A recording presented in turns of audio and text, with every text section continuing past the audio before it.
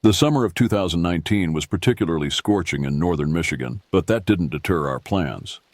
Me and my three closest friends, Henry, Jasper, and Noah, had been planning this trip for months. Noah's father owned a remote hunting cabin about 30 miles from the nearest town, nestled deep in the densely wooded wilderness where cell reception was spotty at best and non-existent at worst. I was 32 that year, the oldest of our group by only a few months. We'd all been friends since college, bonded by our shared love of the outdoors and an unspoken need to occasionally escape our increasingly demanding professional lives. This week-long retreat was meant to be restorative. Fishing, hiking, drinking beers around a fire, and reconnecting with both nature and each other. The drive up was filled with the usual banter and anticipation. We arrived at the dirt access road around noon, and from there it was another 45 minutes of bumpy driving before we reached the cabin itself. "Home sweet home," Noah announced as we pulled into the small clearing. The cabin was rustic but solid, a two-bedroom structure built from weathered logs with a stone chimney rising from its center. A wide porch wrapped around the front, complete with a pair of rocking chairs that had seen better days. The surrounding forest was thick with towering pines and ancient oaks, their canopies creating a perpetual twilight even in the height of day. The air smelled of pine sap and rich soil, undisturbed by the pollution of the city. In the distance, I could hear the gentle babbling of the creek Noah had promised would be full of trout. "Your dad really knows how to pick 'em," I said, inhaling deeply as I stepped out of the car. "Can't even hear a highway from here." "That's the point," Noah replied, unloading supplies from the trunk. "Dad always said the further you get from other people, the closer you get to yourself." Henry chuckled, lighting a cigarette. "Or the closer you get to being eaten by bears." "The only predators around here are coyotes and the occasional mountain lion," Noah said with authority. "Nothing we can't handle." Jasper, always the most observant among us, was already surveying the tree line with interest. "There's a hunting platform in that oak," he noted, pointing to a sturdy-looking wooden structure about 15 feet up. "Is that your dad's?" Noah nodded. "Built it himself about 10 years ago. Great spot for deer hunting in the fall. You can see the whole eastern approach to the clearing from up there." We spent the next hour unloading our gear and settling into the cabin. Inside, it was simple but comfortable. A main room with a stone fireplace and kitchenette, 2 bedrooms with bunk beds, and a small bathroom with running water courtesy of a well and generator setup. As the afternoon progressed, I found myself drawn to the windows, studying the dense wall of trees that surrounded us. Despite the warm welcome of sunshine and birdsong, I couldn't shake a peculiar sensation, as if the forest was studying us just as intently in return. "Who's up for some fishing?" Jasper asked around 3 o'clock, already assembling his rod. The temperature had climbed to nearly 90 degrees, and the prospect of cool creek water was appealing to all of us. The path to the creek wound through the forest for about a quarter mile, barely visible beneath the undergrowth. Noah led the way confidently, having visited many times before with his father. "Watch your step," he warned as we descended a steep embankment. "Some of these rocks get slick even in dry weather." The creek revealed itself suddenly, a 20-foot-wide ribbon of clear water cutting through the forest floor, bordered by smooth stones and small sandy beaches. Fallen logs created natural bridges at various points, and the water gurgled pleasantly as it navigated around them. "This is perfect," I said, already envisioning the trout that must be hiding in the deeper pools. We spread out along a 50-yard stretch, each claiming our own fishing spot. I found a promising location near a deeper pool where the water swirled lazily around a half-submerged log.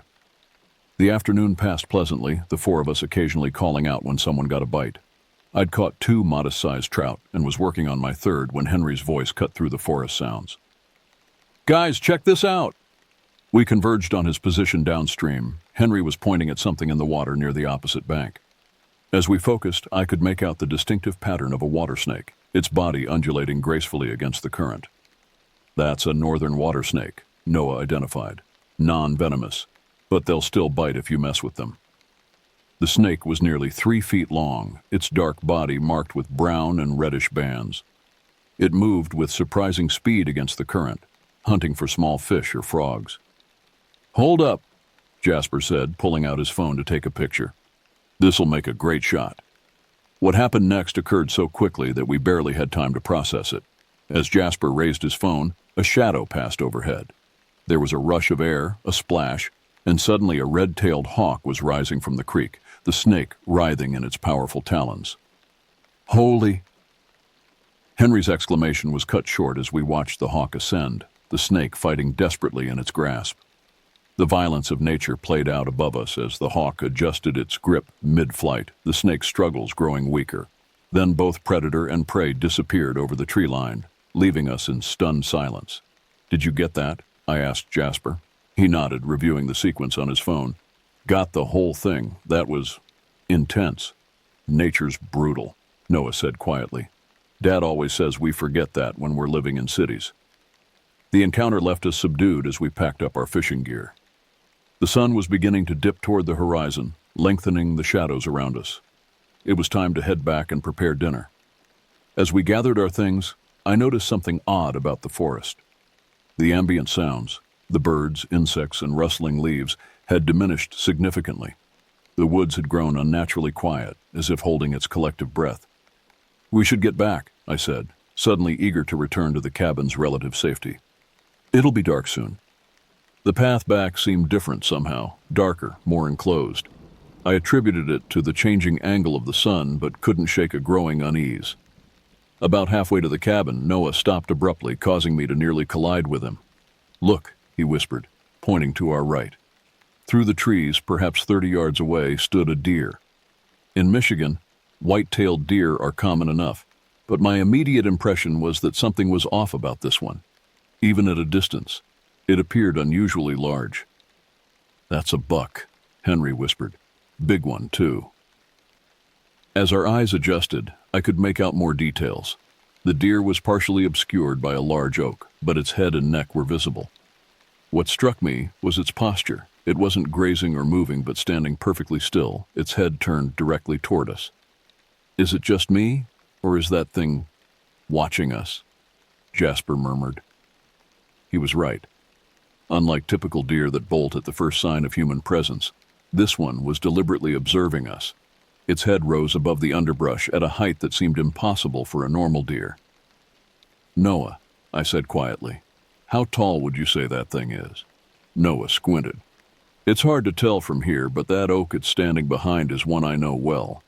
If its head is where I think it is, that deer has to be at least 7 feet at the shoulder." "That's impossible," Henry scoffed, but his voice lacked conviction. The deer continued to stare, unmoving. Then Henry, in a moment of either bravery or foolishness, stepped forward and made a soft clicking sound with his tongue, the kind you might use to call a dog. "Henry, what the hell?" I hissed. "It's not a freaking dog." "I just want to see what it does," he replied, making the sound again. The deer's response was subtle but unmistakable. Its head tilted slightly, an almost human gesture of curiosity. Then very deliberately it stepped backward, disappearing behind the tree. We waited for it to emerge on the other side, but it never did. "Let's keep moving," Noah said, his earlier confidence noticeably diminished. No one argued. We continued toward the cabin at a quicker pace, each lost in thought. I found myself repeatedly glancing over my shoulder, unable to shake the feeling that we were being followed. The familiar outline of the cabin was a welcome sight as we emerged from the tree line.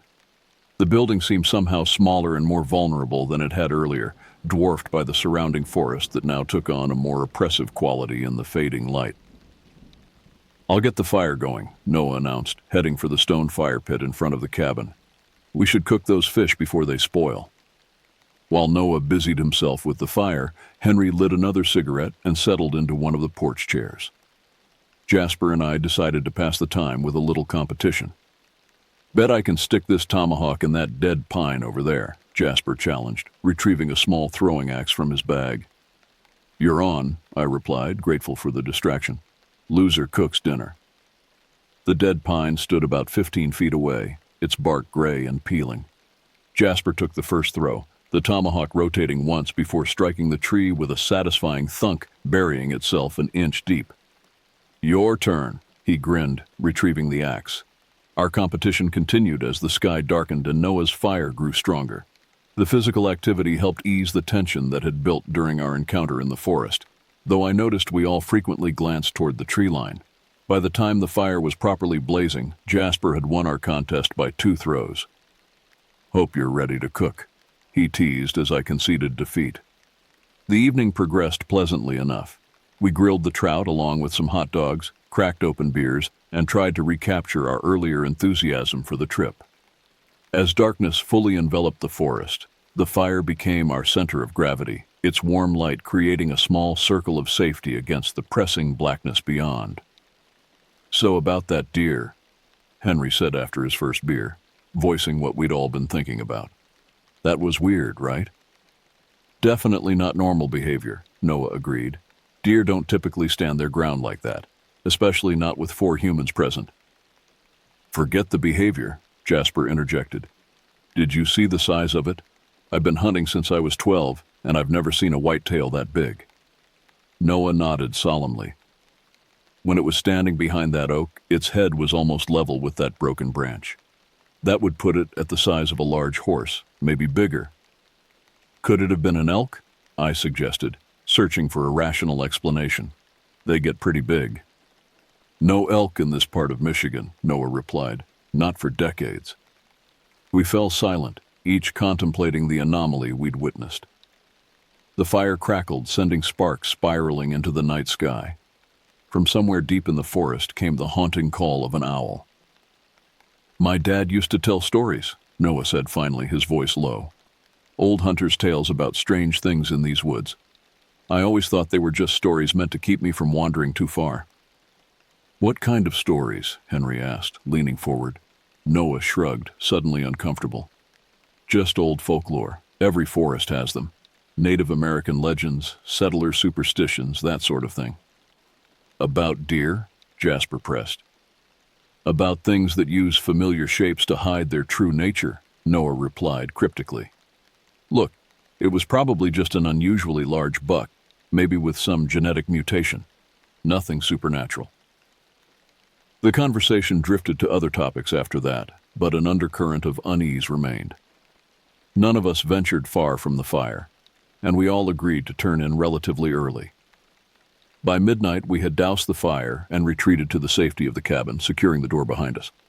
Sleep came surprisingly easy, despite the day's unsettling encounter. The physical exertion of fishing and the calming effect of a few beers likely contributed to my quick descent into unconsciousness. I was assigned one of the bottom bunks in the main bedroom, with Jasper above me and Noah and Henry in the second bedroom. I don't know how long I slept before the sound penetrated my dreams. At first, it incorporated itself into my subconscious, a distant calling that my dreaming mind attributed to someone shouting my name. But as consciousness gradually returned, the sound resolved into something else entirely. It was a buck call, the distinctive grunting sound male deer make during rutting season. Even in my groggy state, 2 things immediately struck me as wrong.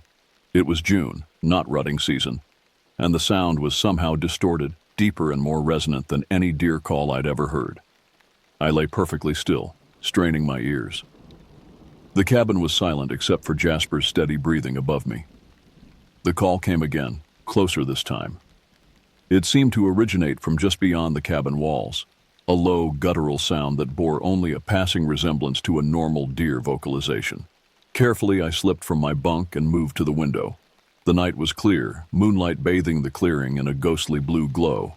I scanned the tree line, expecting to see nothing. That's when I saw it. At the edge of the clearing stood a figure. In the moonlight, its silhouette was unmistakable, the general shape of a deer, but wrong in fundamental ways. It stood upright on 2 legs, its proportions disturbingly human-like despite the distinctly cervine head. Even from a distance, I could see that its antlers were massive, extending outward and upward like gnarled branches. Fear cemented me in place as the creature took a deliberate step forward, then another, emerging fully from the tree line. Its movement was fluid yet unnatural, a bipedal gait that no deer should possess.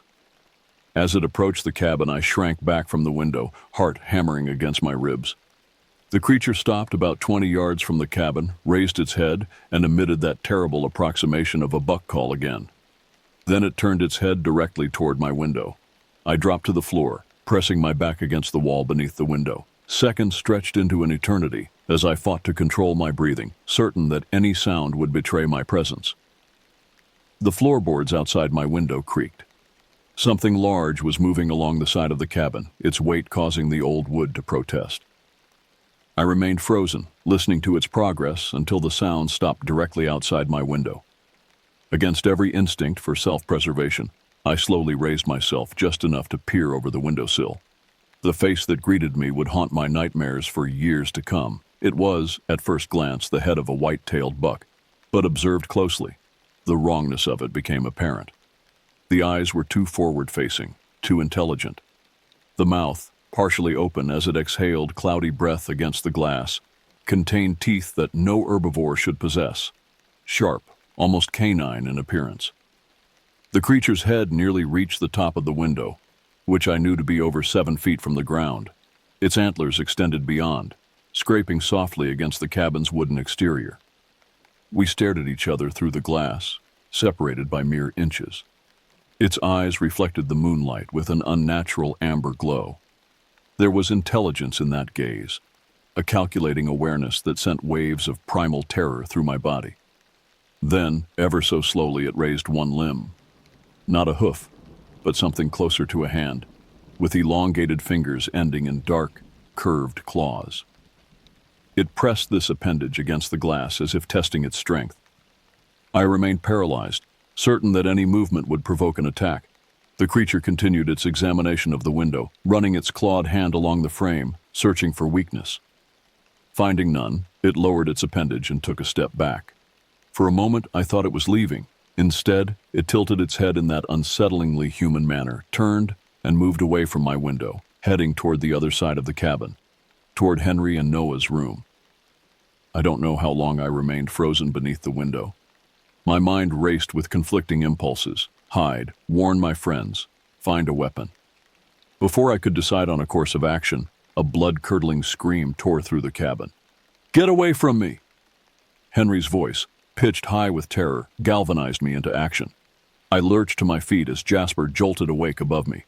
"What's happening?" he demanded, already scrambling down from his bunk. "Something's attacking Henry," I gasped, rushing toward the door. "The deer! It's not a deer!"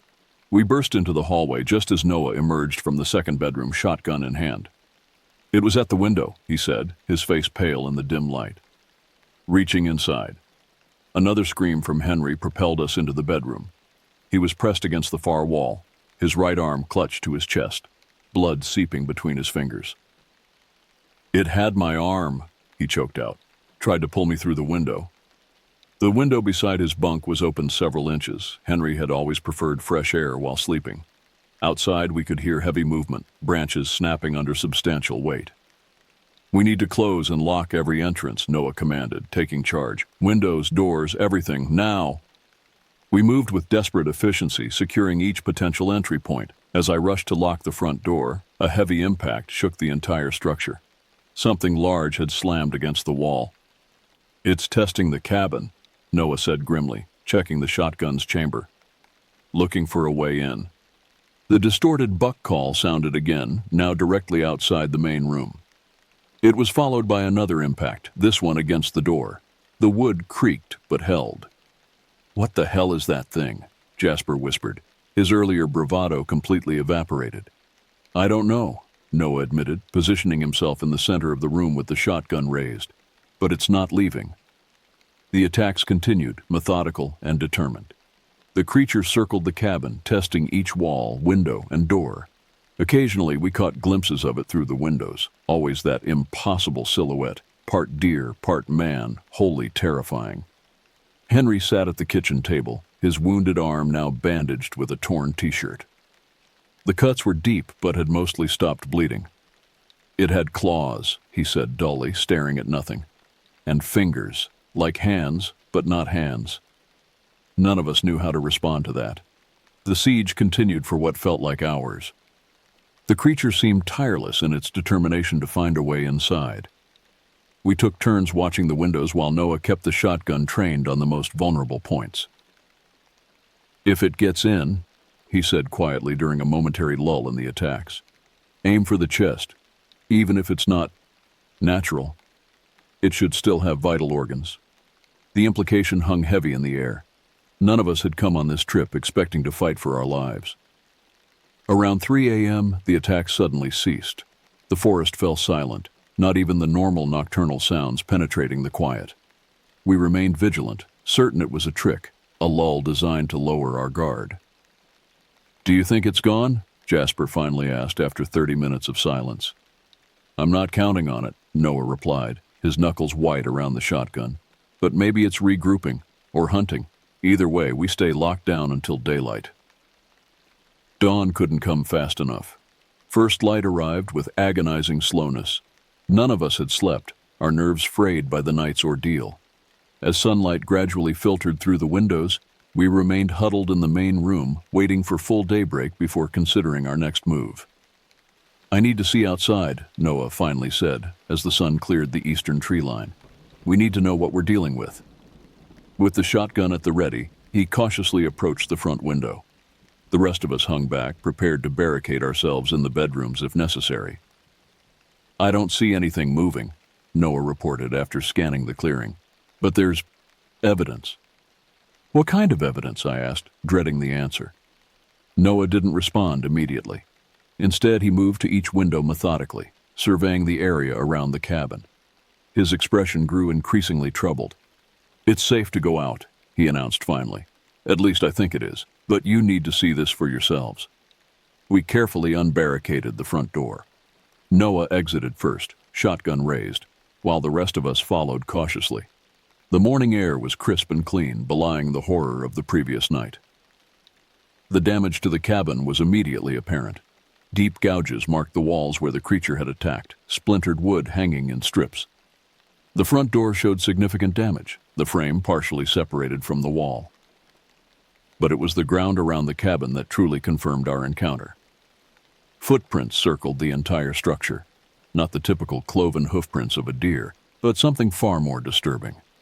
They were larger than a man's foot, with a hybrid quality that defied easy description.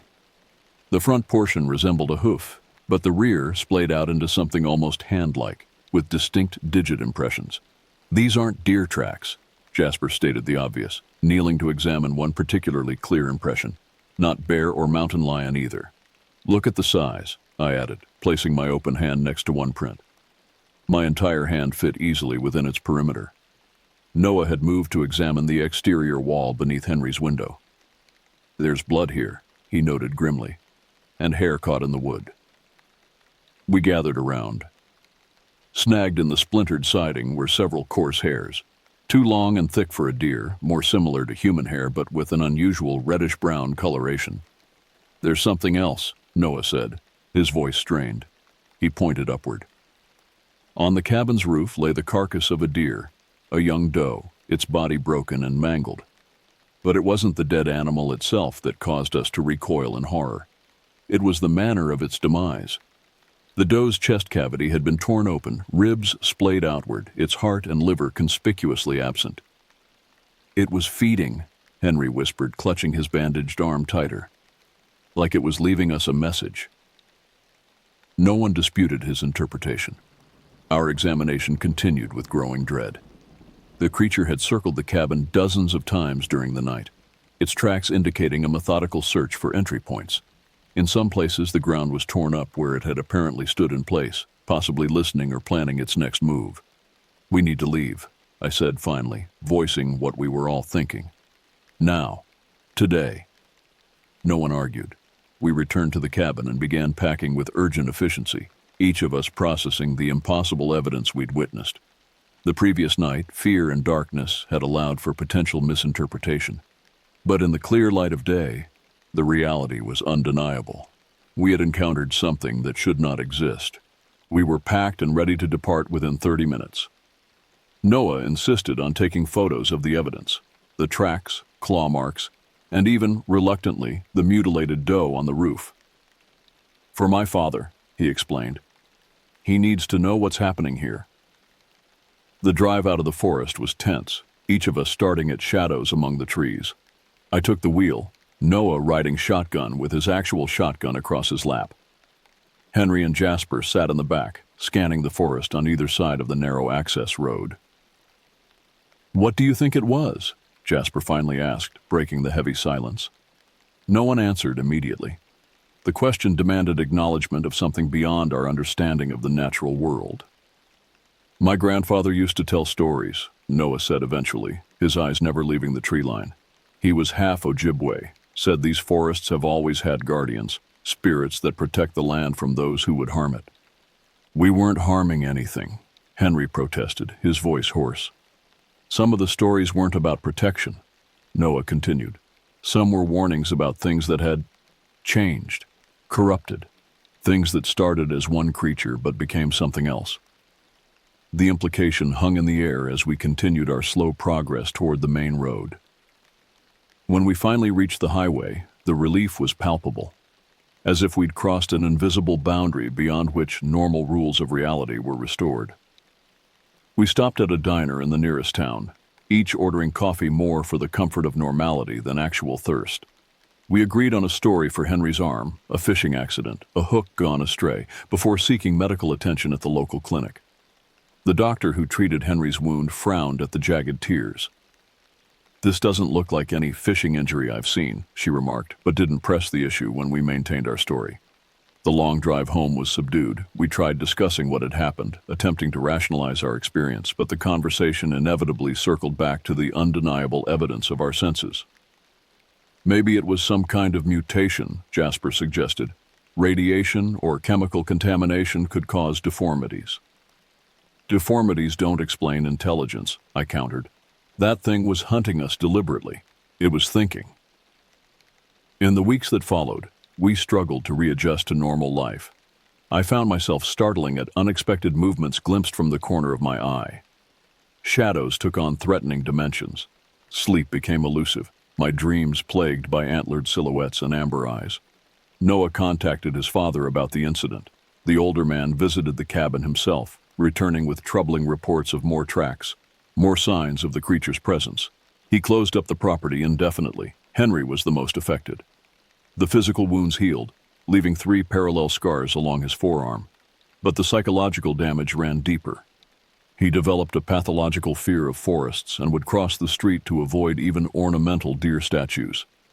The medication his therapist prescribed helped with the anxiety, but couldn't erase the memory.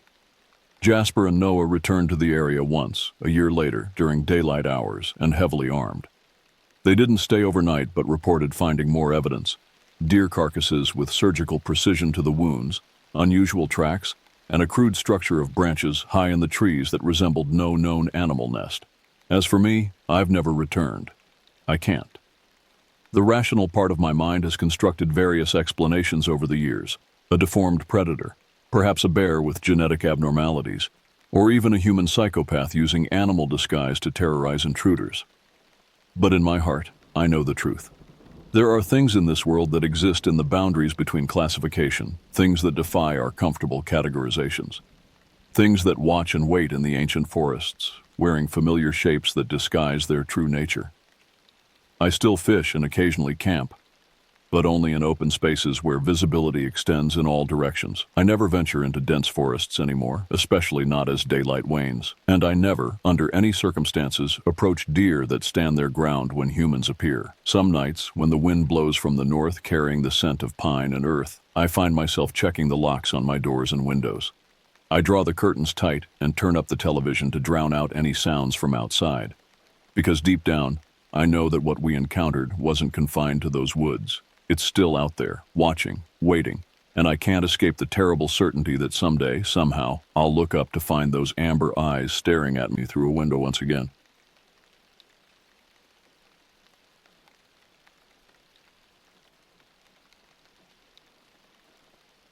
The gravel crunched beneath our boots as we made our way down the winding trail toward Cabin 7. November 2019 had brought an early frost to the Adirondack Mountains, and the bare branches overhead created a skeletal canopy against the gray afternoon sky. My 18-year-old daughter Megan walked beside me, her breath forming small clouds in the crisp air as she took in her first glimpse of the remote camp that had been part of my life for over 3 decades. "It's really isolated out here, Dad," she said, adjusting her backpack straps as we navigated around a fallen branch that had partially blocked the narrow path. I nodded, remembering my own first impression of this place back in 1987 when I was just a college freshman. The camp, owned by my alma mater, consisted of 10 rustic cabins scattered throughout nearly 200 acres of pristine wilderness. Each structure was positioned strategically to provide maximum privacy, connected only by a network of hiking trails that meandered through towering pines and hardwood groves. The quarter-mile walk from the parking area felt longer than usual, weighed down as we were with supplies for our 3-day retreat. I had specifically requested Cabin 7 because it sat in what the camp staff called the glade, a small clearing surrounded by ancient hemlocks that created a natural amphitheater of sorts. A thin walking path continued past the cabin's front porch, eventually leading to the more remote cabins deeper in the woods. As we approached our destination, I felt the familiar sense of peace that always accompanied my arrival here. The cabin's rustic construction was a testament to early American craftsmanship. Massive logs hewn directly from the surrounding forest, fitted together with such precision that they had weathered decades of harsh mountain winters. The structure seemed to grow organically from the forest floor, as if it had always been part of this landscape. "Wow, it really is like stepping back in time," Megan observed, running her hand along the smooth surface of one of the porch support posts. The covered porch stretched across the entire front of the cabin, its wooden railing weathered to a silvery gray. Built into the left side of the railing was a sturdy wood rack, constructed of thick horizontal slats designed to hold split logs off the ground. I fished the old brass key from my jacket pocket and unlocked the heavy wooden door. The hinges creaked as it swung open, releasing the familiar scent of aged wood and cold ash from the massive stone fireplace that dominated the main room. The interior was spartanly furnished, but comfortable. 2 well-worn leather couches arranged around the hearth, a solid oak dining table, and a galley kitchen that looked like it hadn't been updated since the 1960s. "No electricity?" Megan asked, noting the absence of light switches or outlets. "Propane lanterns only," I confirmed, pointing to the brass fixtures mounted on the log walls. "And no running water either. See that blue container by the sink? That's our water supply for the next 3 days." She examined the 10-gallon plastic jug positioned to the left of the simple porcelain sink, which was set into a wooden counter against the far wall. The primitive conditions were part of the camp's charm, designed to encourage disconnection from the modern world and reconnection with simpler pleasures. Behind the main room, a narrow hallway led to 2 small bedrooms, each furnished identically with twin beds positioned against opposite walls and a single window centered between them. The beds were covered with thick wool blankets that smelled faintly of cedar from the storage chests where they spent the off-season. "I call the left bed," Megan announced, dropping her duffel bag on the mattress nearest the exterior wall.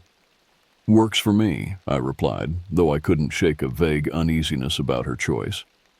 The window between our beds looked out into dense forest, where the last rays of afternoon sunlight were already beginning to fade between the tree trunks. We spent the next hour unloading our supplies and settling in. I showed Megan how to operate the propane lanterns and explained the quirks of the old wood-burning stove in the kitchen. By the time we had finished organizing our gear, the temperature inside the cabin had dropped noticeably, and I could see my breath when I exhaled. "Time to earn our warmth," I announced, grabbing the splitting axe from its hook beside the back door. "One of the camp traditions is that every guest splits their own firewood. Good exercise and guarantees you'll appreciate the heat." Outside, a neat pile of seasoned logs waited beside the chopping block, positioned about 50 yards behind the cabin. The wood had been cut from trees that had fallen naturally in recent storms, part of the camp's sustainable forestry practices. As we worked, taking turns with the heavy axe, I found myself frequently glancing toward the tree line. The forest seemed unusually quiet for this time of day, lacking the typical sounds of small animals foraging for winter provisions. Megan proved surprisingly adept with the axe, her college softball training evident in her smooth, powerful swing. Within 30 minutes, we had accumulated enough split wood to last through the cold night ahead, plus extra for the following day. As we carried armloads of the fragrant pine and oak back to the cabin, the sun finally disappeared behind the western ridgeline, plunging the glade into premature twilight. Loading the wood onto the stone hearth inside, I built our first fire with the practiced efficiency of someone who had performed this ritual countless times. The kindling caught quickly, followed by progressively larger pieces, until flames danced cheerfully in the firebox. We arranged the excess wood in the rack on the porch, stacking it carefully to promote air circulation and prevent moisture buildup. By the time we had finished our preparations, full darkness had settled over the camp. The only illumination came from our fire and the soft glow of a single propane lantern I had lit above the kitchen counter. Outside, the November night pressed against the windows like a living thing, and the temperature continued its steady descent toward what the weather forecast had predicted would be a record-breaking low for this date. "I can see why you love it here," Megan said as we settled onto one of the couches I had turned to face the fireplace. "It's like the rest of the world doesn't exist." I nodded, opening the paperback novel I had brought for the trip. The isolation was indeed one of the camp's greatest attractions. No cell phone service, no internet, no distractions from the constant connectivity that defined modern life. Here, time moved at the pace of burning logs and turning pages, measured by the gradual accumulation of glowing coals rather than digital clocks. We cooked our dinner on the wood stove, a simple meal of roasted chicken and vegetables that tasted infinitely better in this setting than it would have in any restaurant. The only sounds were the crackling of burning wood and the occasional settling creaks of the old cabin, adjusting to the dropping temperature. Even the wind had died away, leaving us in a bubble of perfect silence. As we cleaned up after dinner, I caught myself listening for sounds from outside, not from any sense of danger, but from long habit. In 30 years of visits to this camp, I had heard every variety of night sound these mountains could produce. The haunting calls of loons from distant lakes, the rustle of deer moving through underbrush, the sharp crack of branches breaking under the weight of snow or ice. Tonight, however, the forest remained eerily quiet, as if every living creature had decided to remain hidden. That first night, I slept better than I had in months.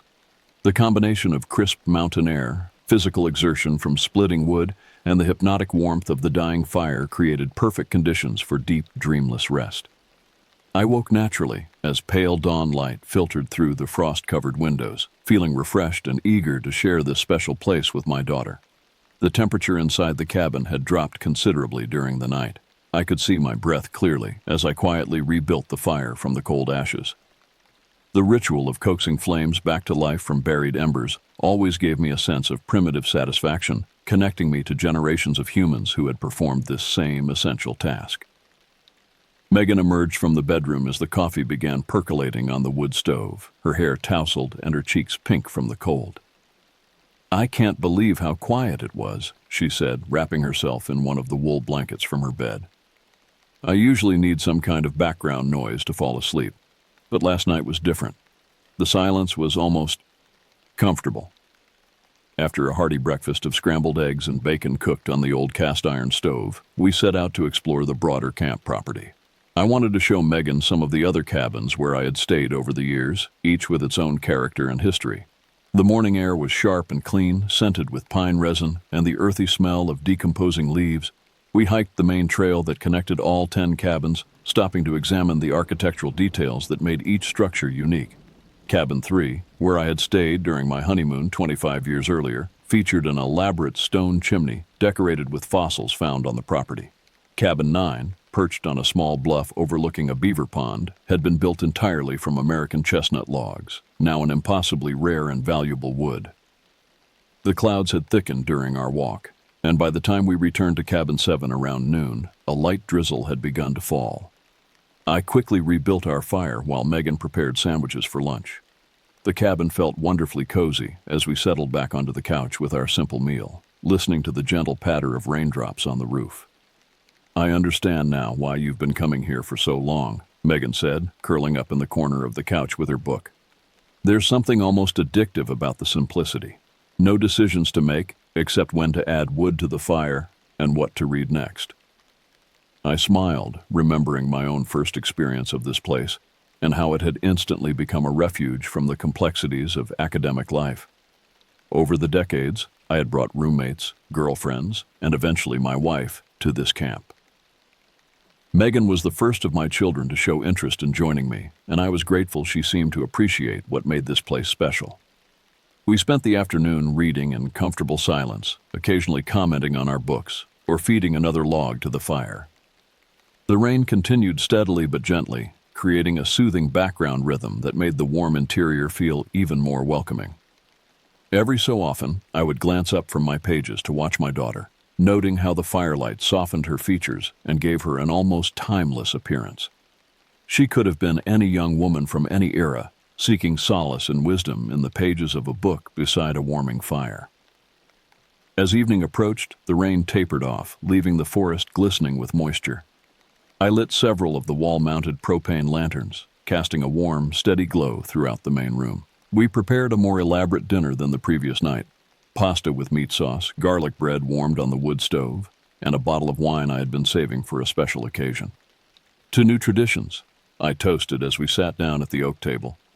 To new traditions, Megan agreed, clinking her glass against mine. The meal was leisurely and conversation flowed easily between us. We talked about her plans after college graduation, my memories of my own early career, and the changes we had both noticed in the world over the past few years.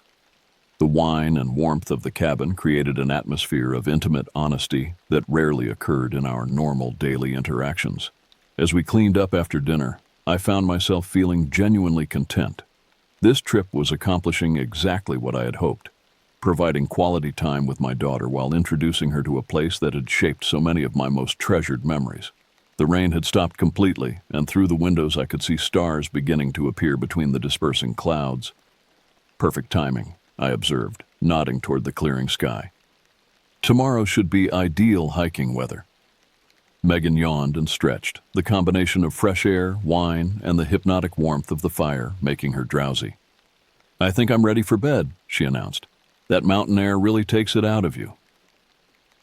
I banked the fire carefully, ensuring enough coals would survive to make morning fire starting easier, and followed her toward the bedrooms. As I prepared for sleep, I felt a deep sense of satisfaction with how the trip was progressing.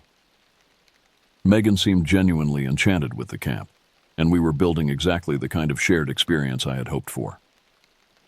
Outside, the forest had returned to its profound nighttime quiet. No wind stirred the branches, no animals called to each other across the darkness.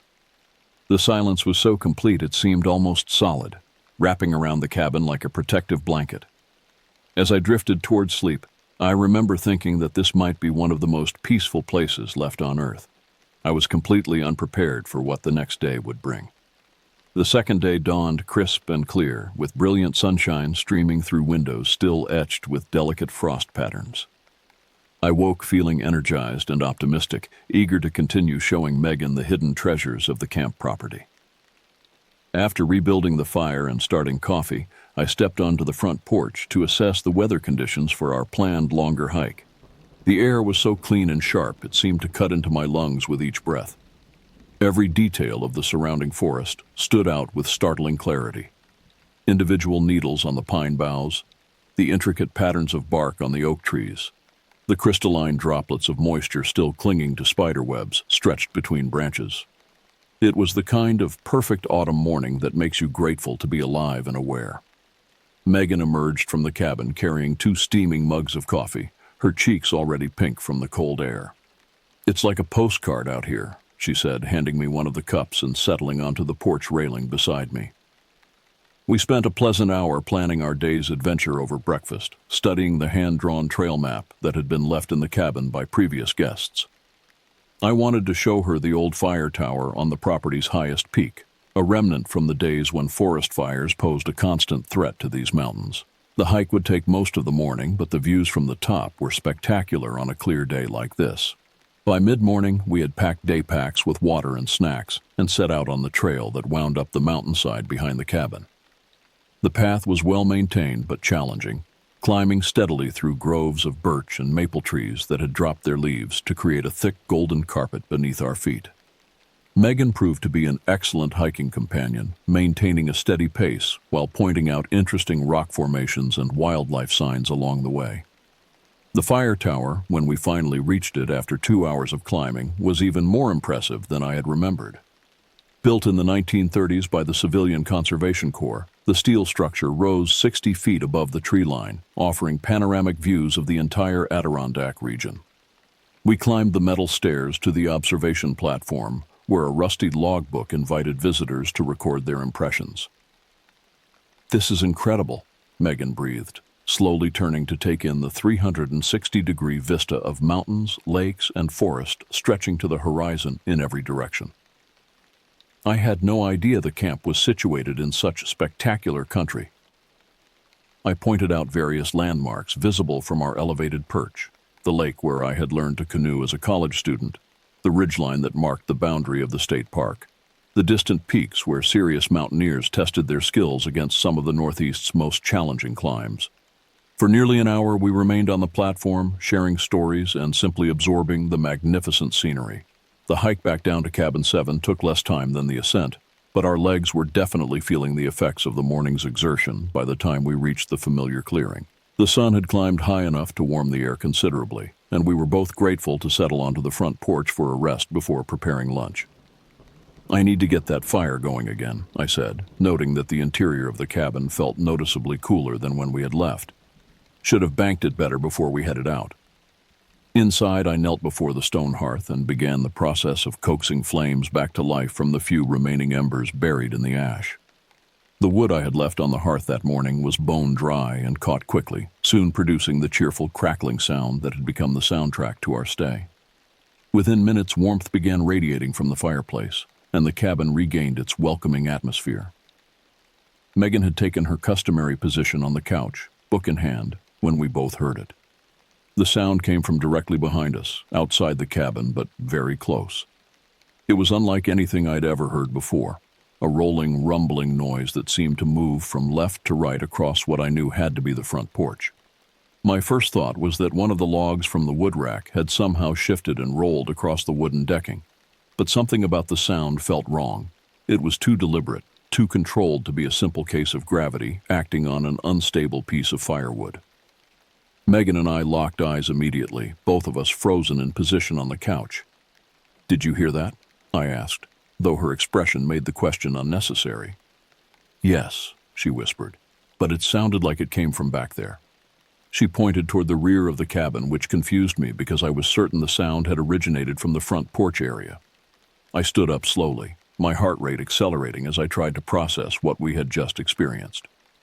In all my years of visiting this camp, I had become familiar with every sound the forest could produce: falling branches, small animals scurrying through underbrush, the occasional larger mammal moving through the vicinity. This sound was different. It had an intentional quality that suggested intelligence behind it. "Probably just some other guests walking along the trail," I said, though even as I spoke the words, I knew they weren't true. The rolling sound hadn't been footsteps, and it had come from the porch itself, not the walking path that passed 15 feet away from the cabin's front steps. I moved to the window and peered out toward the trail, expecting to see hikers or perhaps some of the camp maintenance staff making their rounds. The forest was completely empty. No movement, no signs of human presence, no indication that anyone else was anywhere in the vicinity. Returning to where Megan sat, I could see fear beginning to creep into her expression. Her book lay forgotten in her lap, and her eyes had taken on a wide, alert quality that reminded me of how deer look when they sense a predator nearby. "I better take a look outside," I said, trying to keep my voice steady and reassuring. The last thing I wanted was for this incident to ruin what had been a perfect trip so far. I walked to the hearth and selected a piece of split wood about 3 feet long. Not quite a weapon, but something solid I could swing if the situation required it. The weight of the hardwood in my hands provided a small measure of comfort as I approached the front door. "I'll be right back," I told Megan, though I noticed my voice sounded less confident than I had intended. The brass doorknob felt cold under my palm as I turned it slowly, listening for any sounds from the other side. The hinges creaked as I opened the door just wide enough to slip through, then closed it behind me with a soft click that seemed unnaturally loud in the stillness. I stood on the threshold for a moment, letting my eyes adjust to the bright sunlight after the relative dimness of the cabin interior. Every detail of the porch appeared exactly as it should. The wood rack still neatly stacked with split logs, the railing showing its normal pattern of weathered wood grain, the decking clean except for a few scattered leaves that had fallen during our morning hike. Taking 2 deliberate steps onto the porch proper, I turned first to my left, scanning the area where the trail emerged from the forest. Nothing moved among the trees, and I could see far enough along the path to confirm that no other hikers were approaching or departing. The silence was so complete I could hear my own heartbeat pounding in my ears. Then I turned to the right, toward the wood rack where I believed the sound had originated. What I saw in that moment changed everything I thought I understood about the nature of reality. Hovering approximately 3 feet above the carefully stacked logs in the wood rack was something that defied every category my rational mind tried to impose upon it. At first glance, it resembled a tentacle from some massive sea creature, thick as my forearm at the base, tapering to a more slender tip, perhaps 4 feet in length overall. But this was no marine animal displaced to an Adirondack forest. The surface appeared to be a mottled light brown color marked with irregular white spots, while the underside showed a pale, almost translucent quality. Most unsettling of all, the entire form seemed to shift and shimmer as I stared at it, as if it existed only partially in the physical world I recognized. It possessed a luminous quality that reminded me of heat mirages rising from summer pavement, but far more substantial and purposeful. The moment my eyes fully focused on this impossible apparition, it reacted to my presence with startling intelligence. The appendage quickly withdrew, pulling back around the corner of the cabin with smooth, fluid motion that suggested complete awareness of being observed. There was nothing random or instinctive about its movement. This thing had been watching me just as intently as I was now watching it. What happened next taught me the true meaning of paralyzing terror. I had always been somewhat skeptical when reading accounts of people who claimed to be frozen with fear, assuming it was simply a dramatic exaggeration. Now, I understood that it was a literal physiological response. Every muscle in my body locked simultaneously, as if my nervous system had simply stopped communicating with my limbs. My brain continued functioning normally, racing through possible explanations and screaming at my body to move, to investigate, to do something other than stand there like a statue. But my feet might as well have been nailed to the wooden porch decking. The split log I had brought for protection hung useless in my grip, my arm too rigid to raise it even if I had wanted to. The rational part of my mind desperately sought conventional explanations. Could it have been some kind of atmospheric phenomenon? Perhaps heat distortion from the warming day creating optical illusions? Might it have been an unusually large snake, though no serpent species in this region grew to such proportions or possessed that particular coloration? Was there any possibility of an elaborate prank being perpetrated by other camp guests, though the technology required for such a hoax seemed far beyond anything readily available? None of these explanations felt adequate to what I had witnessed. The thing I had seen possessed a quality of undeniable presence, a substance that transcended any trick of light or shadow. It had moved with purpose and intelligence, responding to my appearance with what could only be described as conscious intent. Time seemed suspended as I stood there, locked in place by a primal fear that bypassed all rational thought. It might have been 30 seconds or 3 minutes. My perception had become so distorted that I lost all sense of duration. The only sounds were my own ragged breathing and the thunderous pounding of my heart, which seemed loud enough to echo off the surrounding trees. Gradually, as if emerging from some kind of hypnotic trance, I began to regain control over my body. The paralysis released slowly, starting with my fingers and working outward until I could once again move my arms and shift my weight from foot to foot. The relief of restored mobility was overwhelming, but it brought with it an even stronger urge to flee back to the safety of the cabin's interior. My first instinct was to retreat immediately, to put the solid walls of the cabin between myself and whatever I had encountered. But another part of my mind, the part trained by decades of academic inquiry to seek evidence and verify observations, insisted that I needed to investigate further. If I ran now without examining the scene, I would spend the rest of my life wondering if I had imagined the entire incident. Fighting against every survival instinct screaming at me to escape, I forced myself to walk toward the corner of the porch where the apparition had vanished. Each step required enormous effort, as if I were moving through thick mud rather than empty air. My hands trembled as I gripped the porch railing for support, and cold sweat had begun forming on my forehead despite the warm afternoon sunshine. When I reached the corner and peered around the edge of the cabin, I found exactly what I had expected and dreaded. Nothing. No trace of the impossible thing I had witnessed. No evidence that anything unusual had occurred in this spot. The ground beneath, where it had hovered, showed no impressions, no disturbances in the thick layer of fallen leaves that carpeted the forest floor. I knelt down and examined the area more carefully, looking for any physical signs that might explain what I had seen. The earth beneath the wood rack was soft with recent moisture, perfect for preserving footprints or other marks. If a person had been standing here playing some kind of elaborate trick, there should have been clear evidence of their presence. Instead, I found only the natural accumulation of twigs, leaves, and forest debris that covered every square inch of the woodland floor. Standing up, I noticed something that sent another chill through my already agitated nervous system. Scattered around the base of the wood rack were numerous small branches and twigs that would have made any approach by a human being audibly obvious. Anyone walking through this area would have created a symphony of snapping and crackling sounds that I certainly would have heard from inside the cabin. Yet the rolling sound that had drawn my attention had been completely isolated, no accompanying footsteps or rustling vegetation. This observation forced me to confront an uncomfortable conclusion. Whatever I had seen could not have been produced by any conventional human presence. The physical evidence simply didn't support that explanation, leaving me to grapple with possibilities that challenged everything I thought I knew about the nature of reality. Knowing that I needed to conduct a thorough examination of the entire area before returning to face my daughter's questions, I began a systematic circuit of the cabin's perimeter. My academic training and research methodology proved useful even in this bizarre situation. I would document everything I found, or more importantly, everything I didn't find.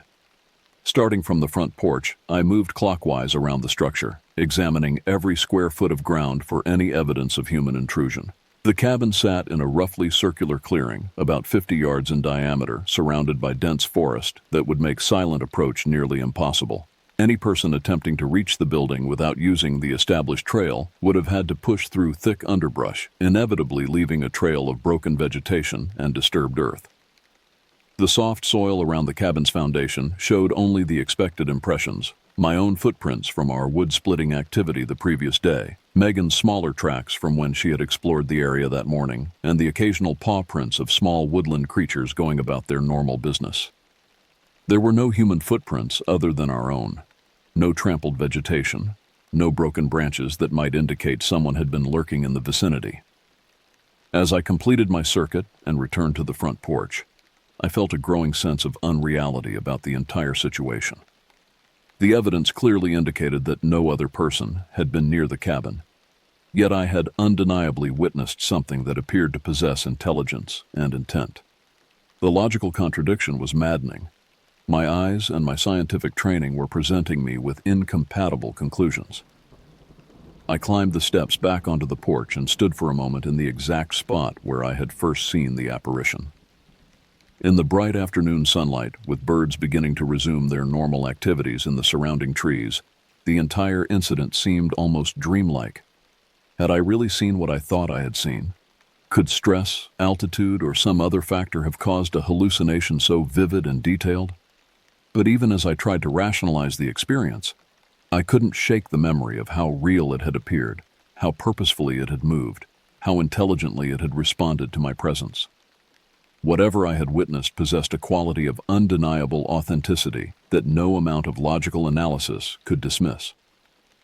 Taking a deep breath to compose myself, I opened the cabin door and stepped back inside. Megan was still sitting on the couch, but her posture had changed dramatically. Where before she had been relaxed and comfortable, now she sat rigidly upright, her book closed and forgotten beside her. Her eyes fixed on my face with an intensity that told me she was reading every detail of my expression for clues about what I had discovered. "Well?" she asked, her voice pitched higher than normal. "Did you find anything?" I closed the door behind me and leaned against it for a moment, trying to decide how much to tell her. The last thing I wanted was to frighten her unnecessarily, but I also couldn't simply pretend that nothing had happened. She had heard the same sound I had, and my extended absence had clearly given her time to work herself into a state of considerable anxiety. "I saw something," I said finally, choosing my words carefully. "Something unusual." Her eyes widened and she leaned forward on the couch. "What kind of something?" I moved to the window and looked out toward the wood rack, half expecting to see the apparition materialize again in broad daylight. The porch appeared completely normal, with afternoon sunlight casting familiar shadows through the surrounding trees. "I'm not entirely sure," I admitted, turning back to face her. "It was unlike anything I've ever seen before. It appeared to be floating above the wood rack, and when it noticed me watching, it disappeared around the corner of the cabin. Floating? Megan's voice cracked slightly on the word. I nodded, still holding the piece of split wood I had carried outside for protection. I was unconsciously tapping it against my leg, a nervous habit that I only became aware of when I saw her eyes tracking the movement. When I went around to investigate, there was no sign of anything. No footprints, no disturbed vegetation, nothing to indicate that anyone else has been near the cabin. Megan absorbed this information in silence for several long moments. I could see her mind working, trying to process the implications of what I was telling her. Finally, she asked the question I had been dreading. "Do you think we should leave?" The question forced me to confront my own feelings about what had occurred. My first instinct was indeed to pack up immediately and retreat to the safety of civilization. Every primitive survival mechanism in my brain was screaming at me to get as far away from this place as possible. But another part of me, the rational, educated part that had spent decades teaching students to think critically about unusual phenomena, was reluctant to abandon our trip based on a single unexplained incident. "I don't think we're in any immediate danger," I said, though I wasn't entirely convinced of this myself. Whatever I saw didn't seem aggressive or threatening. If it meant us harm, it would have had ample opportunity to act when I was standing right there.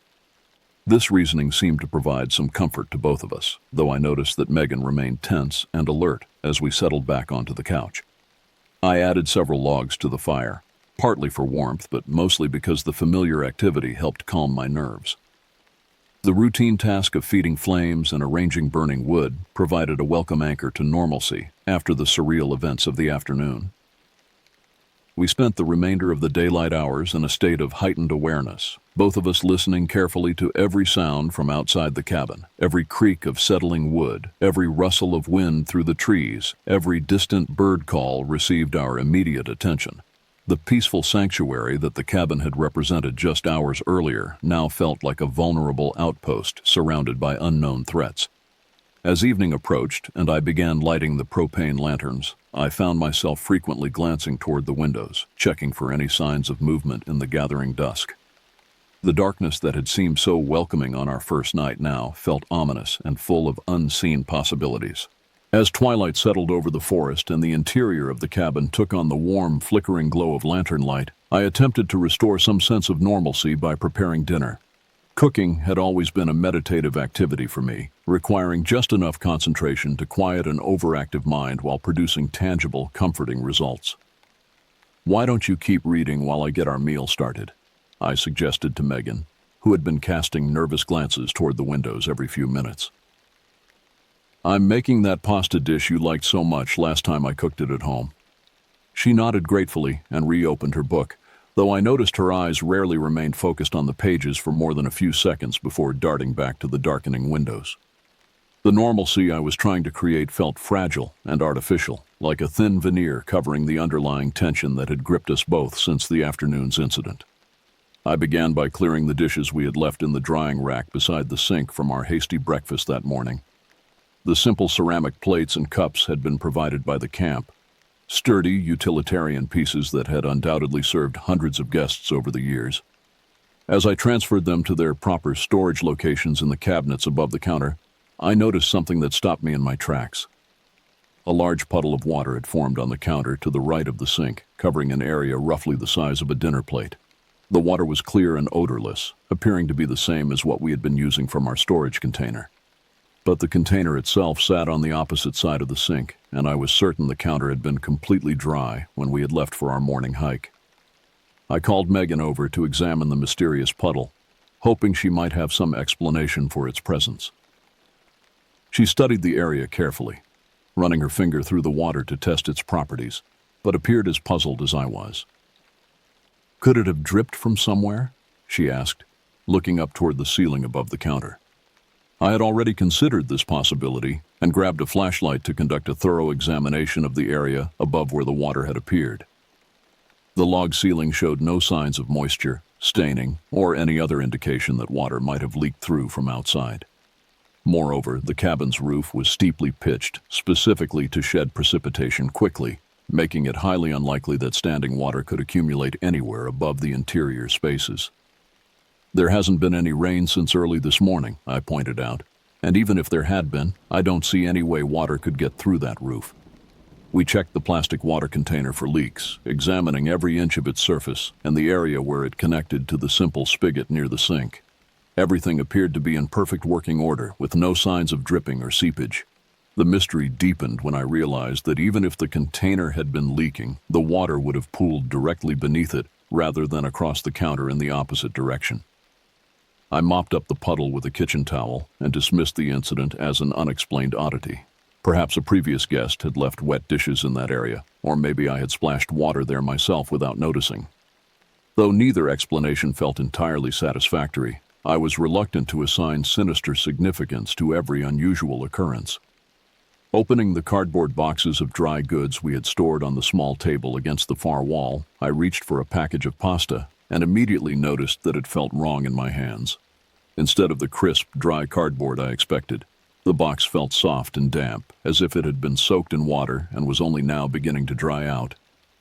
"Megan, come look at this," I called, holding up the soggy package. She examined the pasta box and then checked the others stored on the same table. Every single item, crackers, cereal, instant oatmeal, tea bags, showed signs of having been thoroughly saturated with water. The cardboard containers were all soft and discolored, with watermarks that indicated they had been sitting in standing liquid for some extended period.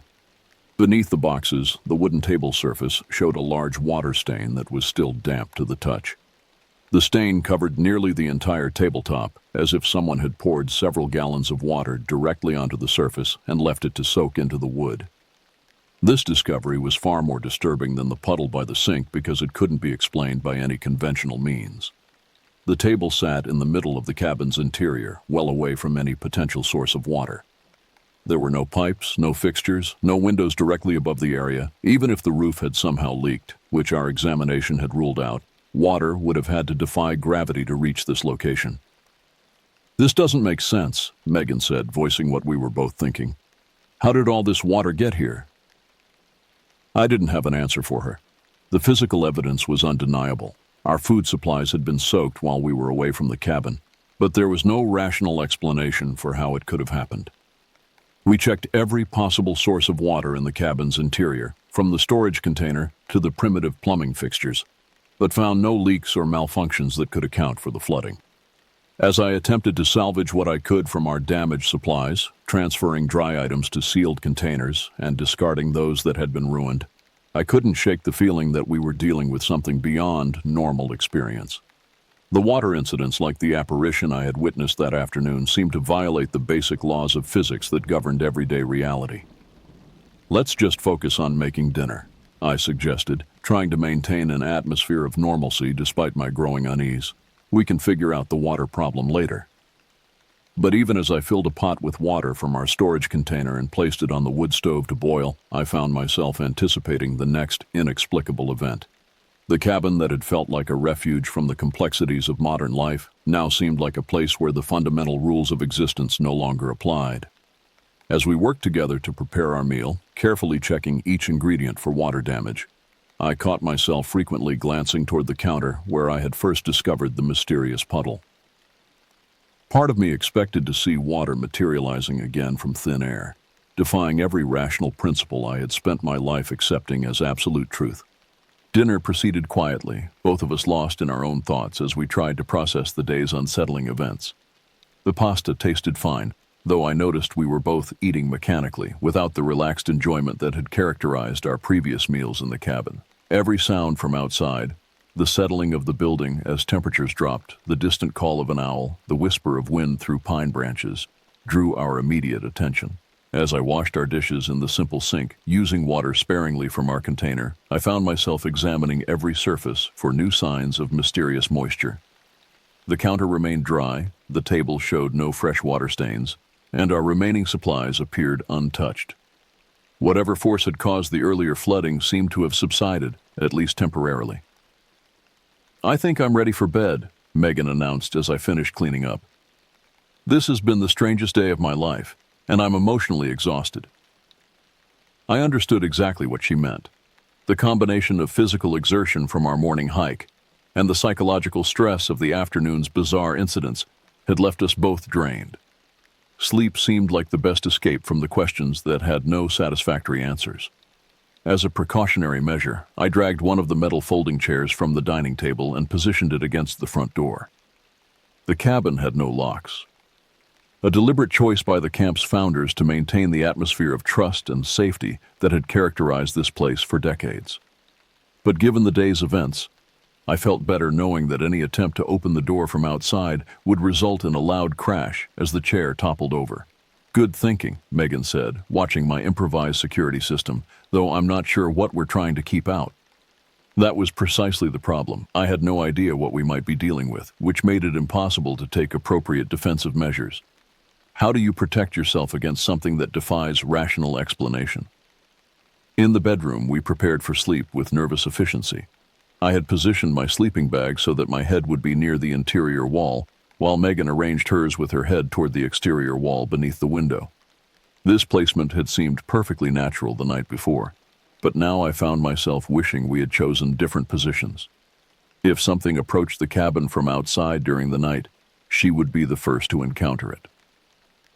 "Try not to worry too much," I told her as I adjusted my pillow. "Whatever's happening here, it doesn't seem to be directly threatening us. We've been here 2 full days, and despite the strange incidents, neither of us has been harmed." She nodded, though I could see the tension in her shoulders as she settled into her sleeping bag. "I know you're right. It's just that everything feels so unpredictable now. I keep expecting something else to happen." I understood her anxiety completely. The sense of security that had defined this place for me over 30 years had been shattered in a single afternoon. The cabin no longer felt like a sanctuary from the outside world. Instead, it had become a stage where impossible events played out according to rules I couldn't begin to comprehend. As I lay in the darkness listening to the sounds of the forest, I found my mind racing through possible explanations for what we had experienced. Could there be some kind of geological phenomenon at work, underground springs or gas emissions that might create unusual atmospheric effects? Might the area be subject to some form of electromagnetic disturbance that could cause hallucinations or distort perception? None of these theories felt adequate to explain the specific details of what I had witnessed. The apparition above the wood rack had possessed a quality of substantiality and purpose that transcended any environmental anomaly. And the water incident suggested intelligence behind the phenomena, as if something was deliberately trying to demonstrate its presence through actions that would be noticed but not immediately threatening. Hours passed as I lay there, alternating between attempts to fall asleep and periods of hypervigilant listening for any unusual sounds. Megan's breathing had gradually deepened and steadied, indicating that exhaustion had finally overcome her anxiety. I envied her ability to find rest. But my own mind remained stubbornly alert, analyzing every creak and rustle from the forest around us. Sometime around 3 a.m, I must have finally dozed off, because I was awakened by the most terrifying sound I had ever heard. It began as a faint scratching noise, so soft at first that I wasn't certain whether I was hearing it or dreaming it, but as I lay there with my eyes still closed, the sound grew steadily louder and more distinct. Something was dragging a sharp object along the exterior wall of the cabin, directly behind where Megan slept. The scratching had a deliberate, methodical quality that suggested intelligence and intent. It wasn't the random scraping of a tree branch moved by wind or the clawing of an animal seeking shelter. This was purposeful, controlled, almost ritualistic. As I listened in growing horror, the scratching sound began to move along the wall in my direction. It traveled slowly but steadily, growing louder with each passing second, until it seemed to fill the entire room with its harsh, metallic resonance. The sound bypassed all rational thought and triggered every primitive fear response embedded in my nervous system. When the scratching reached the corner of the room and began moving along the wall behind my head, I felt as if the source was directly targeting me. It continued along the interior wall until it stopped at what felt like the exact midpoint of my body. There, the sound ceased abruptly, leaving a silence that was somehow more frightening than the noise itself. In that moment of absolute quiet, I began praying with an intensity I hadn't felt since childhood. "God, please don't let us be harmed," I whispered silently, repeating the plea over and over as I lay frozen beneath my covers. "Whatever this is, please protect us from it." The 30 seconds that followed the cessation of the scratching sound were the longest of my life. I lay perfectly still, every muscle tensed, waiting for something to happen. Would whatever was making the noise attempt to break through the wall? Would it circle around to try the door or windows? Was this merely a prelude to some more direct form of contact? But nothing happened. The silence stretched on, gradually being filled again with the normal sounds of the forest at night. The distant hooting of owls, the rustle of small animals foraging through fallen leaves, the gentle whisper of wind through evergreen branches. Whatever had been systematically scratching along the cabin's exterior walls had apparently departed as mysteriously as it had arrived. After what felt like hours but was probably only 10 minutes, I finally found the courage to sit up in my sleeping bag. The movement seemed to trigger Megan's awakening, and she rolled over to face me with sleepy confusion. "Dad? What's wrong? You look terrible." I realized that despite the darkness, she could probably see the tension in my posture and the fear that I knew must be written across my features. "Did you hear anything just now? Any scratching sounds along the walls?" She shook her head, clearly puzzled by the question. "I was sleeping pretty deeply. Why? Did something happen?" Part of me was relieved that she hadn't been awakened by the terrifying sounds, but another part felt isolated by being the sole witness to this latest impossible event. How could scratching loud enough to wake me from sleep not have disturbed someone lying just a few feet away? Was I losing my grip on reality, or was there something about these phenomena that affected different people in different ways? "I heard something moving around the outside of the cabin," I said, choosing not to elaborate on the specific details. "It's probably nothing, but I want to get an early start this morning. How do you feel about packing up and heading home today instead of staying for our planned third night?"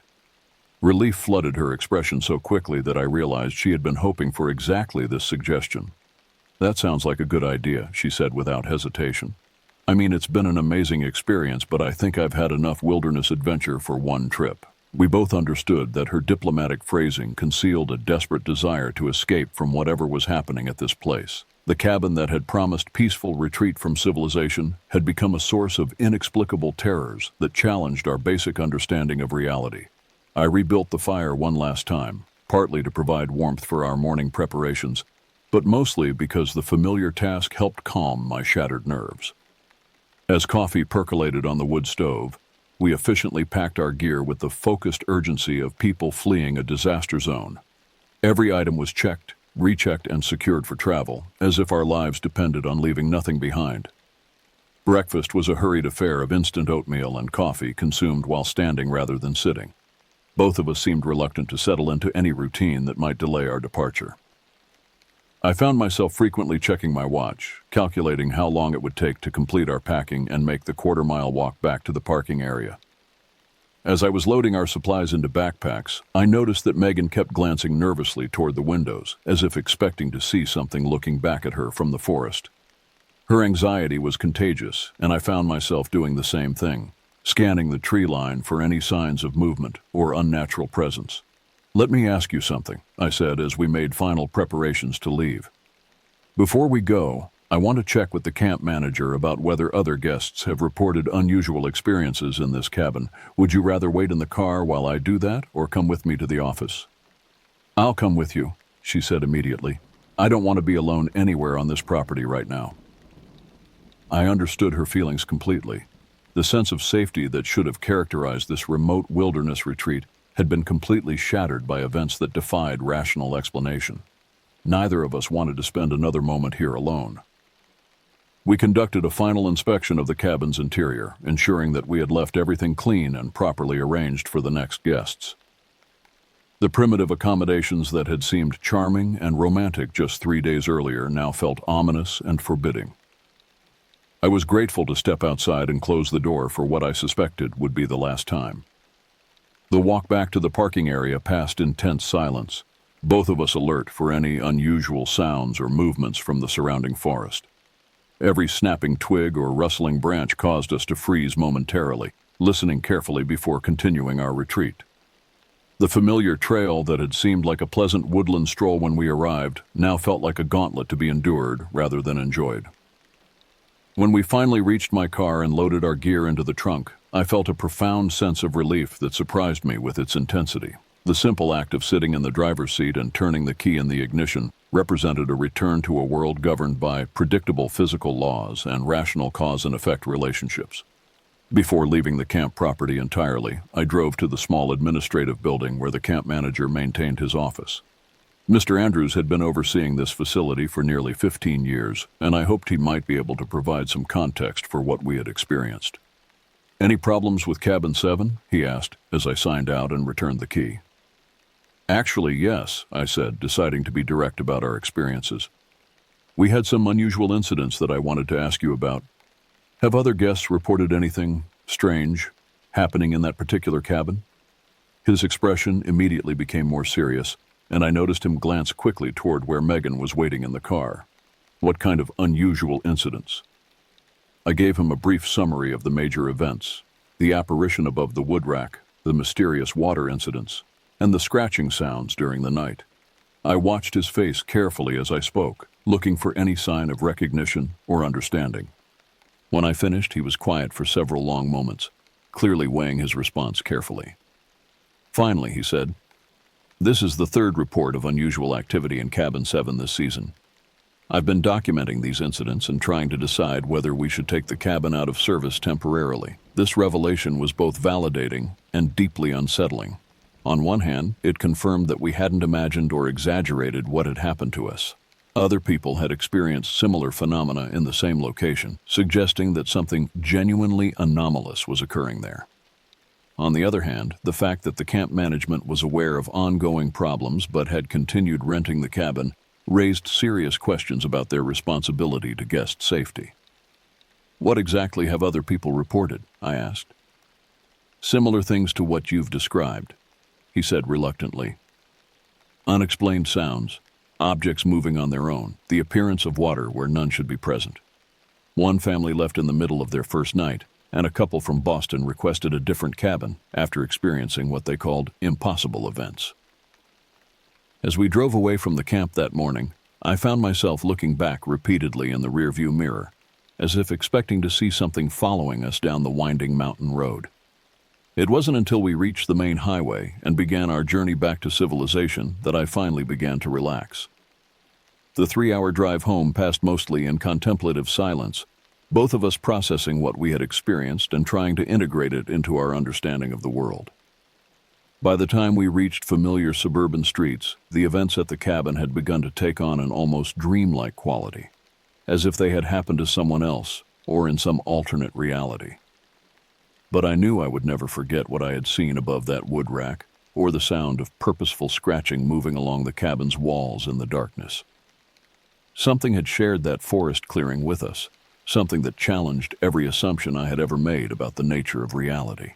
To this day, I have never returned to that camp, though I continue to receive their annual newsletters and promotional materials. The part of me that spent 30 years finding peace and renewal in that wilderness setting has been permanently altered by 3 days of impossible events that I cannot explain but can never deny. Sometimes, late at night when sleep proves elusive, I find myself wondering what would have happened if we had stayed for that third night as originally planned. Would the phenomena have escalated? Would we have gained some deeper understanding of what was sharing that space with us? Or would we have found ourselves confronting something far more directly threatening than mysterious scratches and unexplained water? I suppose I will never know the answers to those questions. But I am certain of one thing. There are aspects of our world that extend far beyond the boundaries of conventional scientific understanding, and sometimes, in remote places where civilization has barely left its mark, those hidden dimensions of reality become briefly visible to ordinary people going about their ordinary lives. The Adirondack Mountains continue to draw thousands of visitors each year, most of whom return home with nothing more unusual to report than spectacular sunsets and restorative solitude. But for my daughter and me, that particular corner of the wilderness will forever remain a place where the impossible briefly became real, leaving us with memories that no rational explanation can dismiss or diminish.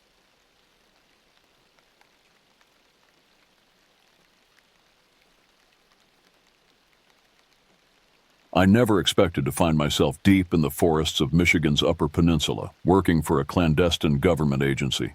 But here I was, tramping through the dense undergrowth, my boots crunching on fallen leaves and twigs. The air was crisp and carried the earthy scent of pine. Shafts of sunlight penetrated the thick canopy overhead. My name is Emily Foster, and I'm from Alaska. I've always loved the outdoors, hiking, camping, exploring nature. But I never imagined those interests would lead to a job like this. Desperate times call for desperate measures, though. Drowning in student loan and credit card debt, I needed a lifeline. And one day, out of the blue, I was approached about an opportunity with a secretive branch of the government. They needed people with backcountry skills for special assignments. The pay was great, and it sounded like an adventure. I signed on the dotted line. Now, on my first mission, doubts gnawed at me as I followed my training officer, Sergeant Alvarez, through the trackless woods. Our job was to locate a group of hikers who had disappeared in this remote area a week ago. But something felt off. The hush that hung over the forest was unnatural, foreboding. The hairs on my neck prickled. Alvarez must have sensed my unease. "Keep sharp, eyes peeled," he said in a low voice. "Anything moves, call it out immediately." His hand rested on the rifle slung over his shoulder. I nodded, hand tightening on my own weapon. They told us to be prepared for anything. Rogue bears, escaped fugitives, drug cartels guarding hidden pot fields. But the veteran soldiers spoke of other threats in hushed whispers when they thought us rookies weren't listening. Things that couldn't possibly be real. As if on cue, a blood-curdling scream rang out from deep in the forest, shattering the eerie silence. Birds exploded from the treetops. Alvarez and I froze, looked at each other. The screaming continued, growing more shrill and agonized. It sounded human, but not quite. A cold dread settled in my gut. "Go, go, go!" Alvarez sprinted toward the sound, dodging between trees, and I followed close on his heels. Branches whipped at my face and undergrowth snatched at my legs. The screaming cut off abruptly, leaving ringing silence in its wake. We stumbled to a halt in a small clearing. At first glance, it looked like an animal attack. Blood splattered the fallen leaves and smeared the nearby tree trunks. Bits of shredded clothing and flesh were strewn about. But something was very wrong with the scene. The torn remnants of clothing were odd, tattered suits and dresses from a bygone era rather than modern outdoor gear. And the remains, they didn't look quite human. Limbs bent at impossible angles, hands tipped with bony claws, grinning skulls that seemed elongated and animal-like. What is this?" I whispered hoarsely, fighting down rising nausea. "Christ," Alvarez hissed. He crouched by a severed arm, still clad in a moldering suit sleeve. "This isn't recent. This is old." A piercing wail sounded behind us. We spun around to see a emaciated, vaguely human figure lurch out of the underbrush, ribs protruding beneath pallid flesh, long arms ending in sharp talons. Lipless jaws parted to emit another unearthly shriek as it bounded toward us.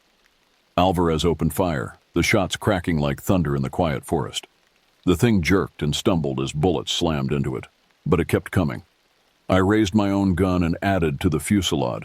Finally, mercifully, the creature dropped mere feet away, oozing black ichor. We stood over it, panting, pulses pounding. It looked like something out of a nightmare or horror movie, not anything that should exist in the real world.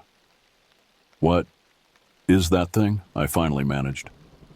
"Legend come to life," Alvarez replied grimly. "Every culture has stories. Wendigo, skinwalkers, Yeti."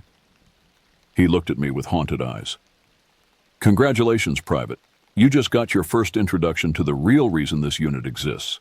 To hunt the nightmares that turned out to be real after all." He clicked on his radio. "Sierra Actual, this is Alpha Team. We have contact. Code Black, repeat code Black." As I stared at the twisted remains of the creature, one thing became crystal clear. Those missing hikers weren't lost. They were dead, and now we had to make sure whatever killed them never preyed on anyone else again.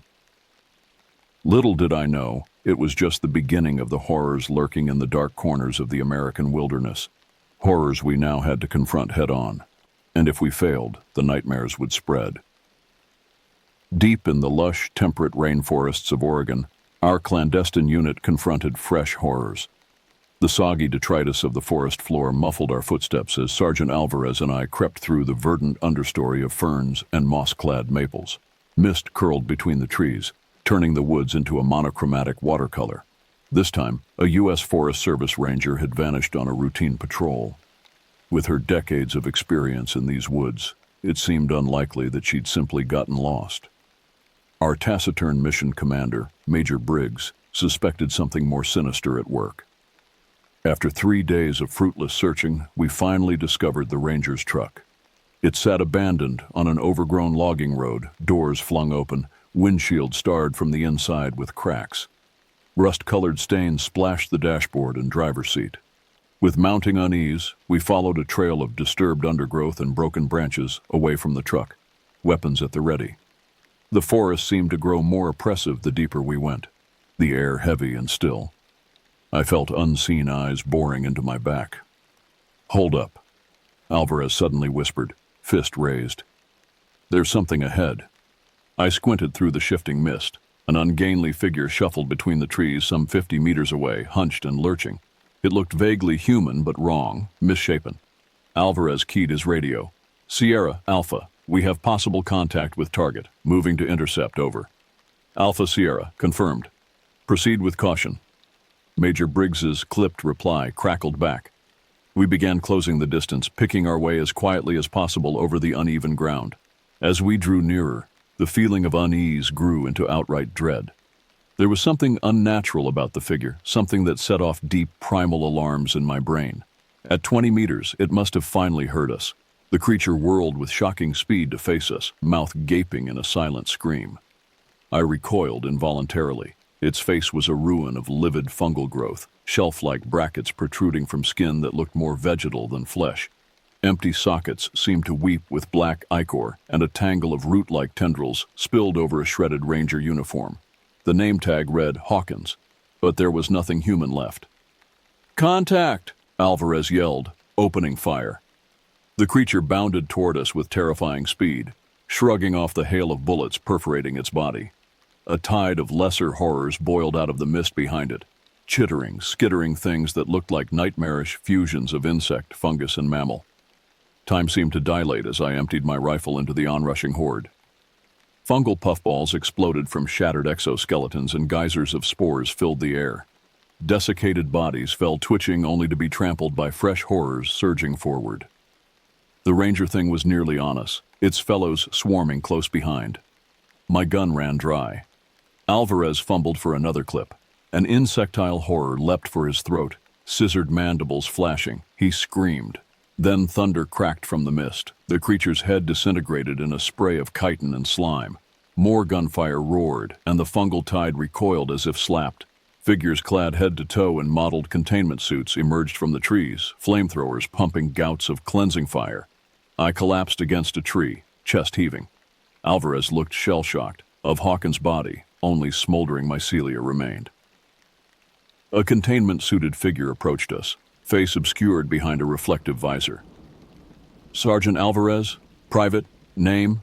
a muffled voice inquired. "I'm Lieutenant Vega, U. Samriad. Consider yourselves relieved, boys." What was that?" Alvarez croaked out. "Fungal parasite we've designated Ophiocordyceps formicide, ant shroom for short," Vega replied grimly. "We think it's an emergent superstrain that infects and hijacks multiple hosts, insect, animal, human. Hawkins must have stumbled across a growth." My mouth felt desert dry. Ant shroom, parasitic fungi commandeering human bodies. This threat made the Wendigo look tame. Vega clapped our shoulders. "There will be a full debrief back at base. For now, just be thankful you survived. Most don't get that lucky their first encounter."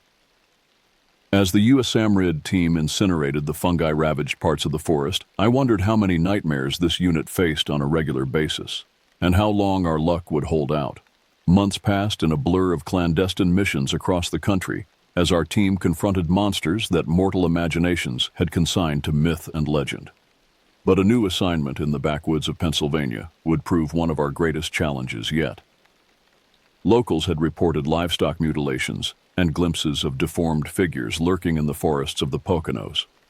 The incidents coincided with a spike in missing persons cases.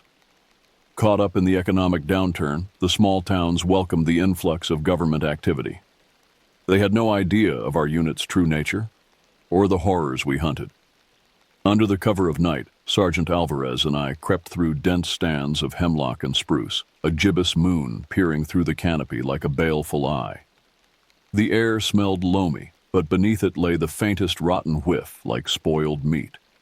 An hour into our recon, we reached a small clearing in the forest. What we found there froze the blood in my veins. Animal carcasses littered the glade, cattle and sheep ripped open and strewn about, ribbons of flesh trailing from cracked bones. Viscous splatters stained the ground. Most looked days old, crawling with maggots. One appeared more recent. But that wasn't the worst of it. At the center of the charnel display rose a towering arrangement of branches, bones, and flesh. Rotting deer skulls crowned its peak, empty sockets seeming to leer. Tattered skin stretched between ribs and femurs in a grisly webwork. It vaguely resembled the bizarre bone chandelier we'd found in that California mine shaft, clearly crafted by the same minds and hands, or claws. "Looks like we found where those missing livestock ended up," Alvarez muttered, face grim. I nodded tightly, unable to tear my gaze from the macabre tower. Some branches looked suspiciously humanoid in shape and size. I flashed to the missing persons reports and felt my gorge rise. A branch snapped in the forest behind us. We spun, rifle snapping up to firing position. Alvarez's flashlight beam penetrated the night, catching a glimpse of sickly pale flesh and far, far too many teeth. Then the beam fell on a tiny, huddled figure crouched behind a stump. A child's tear-streaked face stared back at us, eyes wide with terror. My heart lurched. A little girl, out here? She couldn't have been more than 6 or 7. I lowered my gun and stepped forward. "Hey, sweetheart, it's okay," I called softly. "We're here to help. Are you lost?" She remained silent, trembling, gaze flicking to the tree line as if at any moment something terrible might come bursting out. Seeing her fear, I holstered my weapon and knelt, extending a hand. "Don't be scared. We'll get you out of here, okay? Back to your family. I promise." For a moment she hesitated, then started to uncurl from her hiding place. I smiled reassuringly. But as she emerged into the moonlight, I gasped in horror. Blood and worse stained her tattered dress. Clumps of gore crusted her chin and throat. And her teeth, they didn't look right. Too pointed, too numerous.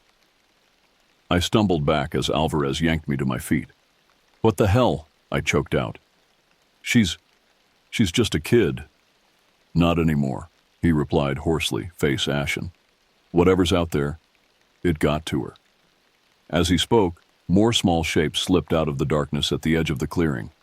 Wild eyes and wide, bloody grins flashed in the moonlight.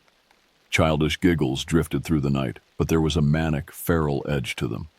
The little girl suddenly lunged, howling, mouth yawning inhumanly wide.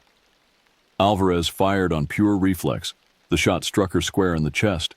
She crumpled, still snarling around a mouthful of shark-like teeth. The other children, if you could call them that anymore, surged forward, howling. Alvarez and I opened up, the night roaring with muzzle flashes and inhuman shrieks. Bullets tore through small bodies, but they kept coming, seemingly oblivious to pain. One leapt on Alvarez's back, teeth and nails scrabbling for his throat. I wrenched it away and smashed it down, bone snapping beneath my rifle butt. Another latched onto my arm, biting deep. I screamed and flung it away, its skull cracking against a tree trunk. It was over in moments, the sudden silence broken only by our ragged breathing and the soft, wet sounds of the dying. Black blood pooled in the moonlight. Alvarez looked stricken, staring at the broken bodies. They'd been kids once, before something twisted them into monsters. "What the fuck is happening?" he whispered. "Nothing good," I replied shakily, feeling the weight of failures upon failures. All those missing people, warped and turned by something I shuddered to imagine. "We need to call this in, Sarge. This is so much worse than we thought." The wind shifted, bringing a charnel reek with it. and the trees came alive with gleaming eyes and grinning mouths, fresh horrors boiling out of the night. Our unit barely escaped the Pennsylvania woods alive that night, fleeing the gibbering hordes that poured from the forest. Whatever dark force lurked in those hills, it was far stronger and more insidious than anything we'd yet faced. Badly shaken, we licked our wounds and tried to regroup. I stared at the photo in my shaking hands, a treasured snapshot of hometown from better days, before monsters were real and my life had purpose and meaning. What was I doing out here, a pawn in a shadow war that never ended? But the horrors wouldn't let me rest. Weeks later, reports filtered in of strange sightings around an abandoned CCC camp deep in the Chequamegon-Nicolet National Forest of Wisconsin. Locals spoke of eerie lights flickering in the old stone buildings, inhuman figures skulking in the tree line. The missing person cases mounted. Alvarez slammed a fist on the table as he skimmed the reports. More kids vanished around there, just like in Pennsylvania. I'm seeing a pattern, and I don't like it one bit. I knew he still carried the guilt of the innocents we couldn't save, the things we had to do. I felt it gnawing at my own soul. And now it looked to be happening again. Major Briggs was characteristically blunt in our mission briefing. Whatever is preying on these towns, it's escalating. The powers that be are concerned, and that means we need to get ahead of this. You two have experience with this sort of incursion. Find out what we're dealing with and shut it down. So once more, Alvarez and I found ourselves creeping through moonlit forests, the musty scent of leaf litter thick in the air. The old CCC camp squatted in a clearing ahead, stone walls crumbling beneath cloaking vines and creepers. Shadows pooled thick around the empty windows and doorways. I've got a bad feeling about this, Alvarez muttered, mirroring my own unease. The forest surrounding the camp felt watchful, heavy with a sense of coiled menace. We took up positions to either side of the dark main entrance, rifles readied. I caught Alvarez's eye, nodded, and we slipped inside, flashlight beams probing the gloom. The interior looked like something out of a slasher flick, peeling lead paint, scattered debris, and strange stains splashed across the walls. A rotten smell hung thick in the air, underlain by a coppery tang I recognized all too well. Blood. The hairs prickled on the back of my neck as we moved deeper into the ruin. Our lights played over a scene of carefully organized chaos. Occult sigils daubed the crumbling walls, interspersed with strange, spiky writing in a language I'd never seen before. Bundles of desiccated herbs and bones hung from the ceiling. In an inner chamber, my flashlight fell across a sight that wrenched the breath from my lungs. A stone altar squatted against the far wall, its slab stained rusty brown. Shackles ending in wicked hooks dangled from the ceiling above it and huddled on the floor around it. "Oh God," Alvarez choked. "The kids. We're too late." Small bodies lay crumpled across the room, a dozen at least. Dried blood crusted their torn clothing. Some looked like they'd been gnawed on, flesh worry from limbs and faces. Flies buzzed in thick clouds. I stumbled back, fighting nausea. They'd been tortured, bled, and left for dead. Some of them looked pitifully young, no more than 5 or 6. What kind of monsters could do something like this? From the darkness beyond the altar, a low growl rolled. Slick, glistening shapes detached from the shadows, rising on twisted limbs. Gelatinous flesh undulated, sprouting mouths filled with needle teeth. My mind flashed to the briefing reports and a chill prickled my spine. Deep ones. They'd found their way inland. Alvarez and I opened fire as one, bullets thudding into flabby bodies that rippled and reformed around the impacts. Icarus blood sprayed, and the nearest abominations fell writhing, but more boiled out of hidden alcoves and crevices.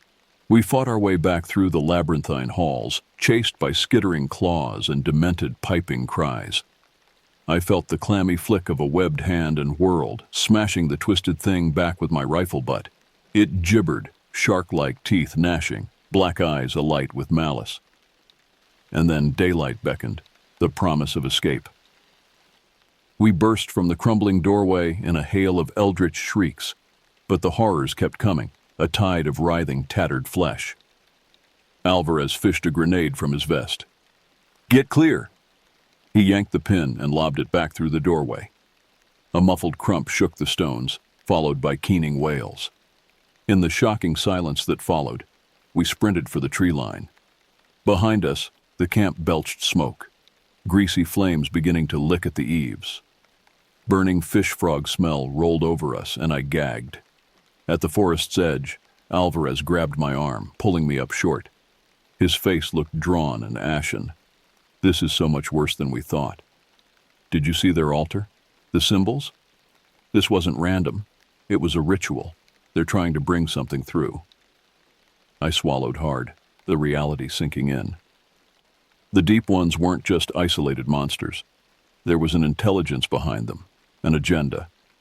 And those murdered children had been mere sacrifices to fuel their nightmarish plans. We had to get this information back to command immediately, because if the horrors from the deeps gained a foothold in our world, nowhere would be safe. This was only the beginning. Major Briggs listened to our report with a hardening expression, his face etched with grim lines. When we finished, he steepled his fingers, gaze distant. "Deep ones," he said at last, voice heavy. "I'd hoped to never see them this far inland. This is deeply concerning." He turned to face us, eyes intense. "The symbols you described, the ritual killings, they're trying to open a deep gate, a portal to the abyssal plains, and I'm afraid they may have already succeeded." An involuntary shiver ran through me. I'd seen the mind-bending things that lurked in the spaces between worlds, the crawling chaos and forgotten gods. If the deep ones had opened a path for those horrors. Briggs called up a holographic map, zeroing in on a region in the mountains of North Carolina.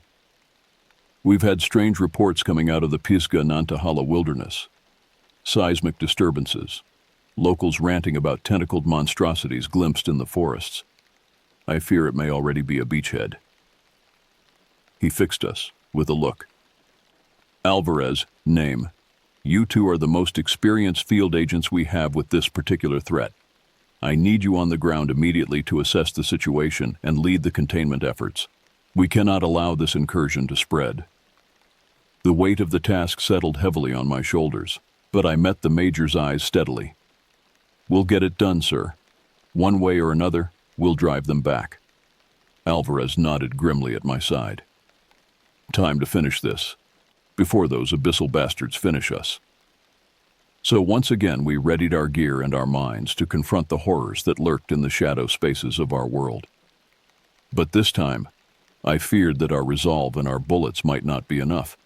The stakes had never been higher, and the nightmares had never been more real.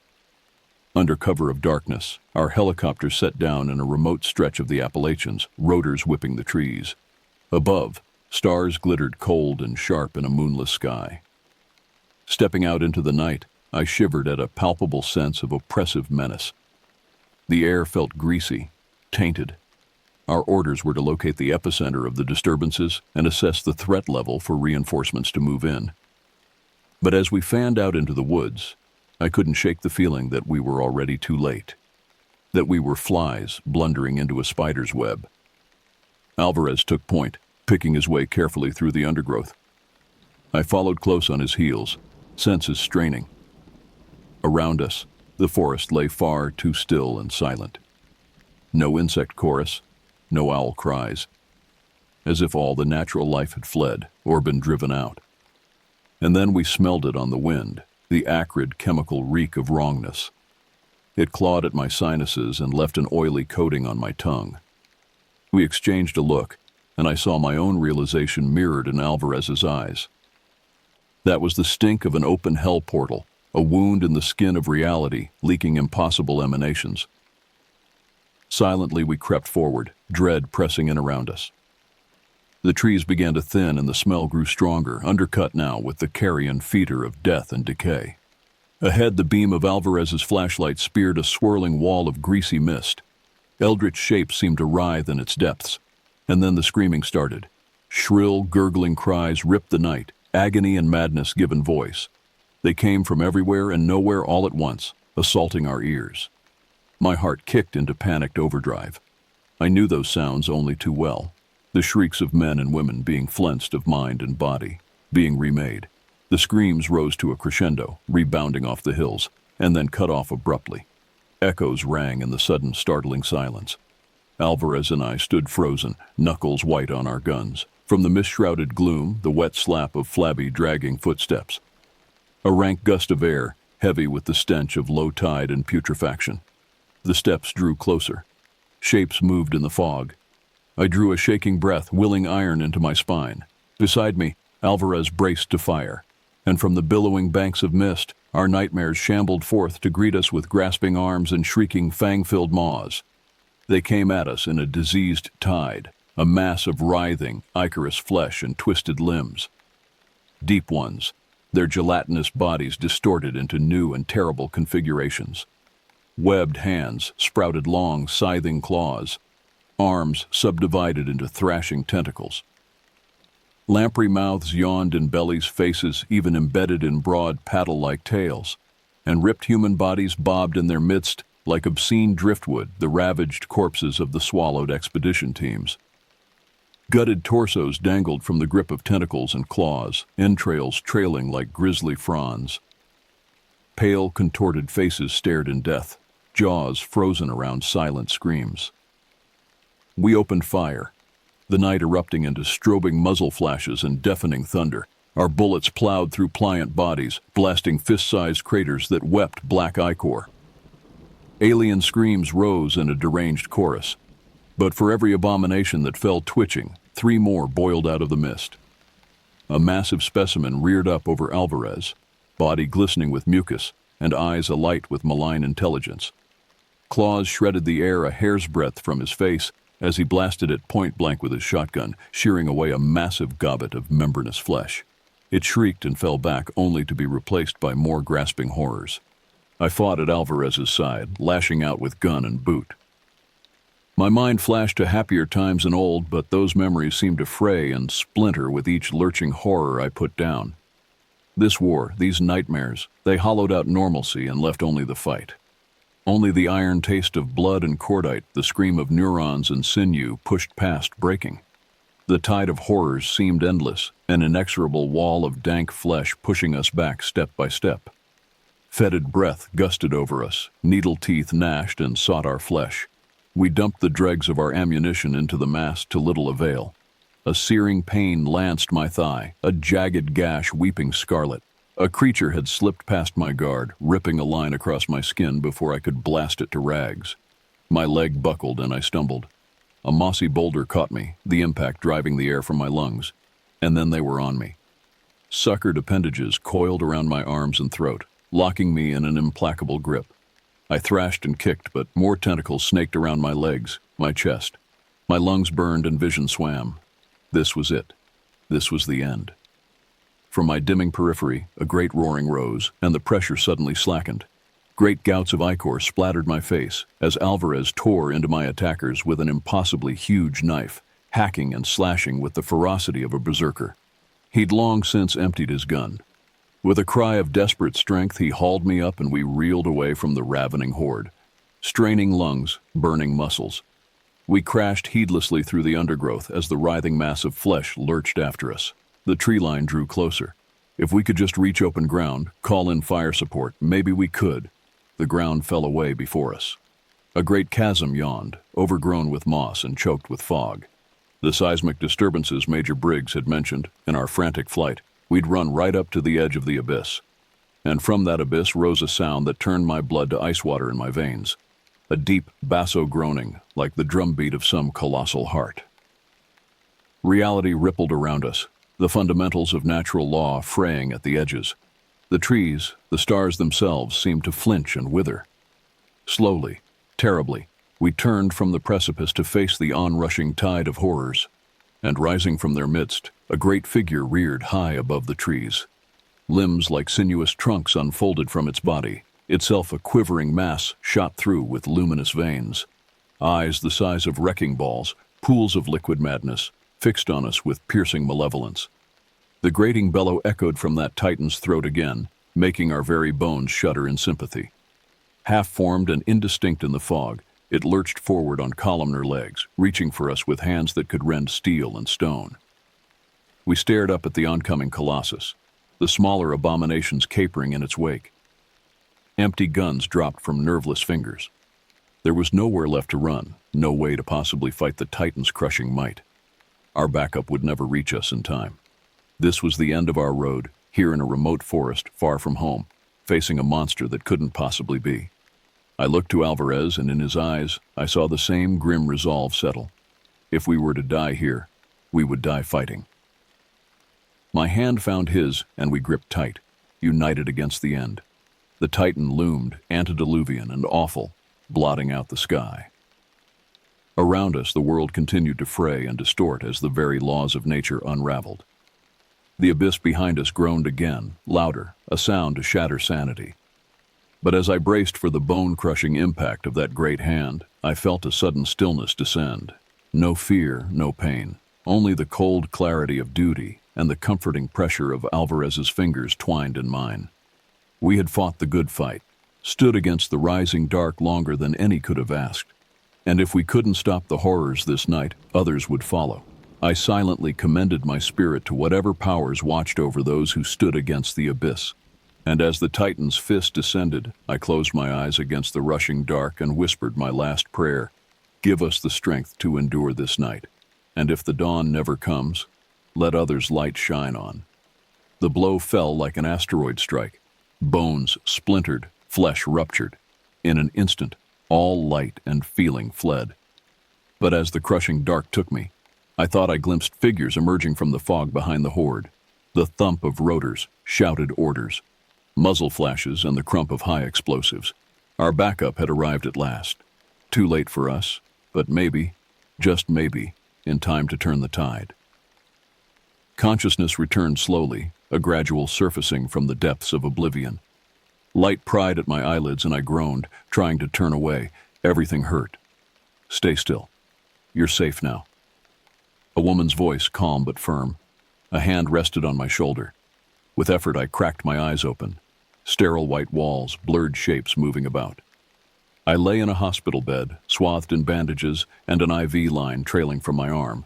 It all came rushing back. The mission, the horrors in the fog, Alvarez and I making our stand. Alvarez, I croaked through dry, cracked lips. Is he? In the next bed over. Banged up to hell and back like you, but he'll make it. The woman, a nurse, leaned into my field of vision. Stern but kind eyes met mine. You're damn lucky to be alive, both of you. The medevac team didn't think either of you had a pulse when they reached you. I struggled to process her words. We'd survived the Titan's blow? It seemed impossible, but the aches racking my body said otherwise.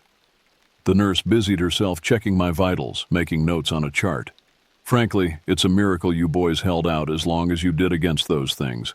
Bought just enough time for reinforcements to drop on that portal and collapse it with you two still breathing. But it was a close run thing. I looked over to where Alvarez lay, still and pale against white sheets.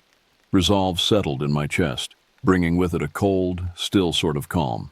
We'd faced the worst horrors imaginable, looked into the abyss and spat defiance with our last breath. But the fight wasn't over. The deep ones had punched through once. They'd do it again. And we had to be there to stop them, no matter the cost. I laid my head back, exhaustion dragging at me. We'd stood at the crumbling edge of reason and reality, stared down forces that could unravel both. Impossible as it seemed, we'd live to fight another day.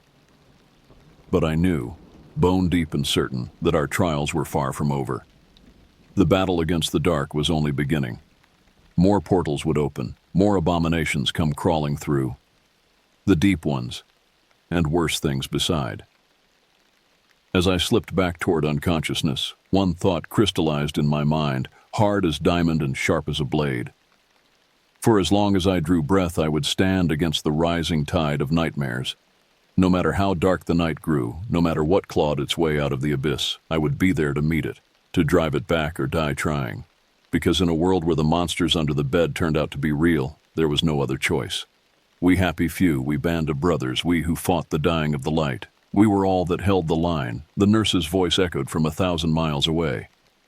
Rest now, you've earned it. The world will still be here when you wake up. The world, I rasped, but not unchanged. I held that thought as I spiraled back down into the waiting dark. Not unchanged, but still here, still fighting. And that would have to be enough. I knelt by the small, flower-strewn grave, fingers tracing the words carved into the headstone. So many names, etched in unyielding granite, the fallen from our unnamed war. those lost to the hungry dark. Months had passed since that last desperate battle in the North Carolina woods. Months of recovery, of rebuilding. The doctors told me I shouldn't have survived, much less walk again. But I had promises to keep. Overhead, the sky hung gray and heavy. It seemed always on the verge of rain these days, the world grown dim. Reports trickled in from other teams, other operations, more portals, more abominations spewing forth. We were all that stood against the flood. Footsteps crunched on gravel behind me. A hand, strong and scarred, settled on my shoulder. I didn't need to look to know it was Alvarez. "Command just called," he said quietly. "They need us in Arizona. Possible deep one nest in the desert. Ritual killings." I closed my eyes, feeling the weight of that duty settle across my shoulders once more. "How long do we have?" "Transport's spinning up now." I heard the grim smile in his voice. "No rest for the wicked, yeah?" "No rest," I agreed. With a final touch to the memorial, I levered myself to my feet. The aches and pains were fewer every day, the scars fading. But some wounds would never fully heal. I turned to face my friend, my brother in arms. In his eyes I saw my own resolve, tempered in the flames of all we'd endured, all we'd lost. "One last dance then," I said, "once more unto the breach." "Once more," he nodded. "And then perhaps, one day, peace." I clasped his shoulder, a benediction and a promise. "Peace," I echoed, "when the task is done, when the dawn comes." He returned my grip fiercely. "When the dawn comes," he agreed.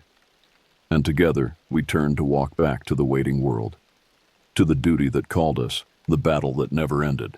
For we were the watchmen on the walls, the line against the dark, we who fought monsters lest we become them, we who stood that others might sleep safe a while. It was a burden and an honor and a sacred charge, and one we would never lay down so long as strength and breath endured. We were headed back into the abyss, back to the teeth and the claws and the madness that lurked in the spaces between. But we did not go alone, and we did not go in fear, for ours was the fury, ours was the duty, ours was the dawn.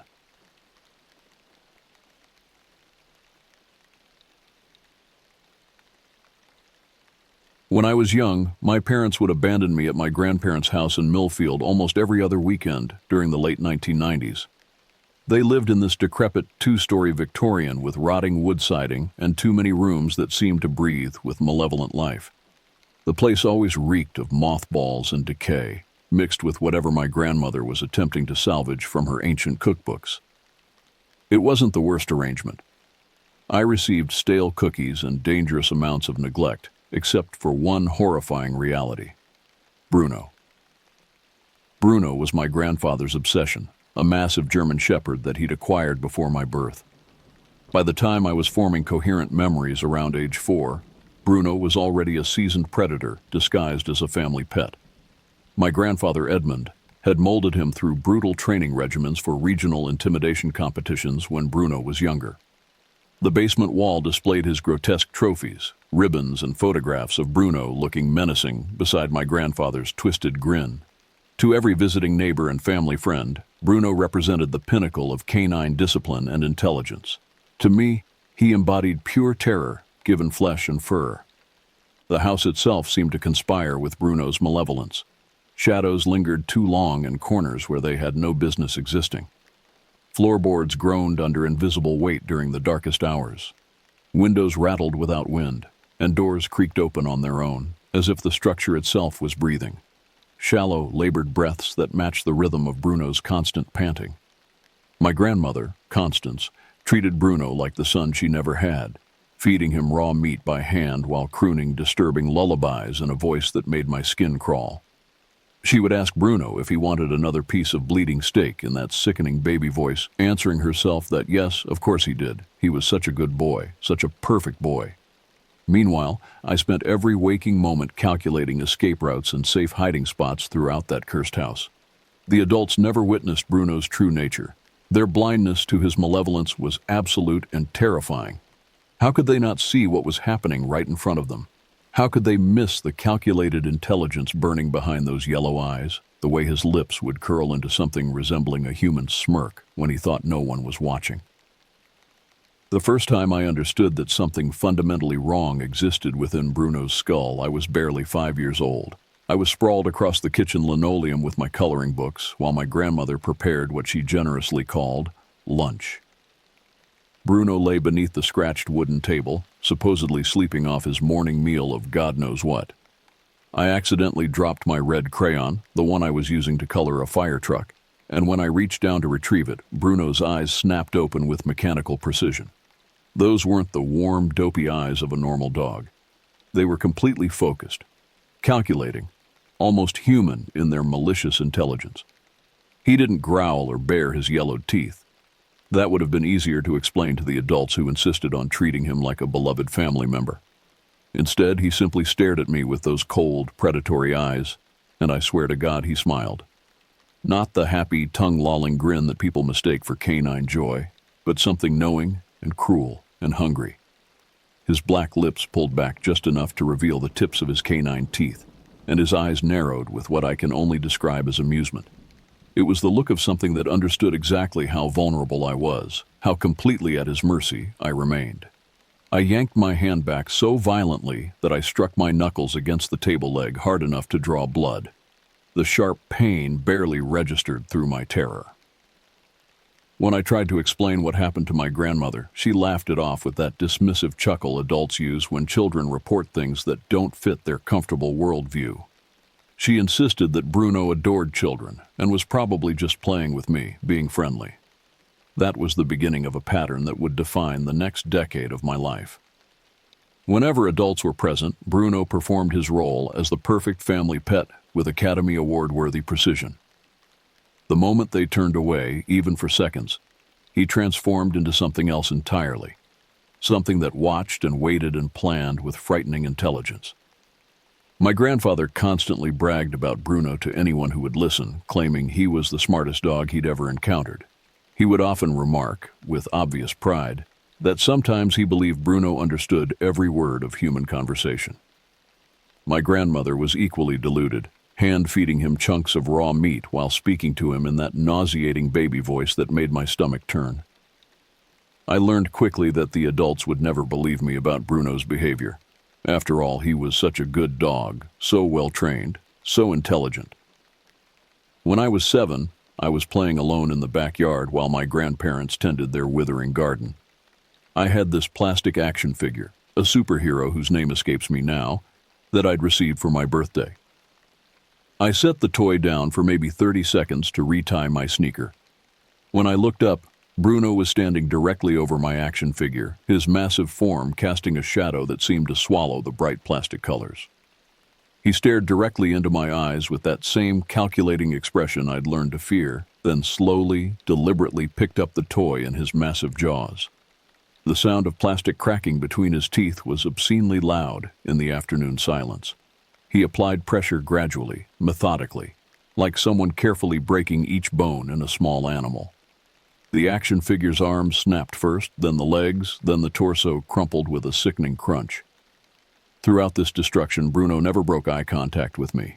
His tail wagged in slow, deliberate sweeps, like a metronome keeping time with my increasing terror. When he finished destroying my toy, he dropped the mangled remains at my feet with ceremonial precision, then walked away with his tail high and his step jaunty, as if he'd accomplished something worth celebrating. The mutilated plastic looked like the remains of something that had been alive, something that had suffered. When I ran crying to my grandmother, she scolded me for leaving my toys where poor Bruno could mistake them for his own playthings. My grandfather handed me 5 crumpled dollar bills and told me to be more careful next time, to think about how confusing it must be for a dog to see unfamiliar objects in his territory. Their complete inability to see what was happening felt like a form of madness. Was I losing my mind? Was I imagining things that weren't there? But the destroyed toy in my hands was real enough, and the memory of Bruno's calculating smile burned behind my eyelids every time I tried to sleep. The worst incident occurred when I was 9 years old, during a particularly dark October weekend. I was sleeping in the guest room at the end of the upstairs hallway. A room that always smelled like dust and old death, where the wallpaper peeled in long strips that resembled diseased skin. I woke around midnight with my bladder demanding attention. The hallway stretched before me like a tunnel into hell, dark and seemingly endless. I didn't want to wake anyone by turning on lights, so I crept toward the bathroom using the faint moonlight filtering through grimy windows. Halfway down the hall, I heard the familiar click of nails on hardwood. Bruno materialized at the far end of the corridor, just a hulking silhouette against the lesser darkness. He stood perfectly motionless, watching me with an intensity that made my heart hammer against my ribs. Something about his posture was wrong, unnatural. He wasn't standing like a normal dog. He was too still, too purposeful, like a predator that had caught the scent of wounded prey. I took one step backward toward my room, and he took one step forward. I stepped back again, and he mirrored my movement exactly. It was like some twisted dance, some perverse game where the rules were written in my terror and his amusement. His breathing was audible now, deep, controlled inhalations and exhalations that sounded almost human. When I finally turned to run back to my room, I heard him coming after me. Not the clumsy gallop of an excited dog, but measured, calculated steps that seemed to match my own panicked rhythm. I barely made it through my door before slamming it shut and turning the lock with shaking fingers. Bruno hit the door with tremendous force, making the entire frame shudder. Then came silence, the kind of complete quiet that feels more threatening than any sound. I stood there trembling, afraid to move, afraid to breathe too loudly. Then I heard it, scratching at the door. Not the frantic clawing of a dog that wanted inside, but deliberate, methodical gouging. The sound was rhythmic, almost artistic, as if he was carving something meaningful into the wood. It continued for nearly 2 hours before stopping. In the morning, there were deep gouges in the bottom of the door, not random scratches, but deliberate marks that almost looked like letters or symbols. My grandfather examined the damage with an expression I'd never seen before. Not anger at his precious dog, but something closer to fear. For the first time, I saw doubt in an adult's eyes when they looked at Bruno. My grandfather stared at those scratches for a long time, then at Bruno, then back at the scratches. He mumbled something about this not being like Bruno at all, about never seeing behavior like this before. But there was something in his voice, something that suggested maybe he had seen things he couldn't explain. When I was 11, Bruno died, and I wish I could claim to feel anything other than overwhelming relief. I was staying with my grandparents that particular weekend when it happened, and Bruno had been acting stranger than usual all day, more aggressive, more unpredictable. He'd spent hours pacing through the house, his nails clicking incessantly on the hardwood floors like some demented percussion instrument. He would stop randomly in doorways, staring at empty spaces as if he could see things the rest of us couldn't. His growling was constant and low, directed at shadows and corners where nothing visible lurked. That night, his behavior escalated to the point where my grandfather had to physically drag him to the basement and lock him in. Even through the thick wooden door and down a full flight of stairs, we could hear Bruno's barking. Not normal dog barking, but something that sounded almost like screaming. The sounds were rhythmic and deliberate, as if he was trying to communicate something urgent and terrible. Around 3 a.m, I woke to complete silence. The kind of absolute quiet that feels wrong when you're accustomed to the normal creaks and sighs of an old house. I lay there in the darkness, suddenly aware that I couldn't hear Bruno anymore. No barking, no pacing, no scratching, nothing. The silence was somehow more terrifying than his noise had been. It felt heavy and expectant, as if the house itself was holding its breath, waiting for something to happen. I pulled my blankets over my head and tried to convince myself that Bruno had simply tired himself out and fallen asleep.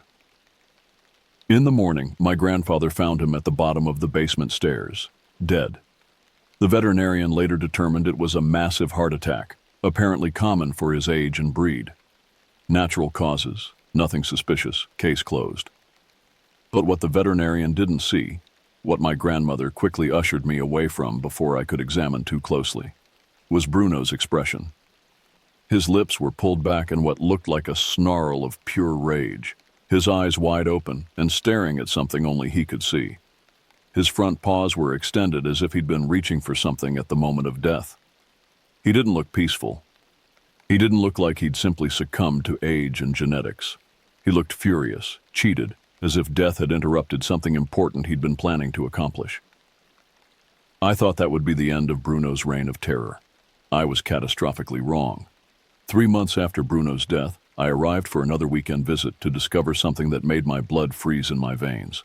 There, positioned near my grandfather's favorite leather armchair in the den, was Bruno, stuffed and mounted in a standing position that captured him at his most intimidating. The taxidermist had done exceptional work. Bruno's fur had been expertly groomed and positioned, his posture regal and alert, exactly like in those competition photographs that still lined the basement walls. His mouth was slightly open, revealing those yellowed canine teeth that had haunted my nightmares for years. But something was wrong with his eyes. They were glass, obviously artificial, but they seemed to track movement around the room. No matter where I stood, those dead eyes followed me with the same calculating intelligence I remembered from life. The taxidermist had somehow captured the essence of Bruno's malevolent personality and trapped it behind those glassy windows. My grandfather beamed with pride as he asked if I thought Bruno looked magnificent. He explained that now Bruno would always be with them, watching over the family, protecting the house. My grandmother seemed less enthusiastic about the arrangement, but she supported her husband's decision with the kind of resigned acceptance that comes after decades of marriage. She explained quietly that my grandfather couldn't bear to part with Bruno, that this was his way of processing grief. But there was something in her voice, something that suggested she wasn't entirely comfortable with having a dead dog standing guard in their living room. That night was the first time I experienced what would become a terrifying pattern. I was reading in bed when I heard it, the familiar click of nails on hardwood in the hallway outside my room. The same measured rhythm, the same deliberate pace that had terrorized me for years. My door, which I was certain I'd closed and locked, stood slightly ajar. Through that gap, I could see nothing but darkness, but I felt something watching me with predatory patience. I sat paralyzed, staring at that opening, certain I would see Bruno's face appear in the shadows. Nothing materialized, but the feeling of being observed was overwhelming. When I finally worked up the courage to investigate, the hallway was empty. I looked down the stairs toward the den, where I could see Bruno's taxidermied form in the dim light, exactly where it had been earlier, unchanging, motionless, dead. I barricaded my door with a chair and barely slept that night. In the morning, I found small, dusty paw prints on the hardwood outside my room, prints that looked exactly like Bruno's, but that was impossible. When I showed my grandmother, she frowned and muttered something about the neighbor's cat somehow getting inside, but we both knew the neighbors didn't have pets. Over the next 2 years, my weekend visits became exercises in psychological torture. Objects would move around the house, usually my belongings, displaced or hidden in locations where I'd never left them. I'd find my backpack unzipped, homework scattered across floors like confetti. My clothes would be pulled from drawers and arranged in strange patterns that almost looked deliberate. Once I discovered my sneaker in the backyard garden, chewed beyond recognition and covered in fresh saliva that couldn't be explained. The shoe looked like it had been savaged by something with powerful jaws and a taste for destruction. The taxidermied Bruno never seemed to move. At least, I never caught him in the act. But sometimes I'd enter the den and find him facing a different direction than I remembered. When I'd mention this to my grandparents, they'd insist nothing had changed, that my memory was playing tricks on me.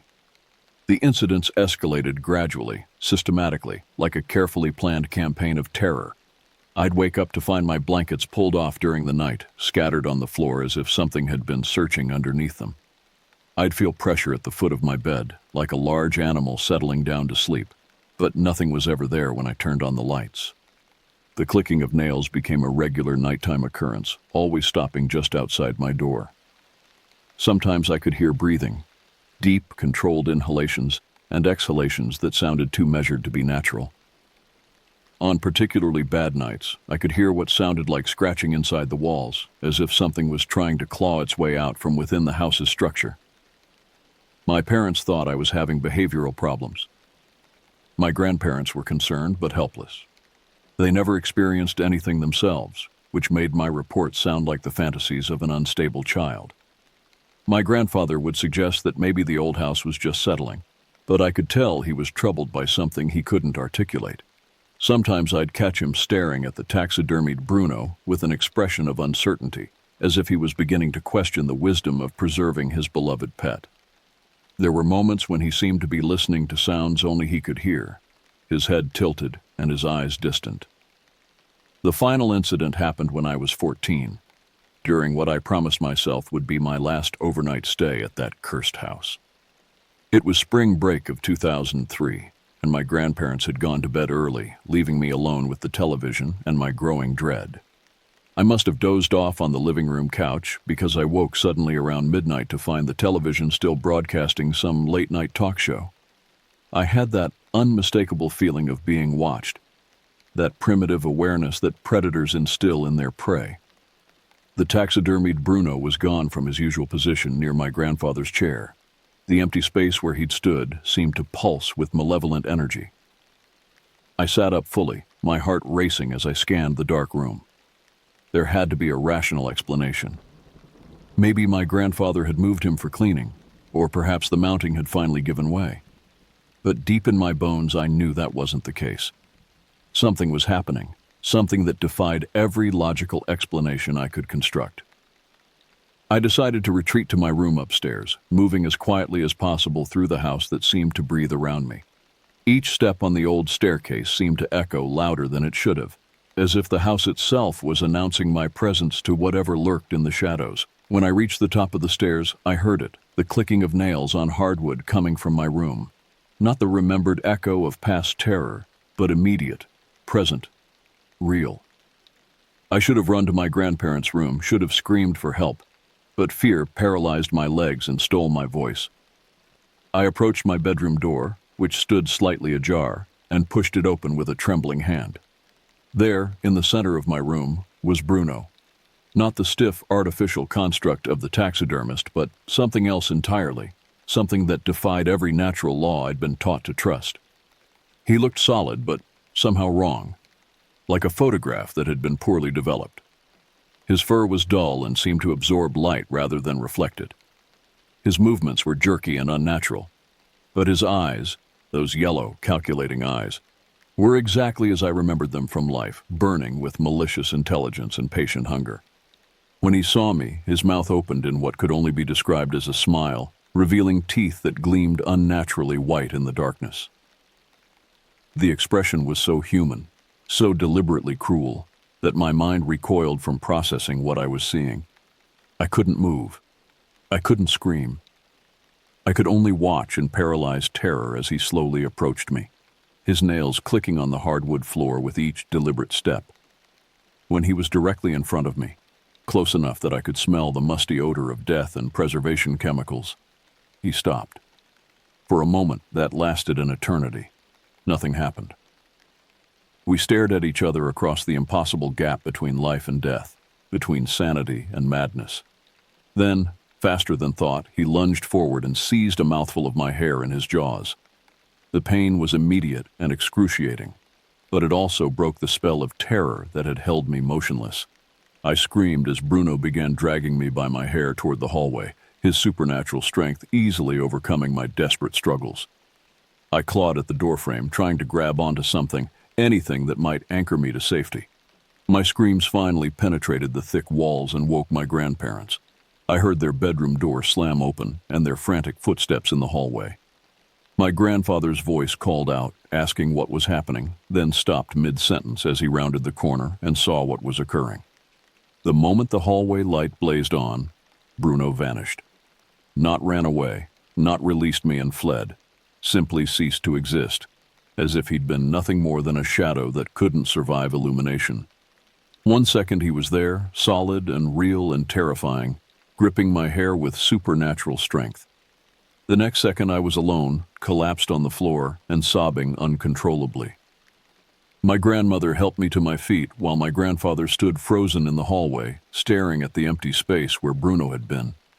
His face was completely drained of color, his eyes wide with the kind of shock that comes from having your fundamental understanding of reality shattered. I asked him through my tears if he had seen it too, if I wasn't going insane. He nodded slowly, his voice barely a whisper as he admitted that he had seen something that shouldn't have been possible.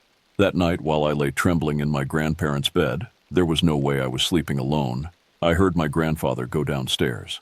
There was silence for a long time, then the sound of the back door opening and closing. Heavy footsteps crossed the backyard, followed by the distinctive sound of a shovel biting into earth. In the morning, the taxidermied Bruno was gone. My grandfather refused to tell me exactly what he'd done with it, only saying that it had been taken care of, that some things shouldn't be preserved, that some doors, once opened, are difficult to close. He finally admitted that he'd been experiencing things too. Objects moved, strange noises, a persistent feeling of being watched by something that shouldn't exist. He'd dismissed it all, convinced it was just grief and imagination playing tricks on his aging mind. I never stayed overnight at my grandparents' house again. My parents didn't understand my refusal, but they respected it after seeing the genuine terror in my eyes whenever the subject was mentioned. Years later, after both my grandparents had passed away and we were cleaning out their house, I found a small metal box buried in the backyard garden under an unmarked stone. Inside was a dog collar, worn and faded, with the name Bruno barely visible on the tarnished tag. Next to it was a note in my grandfather's shaking handwriting. Some doors, once opened, are hard to close. Some love becomes something else in the dark. May God forgive me for what I tried to keep. I reburied the box exactly where I found it and never told anyone about the discovery. Some things are better left undisturbed. Some secrets are meant to stay buried. I still sometimes wake in the night to the phantom sound of nails clicking on hardwood, and I know that somewhere, in the space between life and death, Bruno is still hunting. But as long as his remains stay buried and forgotten, as long as no one else tries to preserve what should be allowed to die, I think the door will remain closed. The house in Millfield was eventually demolished. The new owners complained of strange sounds and unexplained phenomena, but they attributed it to the age of the structure. When the bulldozers finally came, I felt something that might have been relief. But sometimes, in the quiet hours before dawn, I wonder if destroying the house was enough. I wonder if some forms of love, twisted by grief and denial, can survive even the destruction of their earthly anchors. I wonder, and I try not to listen too carefully to the sounds outside my bedroom door.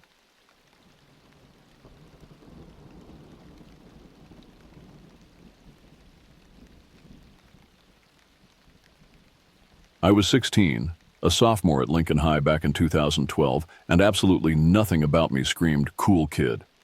Neither did my best friend Danny. We'd been inseparable since kindergarten, two socially awkward kids who found refuge in anime, video games, and our shared inability to talk to girls without our voices cracking. Danny came over every weekend without fail, and we'd lose ourselves in whatever new series we'd discovered or spend hours grinding levels in whatever RPG had caught our attention. That particular Friday in October, we were huddled around my laptop in the computer lab during lunch period. Danny had been bragging all week about some premium content he'd gotten from a Discord server. Rare anime episodes, exclusive manga chapters, the kind of stuff that made us feel like we were part of some secret club. I watched him navigate through folders with names like Ultra Rare and Limited Edition, my curiosity growing with each click. "Dude, check this out," Danny whispered, his fingers hovering over a folder labeled Premium Content. His eyes had that mischievous glint that usually meant trouble, but I leaned in anyway. The folder opened to reveal dozens of files with suggestive thumbnails and titles that made my face burn red. It wasn't anything too extreme by internet standards, but for two sheltered 16-year-olds, it might as well have been contraband. We were so absorbed in our discovery that we didn't hear the soft footsteps approaching behind us. Mrs. Peterson's voice cut through our whispered excitement like a blade. "What exactly are you two looking at?" The entire computer lab fell silent.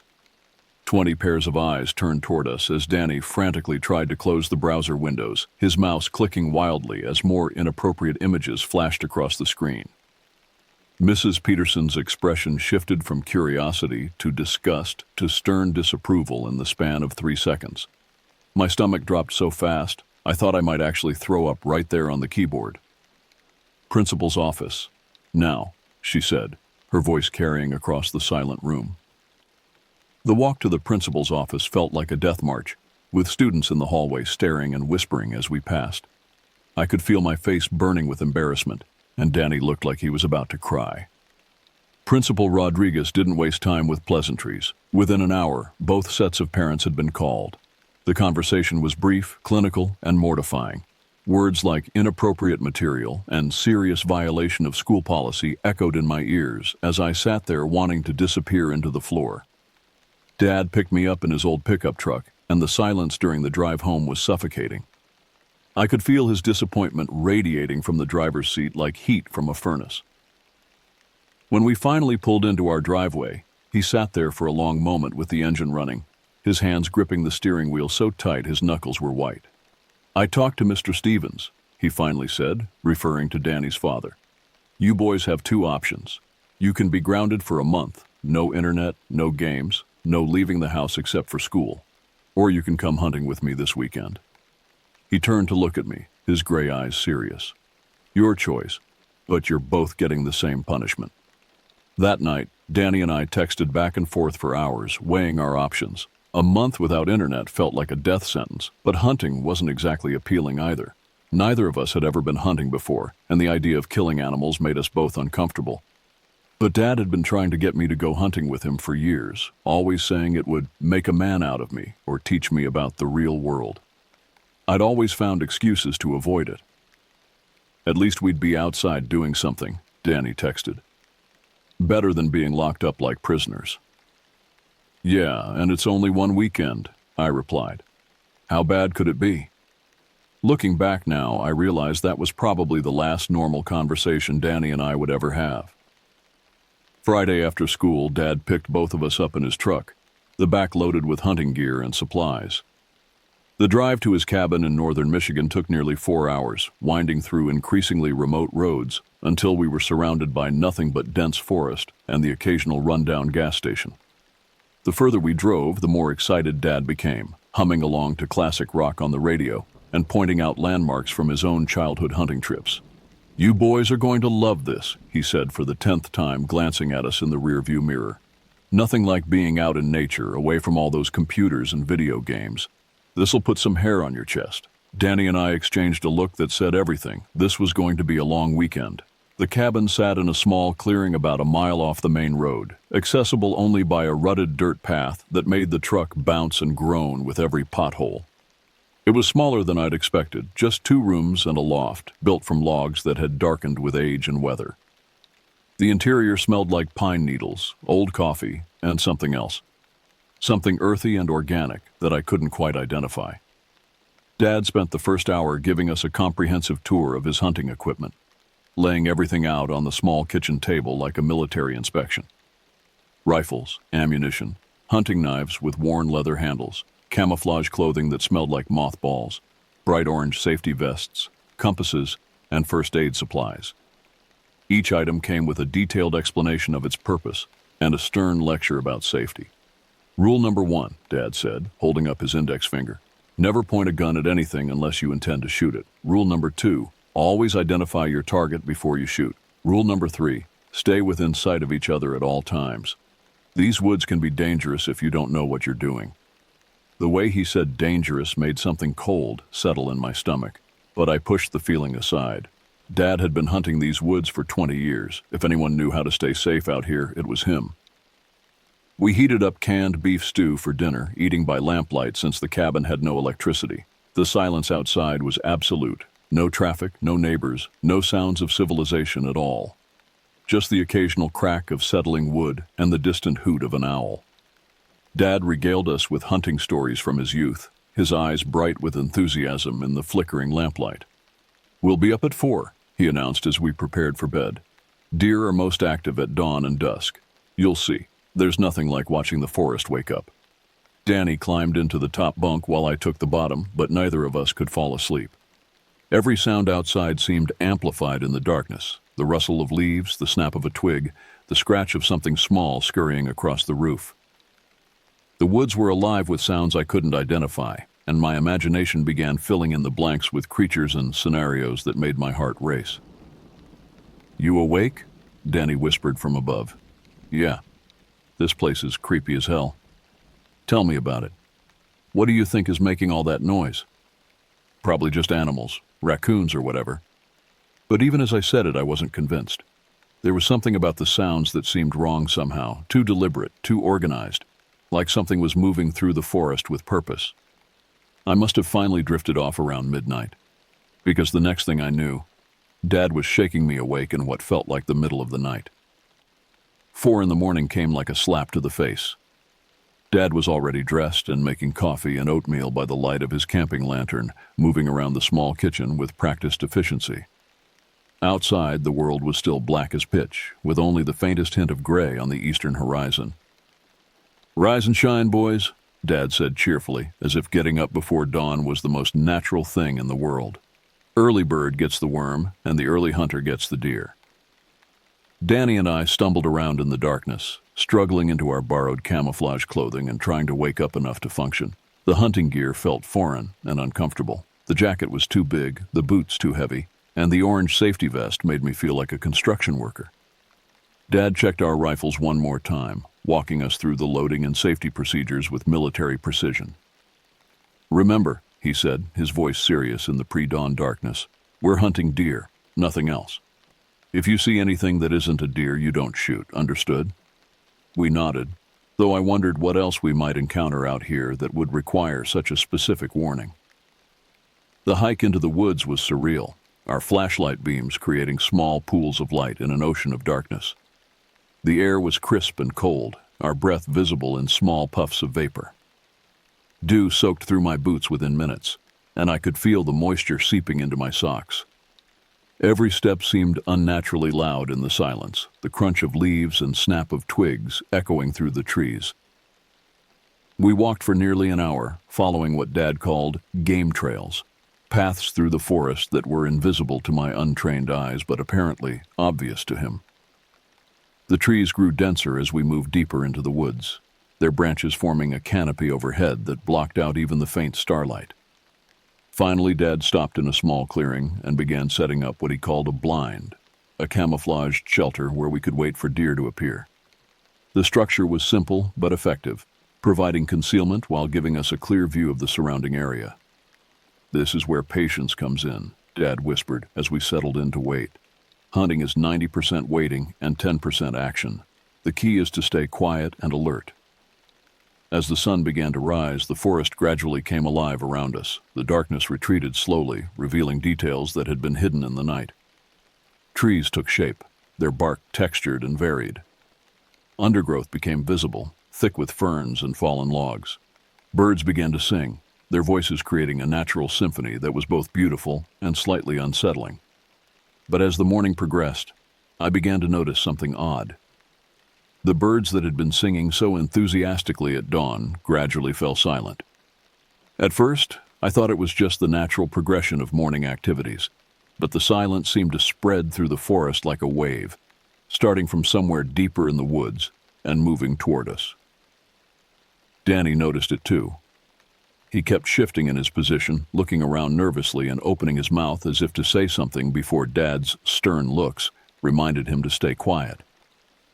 But even Dad seemed to sense that something had changed. His relaxed posture became more alert, and his eyes scanned the tree line with increased intensity. By 8 o'clock, we still hadn't seen any deer, and the forest had become unnaturally quiet. Even the insects had stopped buzzing. The silence was so complete it felt oppressive, like the entire woods were holding their breath. "Let's move to another spot," Dad whispered, his voice barely audible.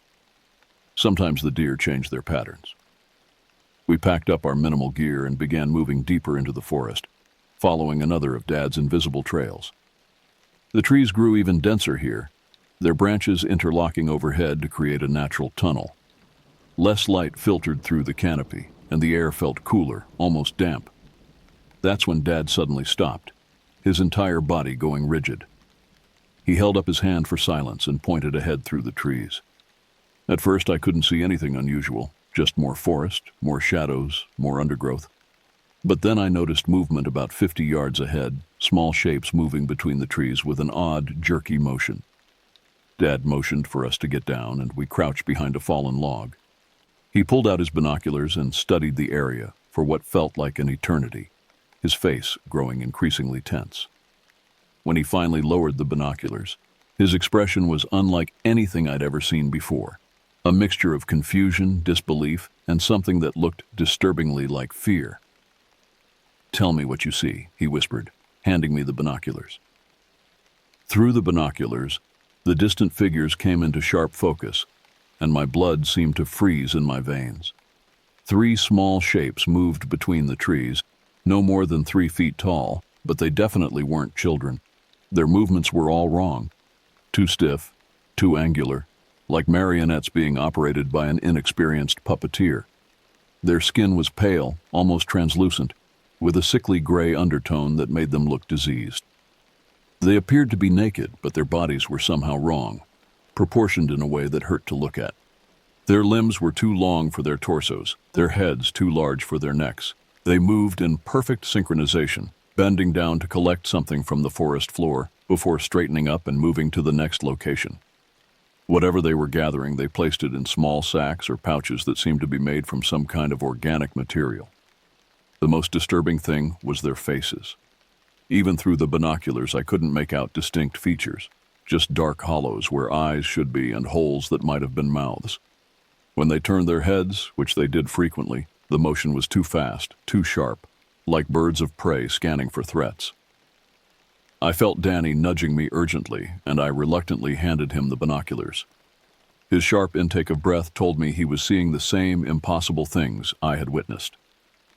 When he tried to whisper, "What the hell?" Dad immediately motioned for complete silence, his face grave with concern. I looked at my father, this man who had always been my anchor of normalcy and strength, and saw genuine fear in his eyes for the first time in my life. He'd been hunting these woods for 20 years, knew every trail and landmark, every type of wildlife that called this forest home. Whatever those things were, they weren't part of his familiar world. "What are they?"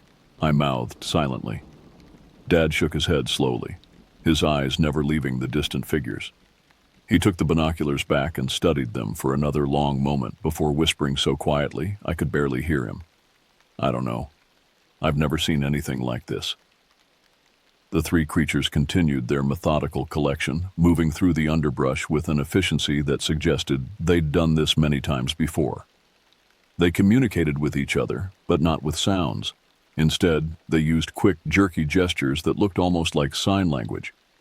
Occasionally, one would pause and tilt its oversized head, as if listening to something beyond human hearing.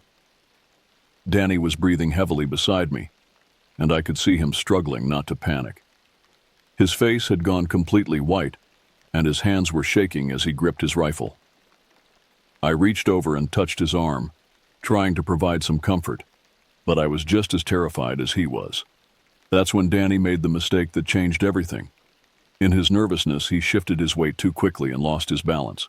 His elbow caught on a protruding root, sending him tumbling backward with a crash that echoed through the silent forest like a gunshot. His rifle hit the ground with a metallic clang that seemed to reverberate forever. The effect on the 3 creatures was immediate and terrifying. They stopped moving instantly, their heads snapping toward our location with that same unnaturally fast motion. Even from 50 yards away, I could feel them focusing their attention on us, like the weight of their gaze was a physical force pressing against my chest. For a moment that stretched into eternity, we stared at each other across the forest floor. The creatures remained perfectly still, their dark eye hollows fixed on our hiding spot. Dad's breathing had become shallow and rapid, and I could see his knuckles white as he gripped his rifle. Then, as if responding to some unheard signal, all 3 creatures began moving toward us. Not running, not rushing, but walking with that same jerky, unnatural gait. Their movements were purposeful and coordinated, like hunters who had just spotted their prey. "Run," Dad whispered, his voice barely audible. "Run now." We exploded from our hiding spot like startled deer, crashing through the underbrush without any regard for stealth or safety. Branches tore at our clothes and scratched our faces as we fled deeper into the forest. Behind us, I could hear Dad shouting instructions, but his words were lost in the thunder of our panic and the sound of breaking branches. Danny stumbled again, going down hard and crying out as he hit the ground. Dad stopped to help him while I kept running, my mind blank with terror. Every shadow looked like a pursuing figure. Every movement in my peripheral vision made my heart race faster. "Keep going," Dad's voice echoed behind me. "Get back to the cabin. We'll catch up." I hesitated for just a moment, torn between loyalty to my friend and the overwhelming need to escape. But Dad's voice carried an authority I'd never heard before, a command that brooked no argument. "Go!" So I ran. The forest became a blur of green and brown as I crashed through the underbrush, branches whipping across my face and thorns tearing at my clothes. My lungs burned with the effort of running, and my heart hammered against my ribs so hard I thought it might burst. Every sound behind me, every snapped twig, every rustle of leaves, convinced me that those things were gaining ground. I had no idea if I was going in the right direction. The trails that Dad had followed so confidently were invisible to me, and every tree looked the same. Panic made it impossible to think clearly, to remember the landmarks we'd passed on the way in. All I could do was run and hope that instinct would guide me back to safety. After what felt like hours, but was probably only 30 minutes, I burst through the tree line into the familiar clearing where the cabin sat. I'd never been so relieved to see that small, weathered building. My legs gave out as I reached the front door, and I collapsed against it, gasping for air and shaking uncontrollably. It took several minutes before I could steady my hands enough to work the door handle. Once inside, I immediately locked the door behind me and grabbed Dad's shotgun from the rack above the fireplace. My fingers fumbled with the shells as I tried to load it, dropping several on the floor in my haste. The simple mechanical action of loading the weapon helped calm my nerves slightly, giving my hands something to do while my mind raced. I positioned myself facing the door and window, the shotgun across my knees, and waited. The minutes crawled by with agonizing slowness. Every sound outside, the whisper of wind through the trees, the creak of settling wood, the distant call of a bird, made me jump and tighten my grip on the weapon. 1 hour passed, then another. The sun began its descent toward the western horizon, casting long shadows across the clearing. Where were Dad and Danny? What had happened after I ran? The possibilities that ran through my mind were too terrible to contemplate, but I couldn't stop imagining the worst. As afternoon faded into evening, I heard footsteps approaching the cabin. Heavy, deliberate steps that sounded human, but somehow wrong. I raised the shotgun, my finger hovering over the trigger, and held my breath. 3 knocks echoed through the small cabin. "Son, it's us," came Dad's voice through the door. "Open up." Relief flooded through me so intensely that I almost cried, but something made me hesitate. There was something about Dad's voice that didn't sound quite right. It was flatter than usual, lacking the warmth and inflection I was used to. It sounded like someone doing an impression of my father. "Dad?" I called back, not moving from my position. "Yes," came the reply. "Open the door. Danny's hurt." I moved to the window and peered out carefully. There they were, Dad and Danny standing on the small porch, looking perfectly normal. Dad was wearing the same hunting clothes he'd put on that morning, and Danny was standing upright, apparently uninjured, despite the claim that he was hurt. But something was wrong with the way they stood. Too straight, too still, like soldiers at attention. And Danny wasn't looking at the cabin. His gaze was fixed on some point in the distance, his expression blank and vacant. "What happened out there?" I called through the door, still not moving to unlock it. "We'll explain inside," Dad replied in that same flat tone. "Open the door." "Danny, are you okay?" I asked directly. Danny's head turned toward the sound of my voice, but his movement was too sharp, too quick, exactly like the motions of those creatures in the forest. When our eyes met through the window, there was no recognition in his gaze, no spark of the friendship we'd shared for 11 years. His eyes were empty, like looking into the windows of an abandoned house. But they were my father and my best friend. Whatever had happened in the woods, whatever had frightened us so badly, they were here now, and they were alive. That had to count for something. Slowly, reluctantly, I unlocked the door. Dad and Danny entered the cabin with movements that were subtly wrong in ways I couldn't immediately identify. Dad walked too stiffly, his usual casual stride replaced by something mechanical and precise, Danny moved like he was concentrating on each step, as if walking had become something that required conscious thought rather than instinct. The first thing Dad did was take the shotgun from my hands. "Don't need this now," he said, his voice carrying that same flat quality I'd noticed through the door. There was no warmth in it, no relief at our reunion, no acknowledgement of the terror we'd all experienced in the woods. Danny sat heavily on the small couch, his gaze fixed on the floor. His clothes were dirty and torn, consistent with our panicked flight through the forest, but there were no visible injuries, no cuts, no bruises, nothing to explain why Dad had claimed he was hurt. "What happened after I left?" I asked, settling into the chair across from them. "Those things in the woods, what were they?" Dad began packing our gear with methodical efficiency, folding clothes and organizing equipment as if we were checking out of a hotel. "What things?" he asked without looking up. The question hit me like a physical blow. "The creatures we saw, the small ones collecting stuff from the forest floor. We all saw them through the binoculars." "We didn't see anything," Dad replied, his voice emotionless. "There was a bear. We ran, that's all." I stared at him in disbelief.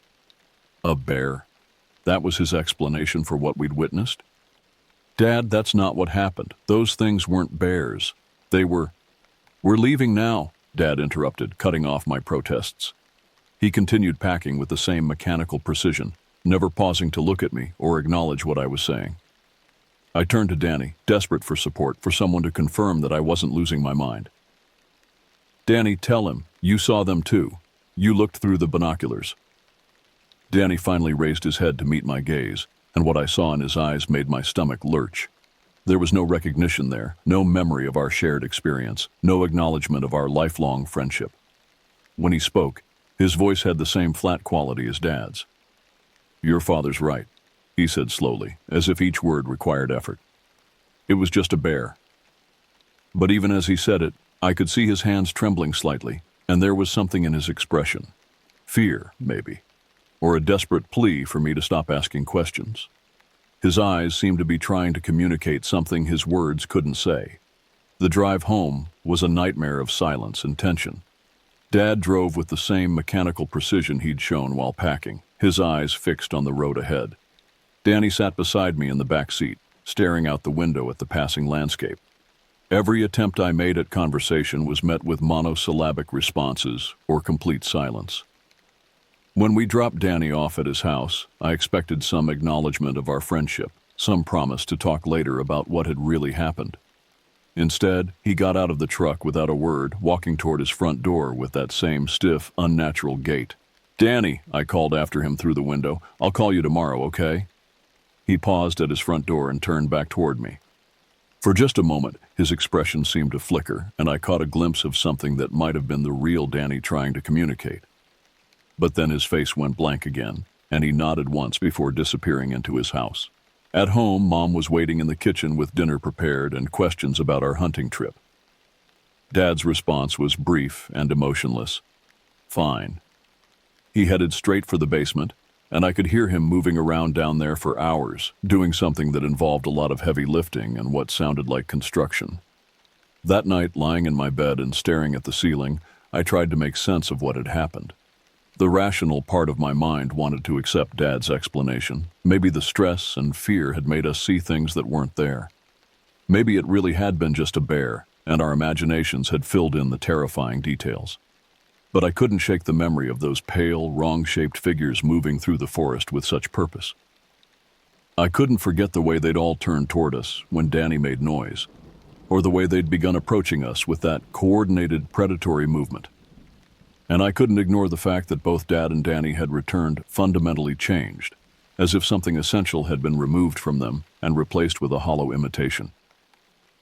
Danny didn't call the next day or the day after that. When I finally worked up the courage to call him, his mother answered and said he was sleeping, that he'd been very tired since the hunting trip. The third time I called, she said he wasn't feeling well and couldn't come to the phone. When I saw him at school the following Monday, it was like looking at a stranger wearing Danny's face. Danny's transformation became more apparent with each passing day at school. He moved through the hallways like he was navigating an unfamiliar maze, pausing at intersections and staring at familiar faces as if he couldn't quite remember who they were.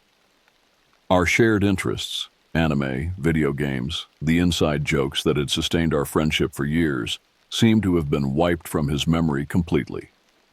During lunch, I cornered him at his usual table in the cafeteria. "Dude, we need to talk about what happened in the woods," I said, keeping my voice low. "Something's wrong with you, and something's wrong with my dad." Danny looked at me with those empty eyes, chewing his sandwich with mechanical precision. "Nothing happened in the woods," he said in that same flat tone that had become his default mode of communication. "We saw a bear. We ran. End of story." "Stop lying," I hissed, frustration boiling over. "We've been best friends since we were 5 years old. You can't just pretend that those things we saw weren't real." For just a moment, something flickered across Danny's face, a brief crack in the facade that revealed the terror lurking beneath. His hand started to shake, and he dropped his sandwich onto the table. When he looked at me, I could see the real Danny trapped behind those vacant eyes, struggling to communicate something his mouth couldn't say. "Drop it," he whispered, glancing around the cafeteria as if he expected to see something watching us. "For your own good, just drop it." That was the last real conversation we had. Danny started avoiding me after that, taking different routes through the hallways and sitting with different people at lunch. When I tried to approach him, he would walk away without a word. It was like watching my best friend die and be replaced by a hollow shell. A month later, Danny's parents transferred him to a private school across town. They said he needed a fresh start and that the public school environment wasn't right for him anymore. I never saw him again. Things at home deteriorated just as rapidly. Dad spent increasingly long periods in the basement, sometimes disappearing down there for entire days. He installed a heavy padlock on the basement door, and when I asked him about it, he just stared at me with those wrong eyes until I looked away. The sounds from the basement became a constant source of anxiety. I could hear him talking down there, but it sounded like he was having conversations with multiple people. The voices that responded didn't sound quite human. They were too high-pitched, too sharp, like the chirping of birds, but with an underlying intelligence that made my skin crawl. Mom noticed the changes too, though she tried to maintain a facade of normalcy. "Your father's just going through something," she told me one evening as we sat at the dinner table without him. "Men his age sometimes have difficulties adjusting to changes in their lives." But I could see the worry in her eyes, the way she glanced nervously toward the basement door whenever those strange sounds drifted upstairs. She'd lost weight, and there were dark circles under her eyes that suggested she wasn't sleeping well. Dad's behavior became increasingly erratic. He stopped going to work, claiming he was taking a leave of absence to focus on important research. When his boss called the house looking for him, Dad would disappear into the basement and refuse to come out until the phone stopped ringing. He began taking long walks at night, leaving the house after we'd gone to bed and returning before dawn. I started staying awake to listen for his return, and the sounds he made coming back were wrong. His footsteps were too light, too quick, and sometimes I could swear I heard other footsteps accompanying his, smaller, quicker steps that didn't sound like they belonged to human feet. In the mornings, I would find evidence of his nocturnal activities, mud tracked through the kitchen that had an odd, organic smell, unlike regular dirt, and small scratches on his arms and face that he couldn't or wouldn't explain. His clothes would be filthy and sometimes torn, as if he'd been crawling through underbrush or digging in the earth. The final straw came on a cold morning in December, 3 months after our hunting trip. I woke to the sound of screaming. I found Mom on the bathroom floor, her body convulsing as some invisible force seemed to be tearing through her nervous system. Dad stood in the doorway watching, his expression utterly blank, as if he were observing a mildly interesting television program rather than his wife's medical emergency. "Call 911!" I screamed at him as I knelt beside Mom, trying to remember what I'd learned about seizures in health class. But Dad just stood there, motionless, those wrong eyes fixed on Mom's writhing form with what might have been clinical curiosity. I called 911 myself, my hands shaking so badly I could barely dial the numbers. The paramedics arrived within minutes, their professional efficiency a stark contrast to Dad's eerie passivity. They worked on Mom with practiced skill, checking her vital signs and asking questions that Dad answered in monosyllables. Stroke, one of the paramedics told me as they loaded Mom onto a stretcher. Severe one. We need to get her to the hospital immediately. I expected Dad to ride in the ambulance or at least follow us to the hospital, but he simply stood in the driveway and watched as we drove away. When I looked back through the rear window, he was still standing there, perfectly still, like a statue of a man rather than a living human being. Mom spent 2 weeks in the ICU, her brain activity monitored by machines that beeped and hummed with mechanical persistence. The doctors said there had been massive damage, that even if she survived, she would likely never be the same. Dad visited exactly once, standing beside her bed for 5 minutes before leaving without a word. She died on a Tuesday morning while I was at school. Dad picked me up from the principal's office, delivered the news in that same flat tone he'd used for everything else, and drove us home in silence. At the funeral, he stood apart from everyone else, showing no emotion as they lowered Mom's casket into the ground. When people tried to offer their condolences, Dad would stare at them with those empty eyes until they became uncomfortable and walked away. Several family friends commented on how different he seemed, how the loss had changed him, if they only knew how right they were. The year and a half that followed were the worst of my life. Living alone with the thing that had replaced my father was like being trapped in a house with a barely functional robot that occasionally remembered it was supposed to pretend to be human. He rarely spoke, rarely ate, and spent almost all his time in that locked basement. Strange packages began arriving at irregular intervals, small boxes wrapped in brown paper with no return address. Dad would take them directly to the basement, and I would hear sounds down there that suggested he was opening them and distributing their contents to something. The organic smell that had always emanated from the basement grew stronger, accompanied by new odors that made me gag when they drifted upstairs. Sometimes I would find tiny footprints in the mud by the back door, footprints that were roughly human-shaped but wrong in ways that made my brain refuse to process them completely. They were too small to belong to an adult, but they had too many toes and the proportions were all wrong. Dad's physical transformation accelerated during this period. He lost weight rapidly, his skin taking on that same grayish, translucent quality I'd seen in the creatures in the forest. His movements became even more mechanical and precise, and sometimes I would catch him moving his head with that same sharp, bird-like motion that had terrified me in the woods. I counted down the days until my 18th birthday, with the desperate intensity of a prisoner awaiting parole. I applied to colleges as far from home as possible, eventually choosing a school in California that offered me a partial scholarship. Dad showed no interest in my plans, no emotion when I told him I was leaving. He simply nodded once and returned to whatever he was doing in the basement. On graduation day, Dad didn't attend the ceremony. I walked across the stage to receive my diploma with an empty chair where my father should have been sitting. That night, as I packed my belongings for the move to California, I could hear him in the basement having one of his conversations with those other voices. I left the next morning while he was on one of his nocturnal walks, unable to face another emotionless goodbye. I left a note on the kitchen table explaining that I was starting my new life and didn't know when I'd be back. Looking back at the house as I drove away, I realized I was probably seeing it for the last time. College was a fresh start, a chance to rebuild my life among people who didn't know about my strange family history. I made friends, joined clubs, and slowly began to feel human again. The nightmares came less frequently, and I started to believe that maybe I could leave the past behind.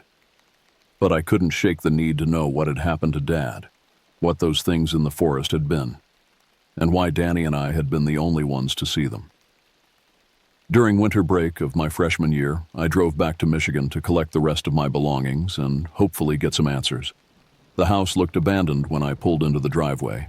The grass was overgrown, newspapers and mail had piled up on the front porch, and several windows had been broken by storm damage that no one had bothered to repair. The neighbors said they hadn't seen Dad in months. Using my old key, I entered the house that no longer felt like home. The smell hit me immediately, that organic, earthy odor I remembered from the basement, but now it permeated the entire house. The furniture was covered in dust, and there were more of those strange footprints tracked across the floors. Dad's bedroom was completely empty. His clothes, his personal belongings, even his furniture. Everything was gone, as if he had simply evaporated. The only sign that he'd ever lived there was a thin layer of dust in the shape of a bed frame on the hardwood floor. Steeling myself for what I might find, I used the key hanging beside the basement door to unlock it for the first time. The basement was empty too, completely empty, except for a single piece of paper lying in the center of the concrete floor. I picked up the paper with trembling hands. Written in Dad's familiar handwriting were 3 words: "They are home." Below that, in a different handwriting, smaller, more angular, like the scratching of claws on paper, was a single line: "The cycle continues." That night, staying in a motel near the highway, I called the police to report Dad missing. They filed a report, but as the detective explained, adults have the right to disappear if they want to. They'd investigate if evidence of foul play emerged, but for now it was just another missing person case in a world full of people who walked away from their lives. I sold the house through a real estate attorney, never setting foot in it again. The buyers were a young couple with 2 small children who were excited about the rustic charm of the property. I wondered if they would notice the strange smells, the odd sounds that came from the basement, the footprints that appeared in the mud after certain kinds of rain. I never returned to my hometown after that, but sometimes, late at night when I can't sleep, I find myself searching online for missing person reports from that area of Michigan. There have been several over the years, people who went into those woods and never came out, or who came out changed in ways their families couldn't explain. And sometimes, when the wind is blowing through the trees outside my apartment in California, I can swear I hear the sound of small, quick footsteps moving through the darkness, accompanied by voices that are too high-pitched to be human, but too intelligent to be animal. The hunting trip was supposed to make men out of Danny and me. Instead, it showed us that there are things in this world that are better left undiscovered. Creatures that exist in the spaces between what we think we know and what we're capable of understanding. I'm 26 now, graduated from college, working a normal job, living a normal life. But every hunting season, when the leaves begin to turn and the air grows cold, I remember those pale figures moving through the forest with their jerky, purposeful gait. I remember Dad's empty eyes and Danny's terrified silence. And I wonder if somewhere in those Michigan woods, they're still out there, still collecting whatever it was they gathered from the forest floor, still waiting for the next group of hunters to stumble into their territory. The cycle continues, just like the note said. Some nights, when the dreams are particularly vivid, I wake up with the taste of pine needles in my mouth and the smell of that organic, earthy odor filling my nostrils. On those nights, I check all the locks on my doors and windows, and I remind myself that I'm hundreds of miles away from those woods. But I know, deep in my bones, that distance doesn't matter to creatures like that. They're patient, they're organized, and they remember everyone who has seen them. The hunting trip taught me that there are predators in this world far more dangerous than bears or wolves. The real predators walk upright, speak in whispers, and know how to wear the faces of the people we love. And once they've noticed you, once you've stumbled into their territory and witnessed their work, you become part of their collection. Maybe not right away, maybe not for years, but eventually, everyone comes home.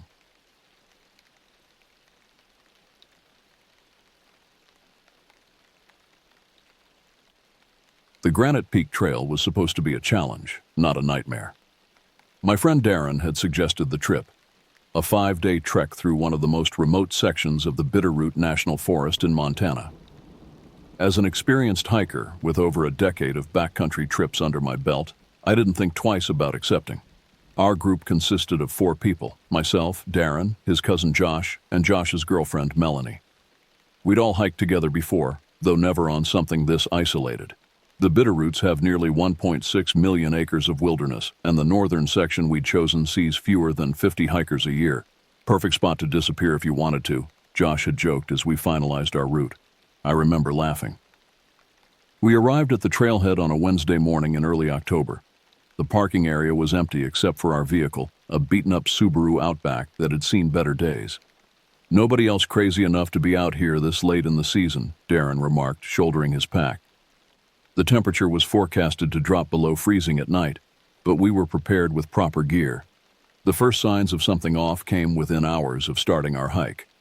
About 3 miles in, we found unusual markings on several trees, not standard trailblazes, but deep parallel gouges about 6 feet up the trunks. They appeared too methodical to be from animal claws. Bear marking territory? Melanie suggested, examining one of the cuts.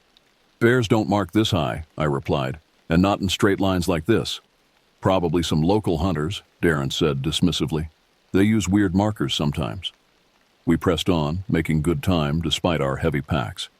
By late afternoon, we'd covered 8 miles of steady incline, working our way deeper into the forest.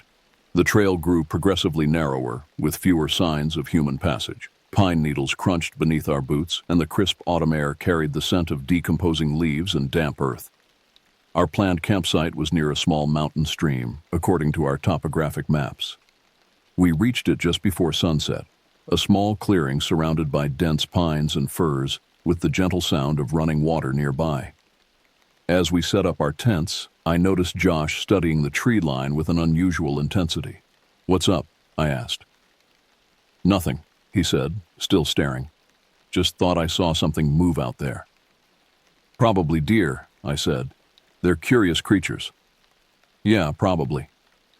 We gathered firewood and prepared dinner as darkness fell. The temperature dropped rapidly, and we huddled around the fire, swapping stories and passing a flask of whiskey.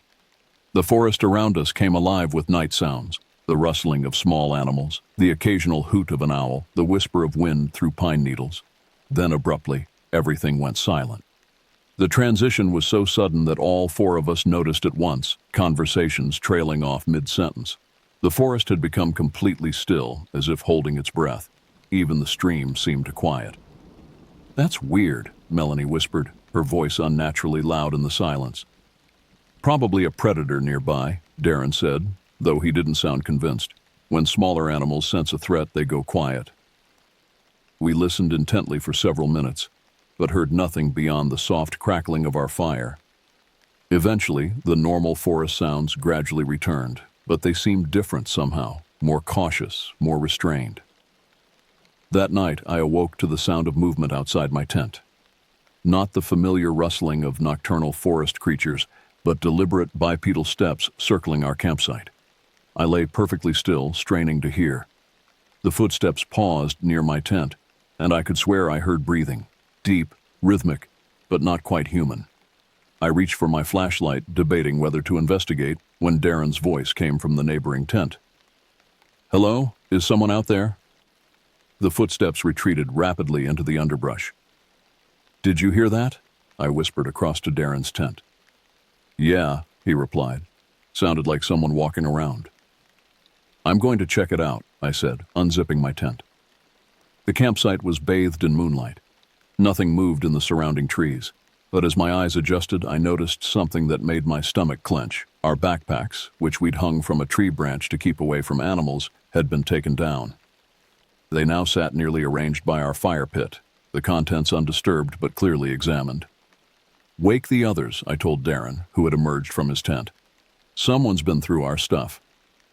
Josh and Melanie joined us, and we surveyed the scene with growing unease. "Should we pack up and head back?" Melanie asked, hugging herself against the cold. "In the middle of the night?" Josh shook his head. "That's asking to get lost or injured." "We stick together until morning," I decided. 2-person watches until dawn. Then we decide. None of us slept much after that. During my watch with Darren, I spotted movement at the edge of our camp, just a shadow slipping between trees, there and gone so quickly, I couldn't be certain I'd seen anything at all. "Did you see that?" I whispered. "See what?" Darren replied, scanning the darkness.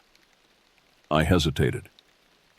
"Nothing, just my eyes playing tricks." But I knew it wasn't my imagination. Something was watching us, and whatever it was getting bolder. Dawn arrived with a heavy mist clinging to the forest floor. We debated returning to the trailhead, but ultimately decided to continue our planned route.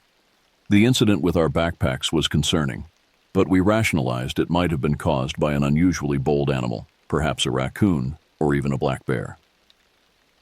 "Let's just be more careful about securing our food and gear," Josh suggested. We broke camp efficiently, each of us eager to put distance between ourselves and whatever had visited during the night.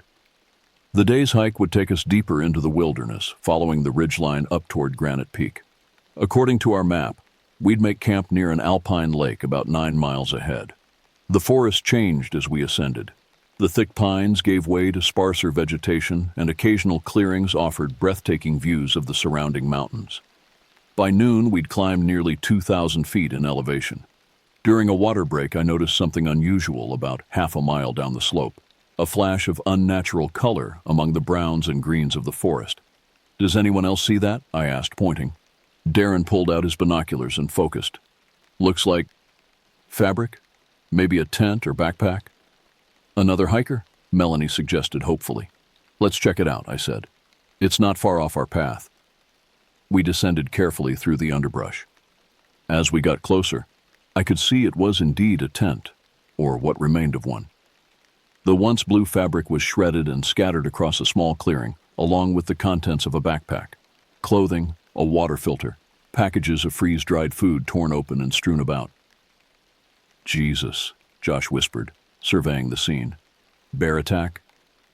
I examined the damage more closely. "I don't think so. These tears are too clean, too deliberate." "Could be a mountain lion," Darren suggested, but he sounded doubtful. "Where's the hiker?" Melanie asked, voicing the question we were all thinking. We searched the area, calling out and listening for a response. About 30 yards from the destroyed campsite, we found a hiking boot, still laced, lying on its side. "This isn't good," I said, picking it up. The boot was a men's size 11, sturdy and well-worn. There was no blood or signs of struggle, just a single boot abandoned in the woods. "We need to go back and report this," Melanie insisted, her voice tight with fear. "That would take us a day and a half," Josh countered. "And we don't even know what happened here. Maybe the guy just had an equipment failure and hiked out on his own." "Leaving his boot behind?" I asked skeptically. "Look," Darren said, "we should at least check the registration log at the next ranger station. It's only about 5 miles ahead, and we can decide what to do from there." We agreed on this compromise, but the discovery had cast a pall over our expedition. As we hiked, I couldn't shake the feeling that we were being followed. Several times I spun around, certain I'd caught movement in my peripheral vision, but saw nothing. About 2 miles from the destroyed campsite, Josh stopped abruptly. "Tracks," he said, pointing to the ground. The path here was muddy from a recent rainfall, and clear impressions were visible in the soft earth. They weren't human footprints, nor did they match any animal I recognized. The tracks were large, about the size of a human hand, with unusual elongated toes and what looked like claw marks at the tips. "What the hell made these?" Melanie asked, crouching down. "I don't know," I admitted. "Some kind of predator, but nothing native to these mountains that I'm aware of."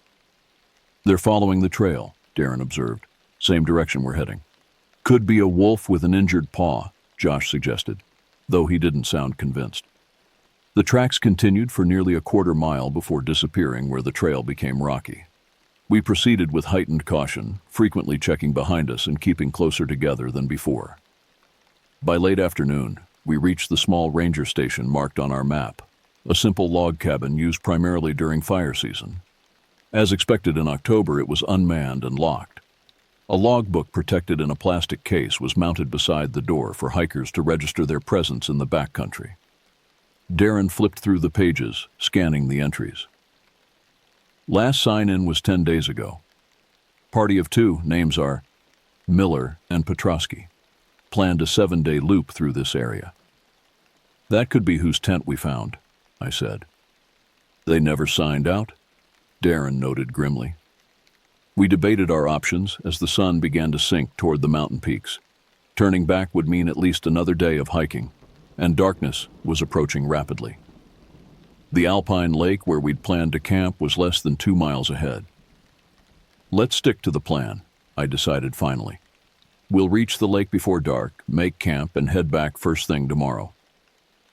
No one was enthusiastic about continuing forward, but the alternative, being caught on the trail after nightfall, seemed worse. We moved at a brisk pace, eager to reach our destination before losing daylight completely. The lake appeared just as the sun touched the horizon, a small, pristine body of water nestled in a natural bowl formed by surrounding ridges. In different circumstances, it would have been idyllic. Now, with the knowledge of the destroyed campsite and strange tracks, it felt exposed and vulnerable. We set up camp with military efficiency, positioning our tents close together and gathering extra firewood.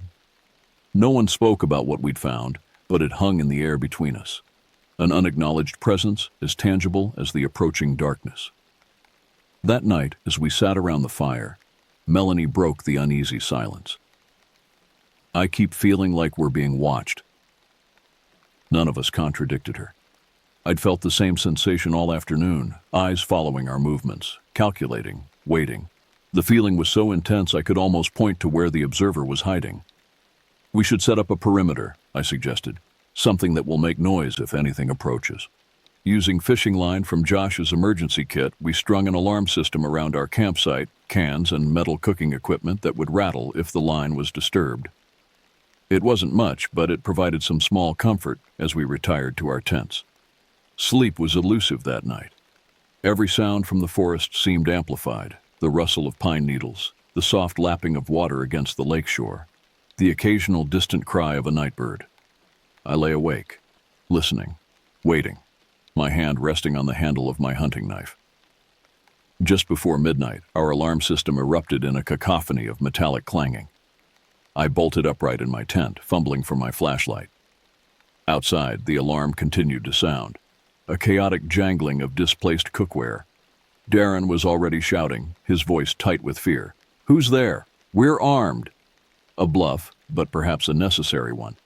Between us, we had only hunting knives and a small hatchet for splitting firewood. I unzipped my tent with one hand, knife clutched in the other, and emerged into the moonlit clearing. The perimeter line on the western edge of our camp had been triggered. Metal cups and plates lay scattered on the ground, but there was no sign of what had disturbed them.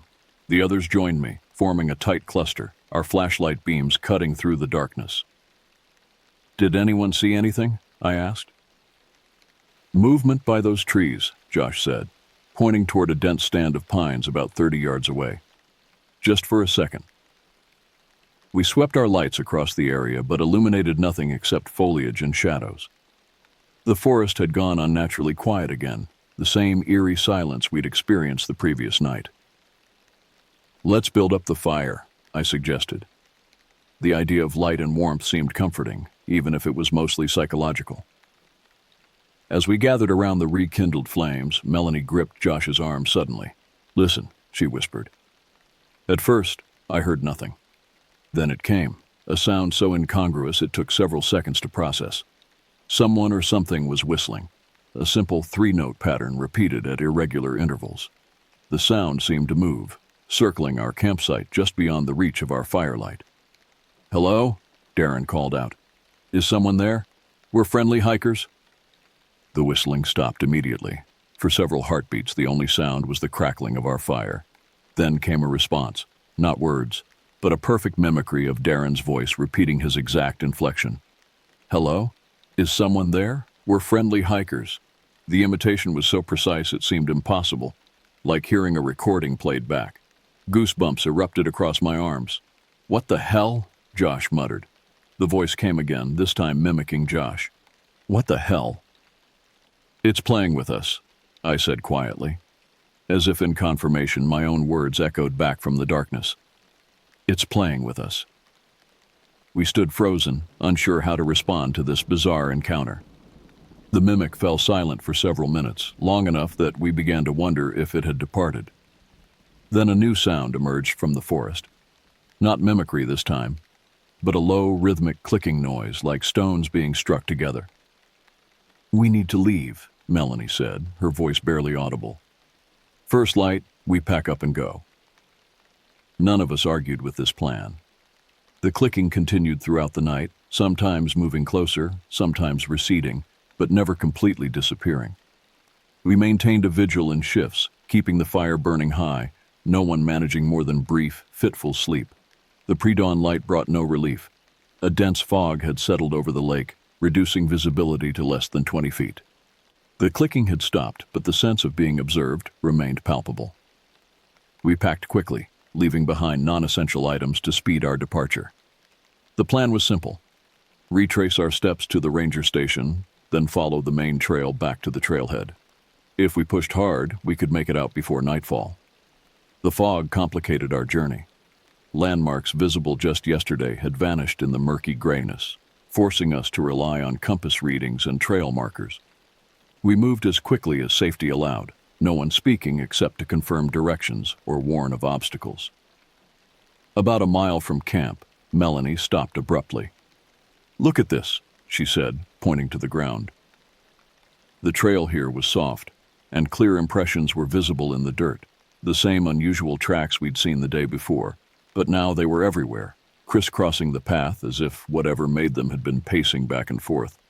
The tracks were fresh, the edges still crisp. "It was here during the night," I said, watching us. "Let's keep moving," Darren urged, glancing nervously at the surrounding forest, now ghostly and indistinct in the fog. We quickened our pace, the silence between us heavy with unspoken fear. The strange tracks followed the trail for nearly half a mile before veering off into the underbrush. I found myself constantly looking over my shoulder, certain that our stalker was keeping pace just out of sight. The fog began to thin as the morning progressed, but our sense of unease only intensified. The forest seemed different somehow, the familiar sounds absent or altered, the spacing of trees not quite as I remembered. Several times Josh consulted the map with growing confusion. "This doesn't look right," he said finally, stopping at a fork in the trail not marked on our map. "We should have reached the ranger station by now." "We must have taken a wrong turn," Darren suggested, though we'd been following the main trail consistently. "Or the fog disoriented us," I added, trying to make sense of our surroundings. We decided to take the right fork, which seemed to angle back toward where we believed the ranger station should be. The path narrowed quickly, becoming less maintained, with branches reaching across the trail and roots creating treacherous obstacles. After another hour of increasingly difficult hiking, the trail disappeared entirely, leaving us standing in a small clearing surrounded by unfamiliar terrain. The realization hit us simultaneously. We were lost. "This is impossible," Josh said, frustration evident in his voice. "We followed the main trail. There's no way we should be this disoriented." "Let's check the compass again," I suggested, trying to remain calm. Darren pulled out his compass and frowned. "This can't be right. According to this, we've been heading northeast, but we should have been going southwest toward the trailhead." "Let me see," I said, taking the compass. The needle spun lazily, never settling on any particular direction. "It's malfunctioning." "Mine too," Melanie said, checking her own compass. "How is that possible?" "Natural magnetic deposits in the area, maybe," Josh suggested, but he sounded doubtful. We had no choice but to use the sun for orientation, but even this proved challenging with the lingering fog and the dense forest canopy obscuring clear sight lines. We selected what seemed to be the most promising direction and began hiking, marking trees as we passed to avoid going in circles. The day wore on and our progress seemed painfully slow. The terrain became increasingly difficult. Steep inclines, rocky outcroppings, dense underbrush that snagged at our clothing and equipment. By mid-afternoon, we were all exhausted, both physically and mentally. "We need to stop and regroup," I said finally. "We're burning energy and not making meaningful progress." We found a small clearing and dropped our packs, grateful for the respite. As we shared water and trail mix, I noticed Melanie staring intently into the forest. "Do you hear that?" she asked. At first, I heard nothing unusual. Then it registered. A faint, rhythmic tapping sound coming from deeper in the woods, the same clicking we'd heard during the night. "It's still following us," Josh muttered. "Maybe it's trying to communicate," Darren suggested, though his expression betrayed his doubt. "Or it's hunting us," I said quietly. The clicking grew louder, more insistent, coming from multiple directions now. It was as if we were surrounded, the sound closing in from all sides. We gathered our gear quickly, abandoning the rest break. "Stay together," I urged as we moved off, choosing the direction with the least audible clicking. The sounds followed us throughout the afternoon, sometimes receding, sometimes approaching so close I was certain we'd come face to face with whatever was making them. The forest grew darker as clouds gathered overhead, promising rain and an early dusk. With daylight fading and no sign of the trail, we were forced to make camp in another small clearing. Unlike our previous sites, this one offered little natural protection. No lake or rock formations to guard our backs, just trees in every direction. As we set up our tents with grim efficiency, I couldn't shake the feeling that we were exactly where something wanted us to be. The rain started just after sunset, a gentle patter at first, quickly intensifying to a steady downpour that drummed against our tent flies and saturated the ground. We huddled beneath our inadequate shelter, the planned campfire impossible in the deluge. Our headlamps created small islands of light in the overwhelming darkness. The temperature dropped rapidly, and soon we were shivering despite our layers of clothing. The clicking sounds had stopped when the rain began, which should have been reassuring, but somehow wasn't. "We can't stay out here another night," Melanie said, her voice barely audible over the rainfall. "We need to find our way back to civilization tomorrow, no matter what." "Agreed," I said. "First light, we pick a direction and stick with it. Eventually, we'll hit a road or a town." "We should be taking shifts keeping watch," Josh suggested. Darren nodded. "I'll take first watch." We established a rotation, 2 hours per person, using our watches to track time. I was scheduled for the final shift just before dawn. Exhausted from the day's arduous hiking, I fell into a restless sleep almost immediately, my dreams filled with shadowy pursuers and endless forests. When Josh woke me from my watch, the rain had slowed to a drizzle. The forest was draped in fog again, limiting visibility to just a few yards beyond our campsite. I positioned myself at the edge of our cluster of tents, straining to see or hear anything unusual in the pre-dawn gloom. For the first hour, the forest remained quiet except for the occasional drip of water from saturated branches. Then, just as the eastern sky began to lighten imperceptibly, I heard it. A soft, deliberate rustling approaching from my left. I switched on my headlamp, directing the beam toward the sound. For a brief moment, I caught a glimpse of movement, something low to the ground, moving with unnatural speed between the trees. Then it was gone. I stood up, scanning the perimeter of our camp. The fog seemed to shift and swirl, creating illusions of movement everywhere I looked. A branch snapped behind me and I spun around, heart pounding. Nothing visible, but the feeling of being watched was overwhelming now, not just observed, but studied, evaluated. I considered waking the others, but hesitated. What would I tell them? That I'd seen a shadow? That I felt eyes on me? The decision was made for me when a blood-curdling scream tore through the forest. Not animal, not human, but something in between. The others bolted from their tents, disoriented and alarmed. "What was that?" Darren demanded, fumbling with his headlamp. "I don't know," I admitted, "but it's close." We formed a tight circle, backs together, scanning the surrounding fog. For several minutes, nothing happened. Then the scream came again, closer this time, followed by the now familiar clicking sound, rapid and excited. "There!" Josh shouted, pointing. Through a gap in the fog, about 30 yards away, stood a figure. In the poor visibility and strange light, details were difficult to discern, but its proportions were wrong. Too tall, too thin, with limbs that seemed oddly jointed. It remained motionless, just watching us. "Hello?" Darren called out, his voice cracking. "Who's there?" The figure tilted its head, an unsettlingly bird-like motion, but didn't respond or move closer. "We're lost hikers," I added, trying to sound calm. "We don't mean any harm." For a long moment the standoff continued. 4 terrified hikers and the silent, unmoving watcher. Then, without warning, it dropped to all fours and vanished into the fog with startling speed. "What the hell was that?" Josh whispered, his face pale in the beam of my headlamp.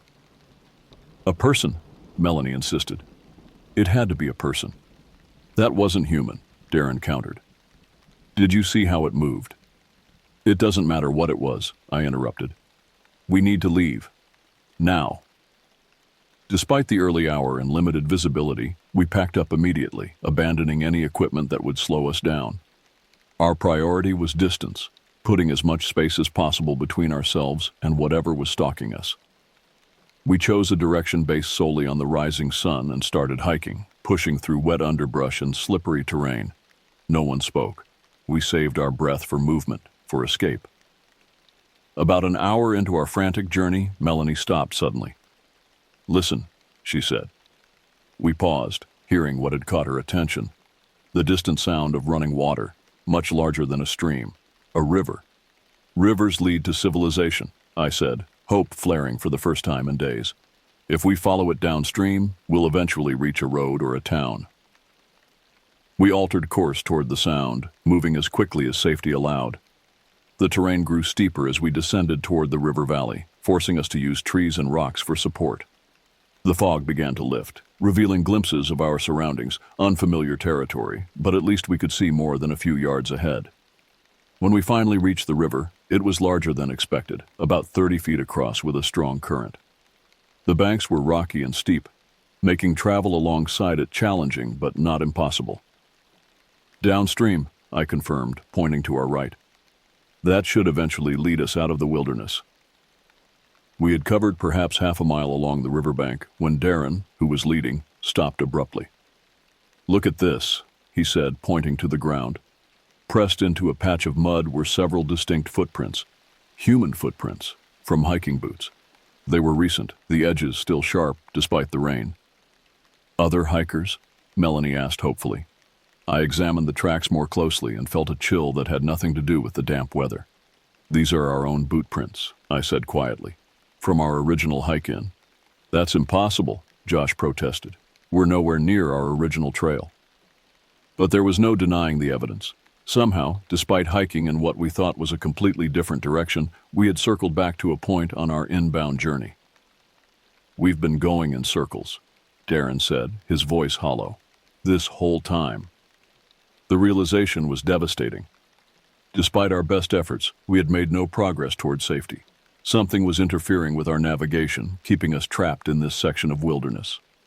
"It's playing with us," Melanie whispered, echoing my words from the previous night. As if in response, the clicking sound started again, still distant but clearly audible over the rush of the river. It seemed to come from multiple directions at once, surrounding us. "We follow the river," I decided firmly. "It has to lead somewhere, and it's our best chance of breaking whatever pattern we've been caught in." No one argued. We resumed our journey downstream, moving with renewed determination. The terrain alongside the river was treacherous. Slippery rocks, steep embankments, fallen trees creating obstacles. Several times one of us nearly fell into the swift current. The clicking followed us, sometimes fading, sometimes intensifying, but never disappearing completely. We began to notice other signs of pursuit as well. Branches moving against the wind, glimpses of something dark flitting between trees on the opposite bank, occasional screams that seemed to answer the clicking sounds. By mid-afternoon, exhaustion was taking its toll. We were all stumbling more frequently, reactions slowed by fatigue and stress. We needed to rest, but stopping felt dangerous, as if movement was our only protection. "We can't keep this pace," Josh said finally, breathing heavily after a particularly steep section. "We need to eat and rehydrate or we'll make mistakes." Reluctantly, we agreed to a brief stop. Finding a relatively flat area beside the river, we collapsed onto the rocky ground, muscles aching.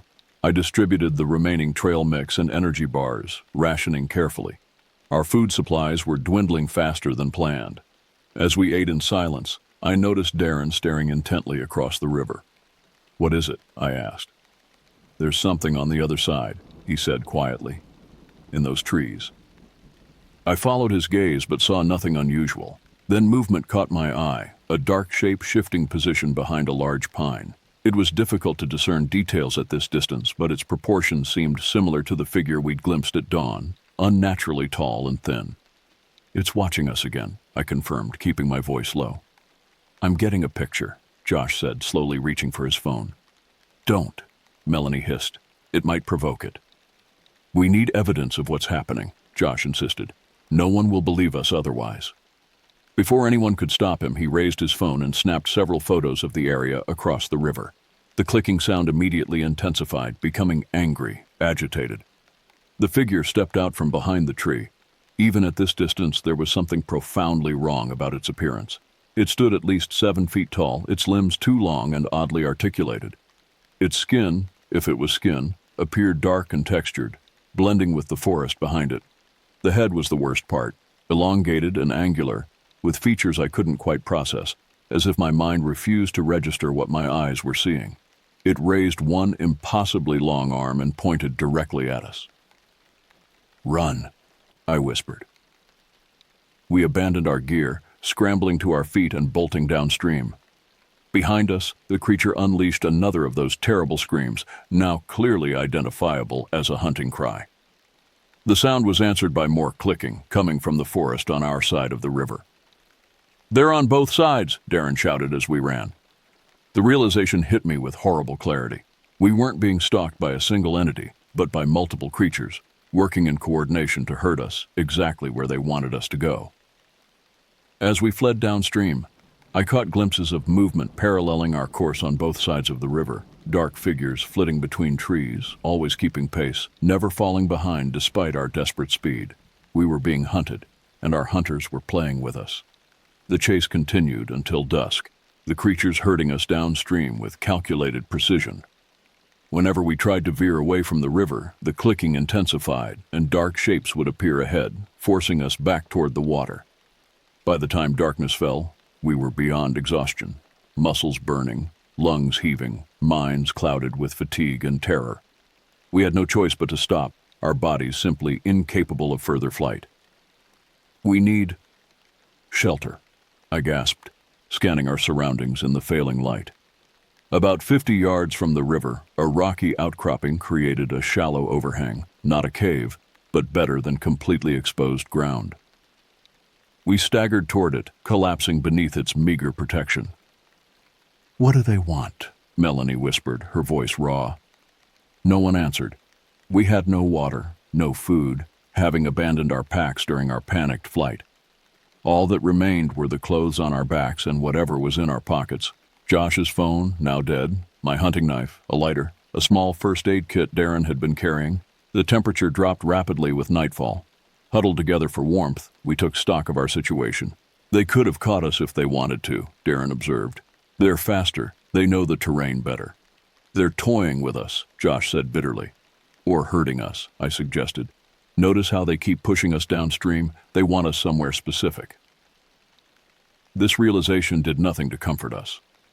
What destination could these creatures have in mind, and what would happen when we reached it? As full darkness enveloped the forest, the clicking sounds changed pattern, slower, more deliberate, like a language we couldn't comprehend. The sounds came from multiple directions, suggesting at least 3 or 4 creatures surrounding our position. "We need a fire," I decided, gathering what dry material I could find beneath the overhang. Using Darren's lighter, we managed to start a small blaze. The flames provided minimal warmth, but considerable psychological comfort. The clicking sounds retreated slightly at the appearance of fire, suggesting the creatures had at least some aversion to light. We maintained a watch rotation through the night, though sleep was nearly impossible given our circumstances. During my shift, I noticed a pattern in the creatures' movements. They would approach to a certain distance, retreat, circle, approach again, like they were testing boundaries. Once I caught a clear glimpse of one as it moved from one tree to another about 20 yards from our shelter. The firelight illuminated it briefly, the impossibly elongated limbs, the dark textured skin, the angular head. It moved with a fluid grace that belied its awkward proportions, more like an insect than a mammal. When dawn finally broke, we were still alive, but in deteriorating condition. Dehydration had set in, making our thinking sluggish and our movements uncoordinated. We needed water, which meant approaching the river, exactly where the creatures seemed to want us. "We don't have a choice," I said, when Josh questioned the wisdom of leaving our shelter. "We'll die of thirst otherwise." With extreme caution, we made our way back to the river. The clicking had stopped with daylight, and we saw no sign of our pursuers, though the sense of being watched remained. At the riverbank, we drank deeply despite concerns about water quality. The cold liquid revived us somewhat, clearing our minds enough to formulate a rudimentary plan. "The river has to lead somewhere," I reasoned. "Civilization, or at least a road. We keep following it downstream, but we stay vigilant. They seem less active during daylight." "And if they come for us again?" Melanie asked. I pulled out my hunting knife. "We fight if we have to." It was a hollow assertion. What could a single knife do against multiple creatures that moved with such speed and coordination? But having any plan, however desperate, was better than the paralysis of complete hopelessness. We followed the river throughout the morning, our pace slower now due to fatigue and injury. Josh had twisted his ankle during yesterday's flight, and Melanie's hands were bleeding from falls onto rocky terrain. Darren had developed a hacking cough that grew worse with exertion. The river valley gradually widened as we progressed, the current slowing and the water deepening. By midday, we estimated we'd covered perhaps 5 miles from our night shelter. The terrain was changing subtly, more deciduous trees mixed with the conifers, suggesting a lower elevation. "Look," Darren said suddenly, pointing ahead. "A bridge." About half a mile downstream, a wooden structure spanned the river, clearly man-made, though crude and weathered. The sight of it sparked renewed energy, and we quickened our pace despite our exhaustion. As we approached, the bridge revealed itself to be old but solid. Constructed from rough-hewn logs with a simple plank walkway, it appeared to connect trails on both sides of the river. "This has to lead somewhere," Josh said, hope evident in his voice for the first time in days. We stepped onto the bridge cautiously, testing its strength. The wooden planks creaked but held firm. Midway across, I stopped to examine markings carved into one of the support posts. Symbols I didn't recognize, arranged in patterns that suggested meaning. "Some kind of trail markers?" Darren suggested, studying the carvings. "I don't think so," I replied uneasily. "These don't look like anything official." We continued across and found ourselves at a junction of crude trails. One path followed the river downstream, while another headed directly into the forest, away from the water. "Which way?" Melanie asked. Before anyone could answer, the clicking started again, but different this time, more urgent, almost angry. It came from directly ahead, blocking the river path. "They don't want us going that way," I observed. "All the more reason to choose it," Josh argued. "Or it's a trap," Darren countered. "Maybe they're trying to make us think we should avoid that direction." The psychological games were wearing us down. Every decision felt potentially fatal, with unseen watchers analyzing our choices, staying one step ahead. In the end, we chose the forest path, reasoning that the clicking warnings felt too obvious a manipulation. The trail was more defined than expected, suggesting regular use, though by what or whom was unclear. As we moved deeper into the forest, the canopy thickened overhead, creating a perpetual twilight despite the midday hour. The clicking followed at a distance, sometimes fading completely before resuming from a different direction. After about 2 miles of steady hiking, the trail opened into a clearing. In the center stood a cabin, small, weathered, but undeniably human-built. Smoke rose from a stone chimney, indicating occupation. We stopped at the edge of the clearing, suddenly cautious. After days of wilderness and inhuman pursuers, the sight of a habitation should have been welcome. Instead, it filled me with inexplicable dread. "Something's wrong," I whispered. "It's shelter," Josh countered. "Maybe whoever lives there can help us." "They live out here," Darren said slowly, "in the territory of those things. How is that possible?" Before we could debate further, the cabin door swung open. An elderly man emerged, dressed in worn outdoor clothing.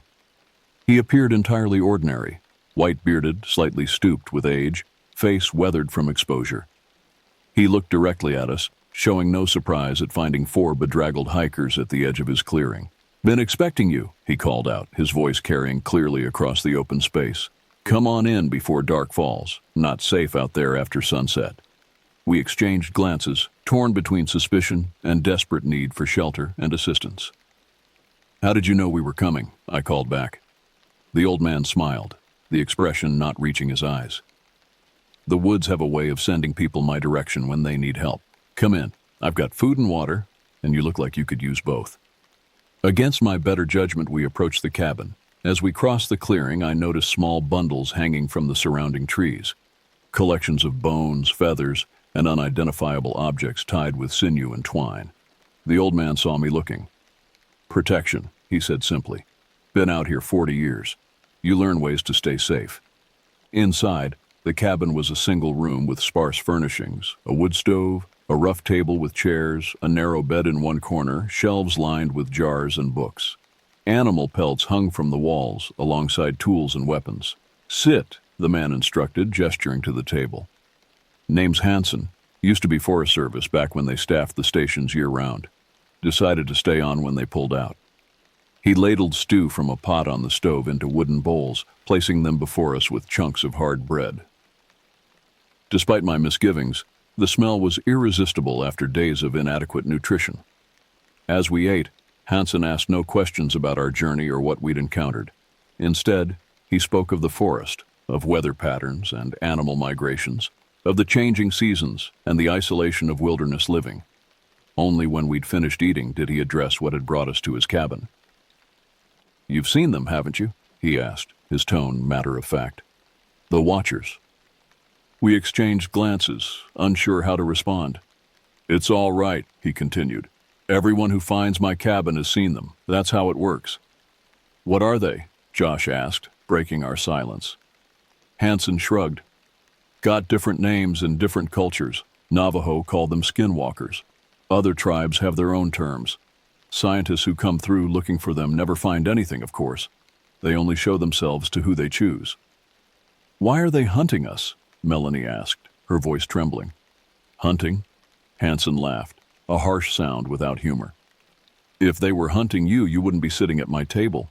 No, they're testing you. Like they tested me 40 years ago." "Testing for what?" I demanded. Hansen's eyes met mine, and for a moment, something flickered behind them. Something ancient and calculating that didn't match his appearance. "Worthiness," he said simply. "The forest has its guardians. They decide who belongs and who doesn't." As darkness fell outside, the clicking sounds resumed, closer now, surrounding the cabin. Hansen seemed unconcerned, adding wood to the stove and lighting oil lamps as night descended. "You'll stay until morning," he said. It wasn't an offer, but a statement of fact. "I'll show you the way out at first light. There's a logging road about 5 miles east. It'll take you back to civilization." Despite our exhaustion, none of us slept soundly that night. We took turns resting on the floor, wrapped in blankets Hansen provided. The clicking continued outside, sometimes approaching the very walls of the cabin, sometimes retreating into the forest. During my watch, I noticed Hansen wasn't sleeping either. He sat by the stove, whittling a piece of wood with practiced movements, occasionally glancing toward the windows. "How do you live out here with them?" I asked quietly, not wanting to wake the others. He considered the question for a moment. "We have an understanding," he replied finally. "I respect their territory. They respect mine. The talismans help." He nodded toward the bone bundles visible through the window, swaying gently in the night breeze. "What do they want?" I pressed. Hansen's hand stilled, the knife resting against the wood. "Balance," he said. "The forest maintains its own equilibrium. Too many outsiders disturb that balance." "The missing hikers," I said. "The destroyed campsite we found. Was that them?" "Sometimes they warn," Hansen replied obliquely. "Sometimes they cull. Depends on the trespass." The conversation left me more unsettled than before. Hansen's casual acceptance of the creature's actions, his talk of culling and trespass, suggested a perspective that had shifted far from normal human morality. I wondered, not for the first time, what exactly we were sharing this cabin with. Morning arrived with a heavy mist shrouding the forest. Hansen was already awake, preparing a simple breakfast of oatmeal and strong coffee. We ate quickly, eager to begin our journey to the promised logging road. "Follow the sun," Hansen instructed as we prepared to leave. "Keep it on your right shoulder until midday, then directly behind you. Don't deviate, no matter what you hear or see." "They'll let us go?" Darren asked skeptically. Hansen's expression was unreadable. "You made it to my cabin. That means something to them. But don't test their patience. Move quickly and directly." Before we departed, he handed me a small bundle similar to those hanging from the trees. "Carry this," he said. "It won't guarantee safe passage, but it helps mark you as acknowledged." The object felt unnaturally heavy for its size, wrapped in leather with feathers and small bones protruding from the binding. I secured it to my belt with reluctance, distrusting Hansen almost as much as the creatures, but unwilling to reject any potential protection. As we set out, Hansen remained on his porch, watching our departure with those strange, evaluating eyes. Something about his gaze made me quicken my pace, eager to put distance between ourselves and the cabin. The forest seemed different that morning, the mist creating ghostly shapes among the trees, familiar sounds muted and distorted. We moved in tight formation, following Hansen's directions, the sun a pale disk barely visible through the fog and canopy. For the first hour, we heard nothing unusual. No clicking, no screams, no signs of pursuit.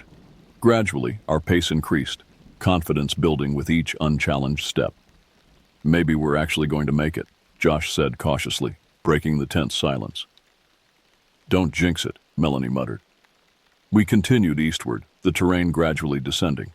The forest composition changed, with more deciduous trees appearing among the conifers, suggesting we were approaching lower elevations.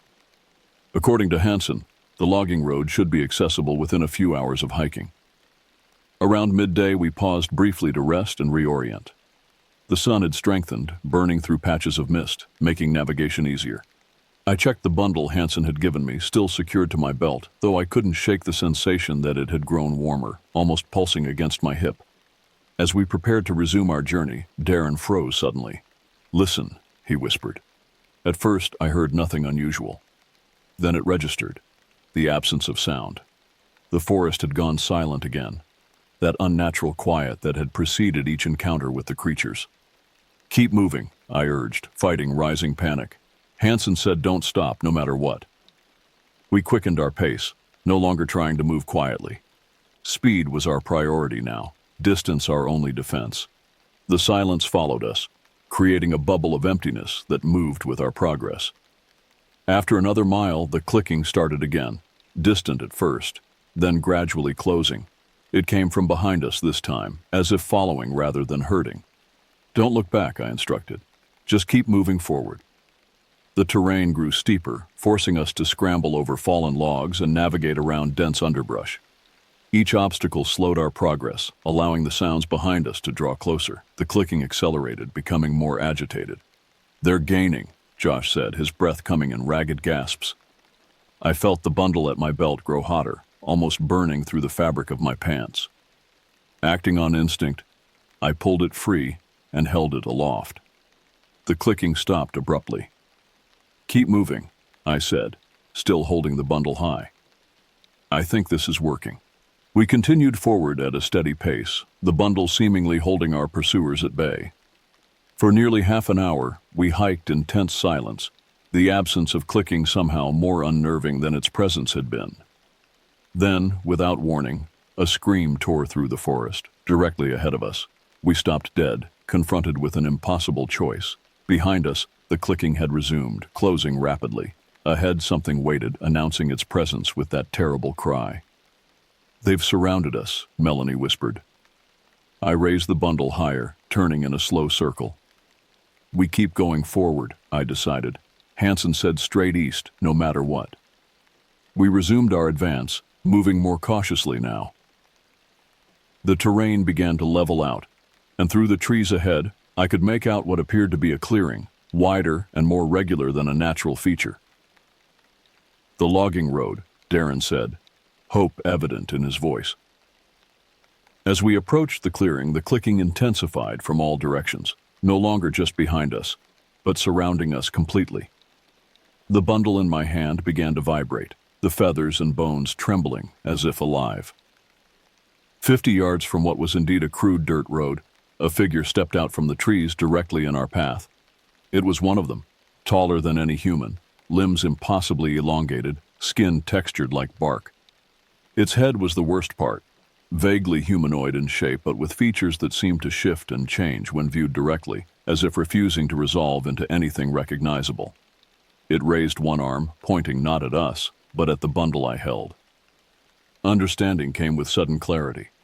The bundle wasn't protection, it was a marker, a tracker. Hansen hadn't been helping us escape. He'd been ensuring we remained within the creature's reach. I hurled the bundle toward the figure.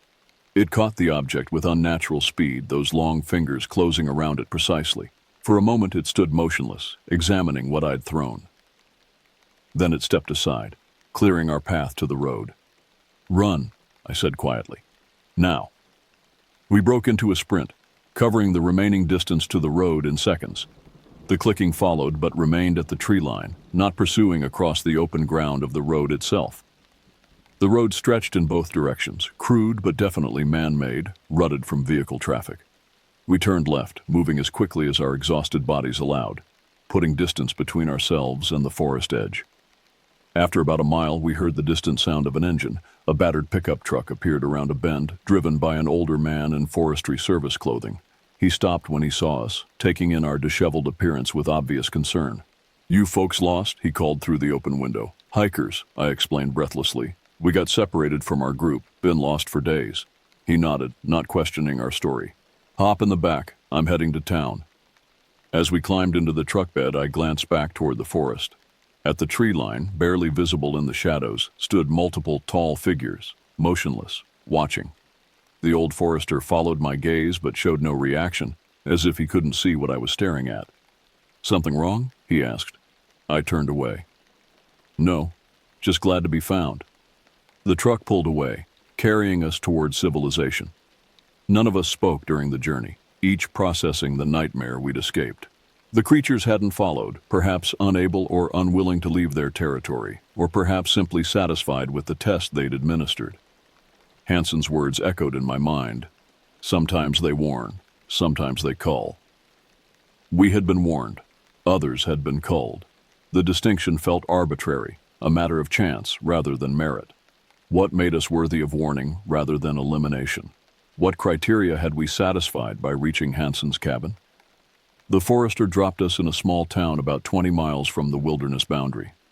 From there, we contacted authorities, reporting our experience as a simple case of hikers becoming lost. We mentioned nothing about the creatures or Hansen's cabin. Who would believe us? In the days and weeks that followed, I researched the area extensively. The Bitterroot National Forest has more missing persons cases per capita than almost any wilderness area in the country. Most are classified as accidents or exposure, the bodies never recovered. Official surveys list no permanent residents in the section where we encountered Hansen. The last staffed ranger station was decommissioned in the 1980s. According to records, all personnel were either reassigned or retired. I wonder often about Hansen, who he is, what bargain he struck with the forest guardians. How many lost hikers he's directed over the years? Was he once like us, tested and found worthy of a different fate? Has he become something other than human during his 40 years in those woods? I don't hike anymore. The others have similarly abandoned outdoor activities. Some nights, I wake to the sound of clicking outside my window. Just branches tapping in the wind, I tell myself, though I never open the curtains to check. The forest tested us. We survived.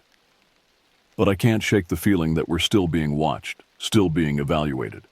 That the test isn't over, merely moved to a different venue. Sometimes they warn, sometimes they cull. The distinction, I've come to believe, is less important than the message. The wilderness has guardians, and they are neither benevolent nor malevolent, merely balanced in their own terrifying way. And in the deepest part of night when sleep eludes me, I wonder if they followed us home.